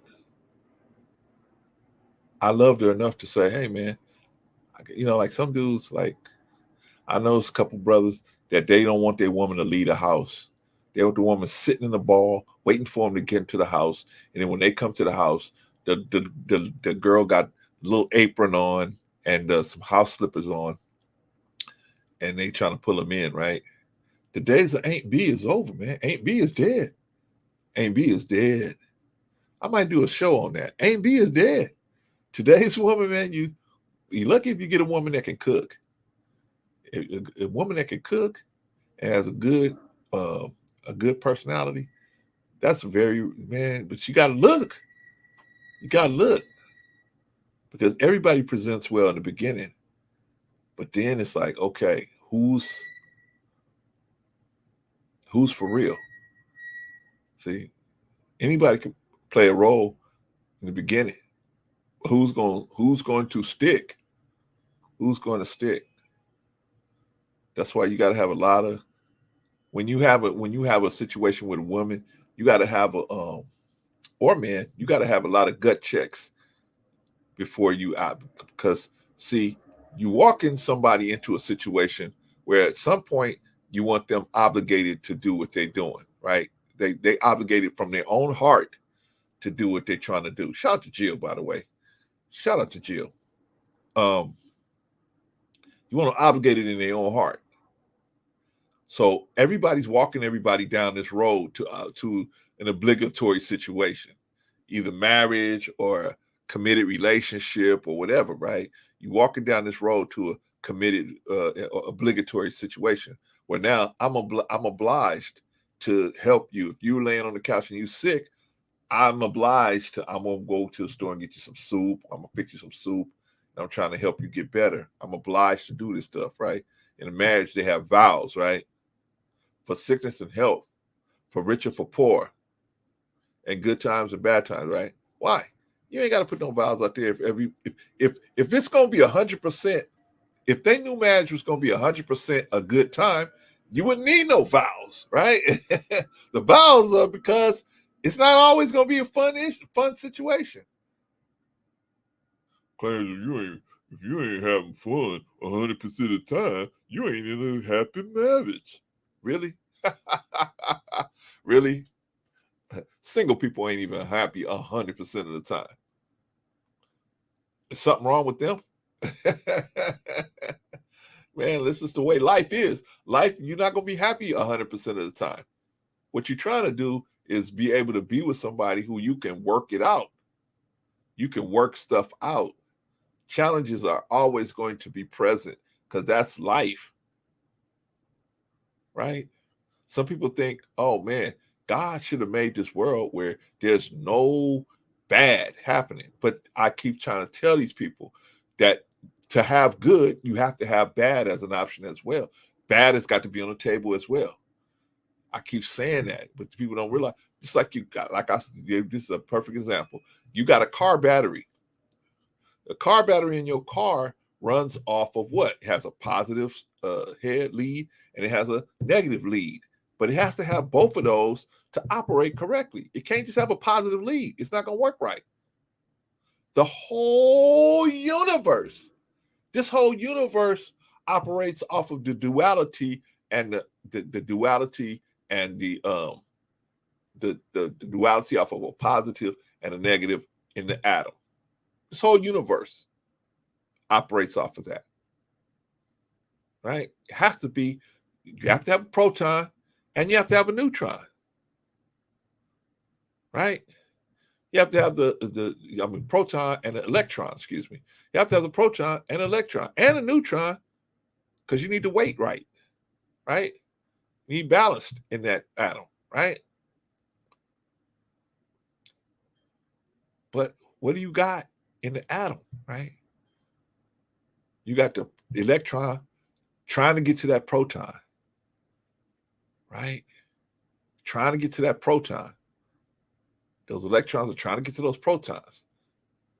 And they spinning around and spinning around and spinning. And that attraction is what makes the universe work. It's that negative trying to get to that positive. That's what makes the universe work. But likewise, so it is with us. The negative people will try to get to you positive because they want to control the positive, right? We got to be soldiers that we say, nah, and we got to have our eyes open. There's people that's going to treat you really, really good. They call it love bombing. They're going to really treat you good. Why? Because they're trying to get you into an obligatory situation. Quick. Because if they don't get it to you quick, they give you enough time to see what they're really about. They know you're going to be on your way. So they want to get you obliged quick. They want to have you in a relationship quick. Right? Quick as they can, they want to get you in there. So when their facade starts falling apart, but you oblige now, you already agreed to committed to a relationship with them. So now you can't just leave. These people are smart, man. The people that left them already. They already know. They already seen that people leave if they give them long enough to watch how they operate, right? So they try to get you obliged as soon as possible. But we missing the boat, y'all. We missing most of our people. I'll say most of our people are missing the boat. They don't know how to have their eyes open, and they're scared to lose. They're scared. The fear of loss is that they feel like they got something when they got somebody on the hook. You ain't got nothing when you got nobody on the hook. You got something when you got something sizzling in the pan. That's when you got something. But you just got a fish on the hook. Fish on the hook will break that hook and leave, right? Yeah, just those of y'all been fishing, you done reeled something up, man. You feeling, you like, yeah, man, it's good. Then whoop, you feel like that thing jerk away. You like, oh man, pull that hook up, man. Ain't nothing left but fish lips on that hook, right? That's what we doing in relationships, y'all. We reeling them in too soon. We gotta reel them in slow. See what they're about. See what kind of kick they got. See what kind of fight they got in them, right? Are they really ready to fight to be in this situation? And you have to respond accordingly, right?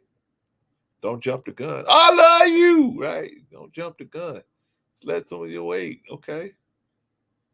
Okay, the man wanted to go out with me twice in 1 week. Okay, that's not bad. I haven't even had sex with him, and he wants to go out with me. He wants to talk to me. He wants to say I smell good. He said I look like, a person that he said I'm very good on his eyes. He likes the way I look. He likes the way I conduct myself. Let's see where this goes, right? So we got to do what we got to do, y'all. Anyway, let's stop getting into these relationships where we are just in a bad situation with these narcissistic, quote unquote, narcissistic type people. I am not a doctor, so I can't diagnose somebody as narcissist, but I feel like they got narcissistic tendencies, right? Let's Let's be careful out there, fellas, ladies and gentlemen. Let's be careful out there. All right, y'all, let's wrap up. Let's do the roundup. The chat is where it's at. The chat was where it's at today, man. We had a lot of good questions in the chat today. Shout out to the chat. Chat was where it's at. One person came up to us and said, hey, you know, did I get blocked? I don't know. I can't answer. I couldn't answer at the time. I don't know if you got blocked. I know it wasn't me, but I got a feeling if you did get blocked, I can probably tell you who did it. I can probably tell you who did it.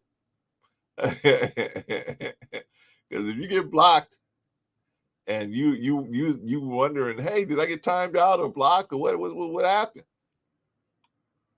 I can probably tell you who did that. But that's okay. So we have to have a good chat, and you have to have a good page, and have a good live stream, man, where you actually trying to do some good work and have some solutions and put some problems on the table and then try to find some solutions. You have to have some order, man. And we can't have order if the people are running around just jumping all over the place. We have to have order, right? And so we got some people actually. M. Mills not here today, but we got M. Mills, and we got, of course, our resident sniper, Risa Neal. Our other resident, we got two snipers, but Risa Neal, we got, man, I'm telling you, man, when you got Risa in the chat, got to come with it, man. Got to come right, and you're not gonna be able to ask a whole lot of questions. Risa's not gonna ask you a whole lot of questions, man. So you know, it's like one of the things where you better get it right, right? My father said his first day in the Army, he went in, man, and they had breakfast, and he went in, he was bringing his tray down there, and they was putting stuff on his tray, and they put some watery eggs on his plate. My father said, he said, hey, I don't like my eggs like this. The guy said, oh, you don't? Oh, okay. He scooped them eggs right off and said, next. He scooped them right, sent it right down the line, right? Now he ain't got no eggs, right? But he learned from that. He didn't say nothing next time. Next time he went to the line, he didn't say nothing, right? That's how you got to learn over here, man. You got Risa, man. Ain't a whole lot going to be said to you, man. So got to come proper, man. So if you got timed out, figure it out. Figure it out what happened to you. And like I always say, man, if you get booted for good, come on back, hit me up in the email, tell me what happened, and then I'll bring you back if you want, right? But you're not gonna win against Risa. You're just not. So don't try. I've never seen anybody win against Risa. Never. So just leave her alone. Listen to what she say. If she give you a warning, if you're lucky enough to get a warning from Risa, you caught her on a good day, right? But man, she could poof you at any time, right? But shout out to Risa. Shout out to everybody in the chat, man. We had a good chat. Everybody did great, real good, asked good questions. Shout out to Mr. He Said, man. Really, really went in and asked some good questions, man. Shout out to Mr. He Said. Go on over there and check out the Saids. Mr. He Said and Miss She Said, man. Go check them out over there and get them a try, man. You know what I mean? They have a good show. I watched a little bit of Mr. He Said yesterday. I had to do some work, man, so I couldn't stay on it. But I was watching a little bit of Cerebro Saturday. Cerebro Saturday. I think he was talking about relationships too. Anyway, shout out to Ms. He Said, and everybody in the chat, man. Shout out to everyone. The chat is where it's at. Very strong performance from the chat. Very strong performance. Very, very solid. All right, who was on the stage today? We had a lot of people on the stage today. We had Sister Annie was on the stage. Excuse me, right? Came up on the stage, man. But she always drops a lot of jewels, man. Very, very wise sister, man. Very wise sister, man. So I wish there was a way I could get more younger sisters to have to listen to her, Patrice, and Risa. I wish I could. I wish there was a way I could set that up. Maybe I can. After I start working with these young men, maybe I can set that up as well. Who knows? Because I surely can't talk to these young sisters, man. They wouldn't listen to me not even for 10 seconds, right? But a sister like Annie, sister like Patrice, sister like Risa, we probably might be able to get something going on, man, where they would actually listen to them.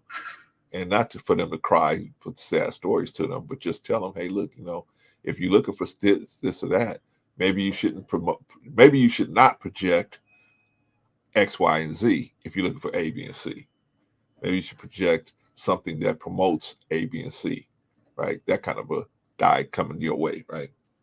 But anyway, man, that's hopefully that's coming. But we gotta do our first work, which is with the men, man. We gotta get these men straightened out. All right, shout out to Sister Annie, though. She came up here. What do y'all think about her performance today? Very solid, as always, man. Sister Annie's very solid, as always, very, very solid. And really is, in my opinion, her voice is very understated, right? She should be somewhere where thousands and thousands of people are listening to her, but she's here with us. So shout out to Sister Annie for that, man. We appreciate you because she has so many wise things to say. But very strong performance, very solid from Sister Annie. Who else is up here? Brother Rico, right? Brother Rico. By the way, Brother Rico is right now as we speak on the Dominican route. So if you want to go and check out Rico, he's over on the Dominican route. He tries to split his time between us and the Dominican route over there. Shout out to Brother John, Coach John, by the way. But yeah, man, he's over there on the Dominican route. Who knows what they're talking about over there, right? But Rico's over there now. So if you want to go see Rico, go over there. But how did Rico do today? Very solid, as always. Rico's very solid dude now. You know what I mean? But he's the most solid in business, man. Now, really, when you go to hit Rico and you have him a question about business, man, I'm telling you, man, Rico will just snap out of what's going on and give you some really good advice and then snap back in. But he is a savant when it comes to business. Definitely. But how y'all think he did today? Very solid performance from Rico. What about Patrice? Followed you, Patrice. Hadn't seen Patrice in a while, right? She came up and very solid performance as always, right? As always. Very wise sister, right? You know what I mean? And what the thing I like about Patrice, Annie, and Risa is three of them come from different directions, but they still have the feminine. It's all feminine energy, but it's different, right? Patrice has her own type of feminine energy, Annie has her own type of feminine energy, and then of course Risa has her own type of feminine energy. So, but they all work good together. So, definitely. I thought Patrice did an excellent job, as always, man. Go check her out. She's working with Jaguar, right? I tried to get her to. I tried to promote it, right? I tried to promote it. It's but Patrice, for whatever reason, couldn't get it over here, so that's okay. Go check her out. You go look up Jaguar Right and a new podcast, the podcast that she's doing, and you'll see Patrice there. So go look that up if you want to see more of Patrice. But how did she do today? Very solid as always. Very solid. Very strong as always. Who else was up here? Hink was up here. Hink 75 was up here, right? We got to think about Hink 75. It's another good brother, man. Good brother, man. When we used to talk to these young men via Zoom, he used to be up there, man. I say, hey, Hink, man, can you help me, man? He said, man, what you need, bro? What you need, bro? See, I got you, bro. Him, Bolo, Rico, we all of them, man. Hey, what you need, Clarence? We can talk to these young men. Let's get it in. I said, okay, let's do it. And, yeah, man, I always tease him about that because that is his, right? Just leave him at the restaurant, right? That's it. But there's actually some good advice, actually really good advice in today's times. Really, really good advice. But shout out to Hink. What do you think about Hink? Right? Go over there, by the way, go over to Hink 75, the basement. Go check that brother out, man. Subscribe. See if that's the kind of content you down with, man. But Hink's a good brother, man. You don't always agree with me, right? But the good news is we can always agree to disagree. And but I know where his heart is at when it comes to these kids, man. So shout out to Hink, man. But very solid performance from Hink. Very solid performance. What about Jay Takashi? Jay Takashi, man, a young man. Yeah, what I like about Jay, man, try to make him feel very comfortable coming up here. He comes up here with the old fogies, right? But he still spits game, right? But I can dig where Jay is coming from, man. He's kind of evolving. I seen when he first started coming up here till now, man. He's kind of like evolving And he'll get better. He'll get better. Like we all are. I'm still evolving. We all are still evolving. We don't get everything right. Hey, Clarence, you didn't say my name. I was in the chat. Sometimes I see what I'm trying to do now, y'all, is I'm trying to let the person that's talking. I don't want to interrupt the person that's talking anymore. I'm trying to work on that. As far as like, they're talking about something and I go, hey, shout out to this person, shout out to Rush, right? I don't want to do that while somebody's talking. And then the conversation might move along and I'll forget about the chat. So please excuse me if we're doing that, but I'm trying to do something different. Try to figure out how I can acknowledge it. Maybe I gotta write it down or something like that. But anyway, man, shout to Hank, man. Very solid performance. Jay. Very solid performance from Jay. If you haven't already subscribed to Jay Takashi, go on over there and check out his channel and see if you can subscribe to Jay Takashi. Check out his content, see if you like the brother. Good brother, man. Good young brother. Who else in the building? Brother Bolo TV was in the building. What do you think about Bolo TV? How did he do today, right? Well, he was only around for a little while, but man, shout out to Bolo, man. Good job. And whatever we get wrong on the scripture side, go to Bolo TV. They'll give it to you right.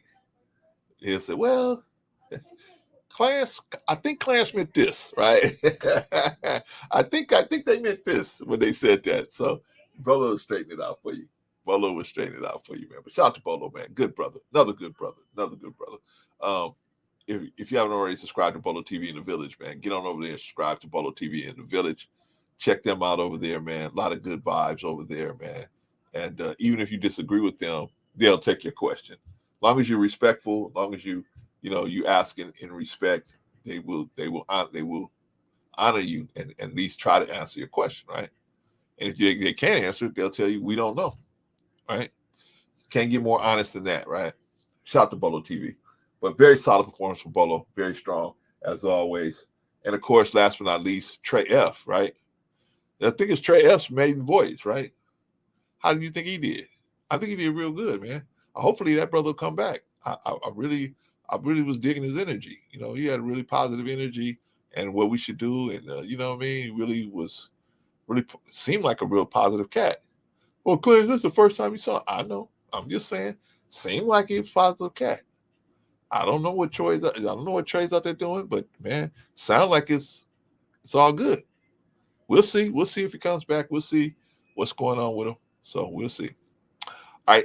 But shout out to Trey. Very solid for the maiden voyage. Very solid, very strong performance on the maiden voyage. All right, y'all. That's it. We're gonna wrap up. We might be back on Thursday. We'll definitely be back on Sunday. But we might be back we might be back on Thursday. So we'll see. We might wrap this whole Black relationships thing up.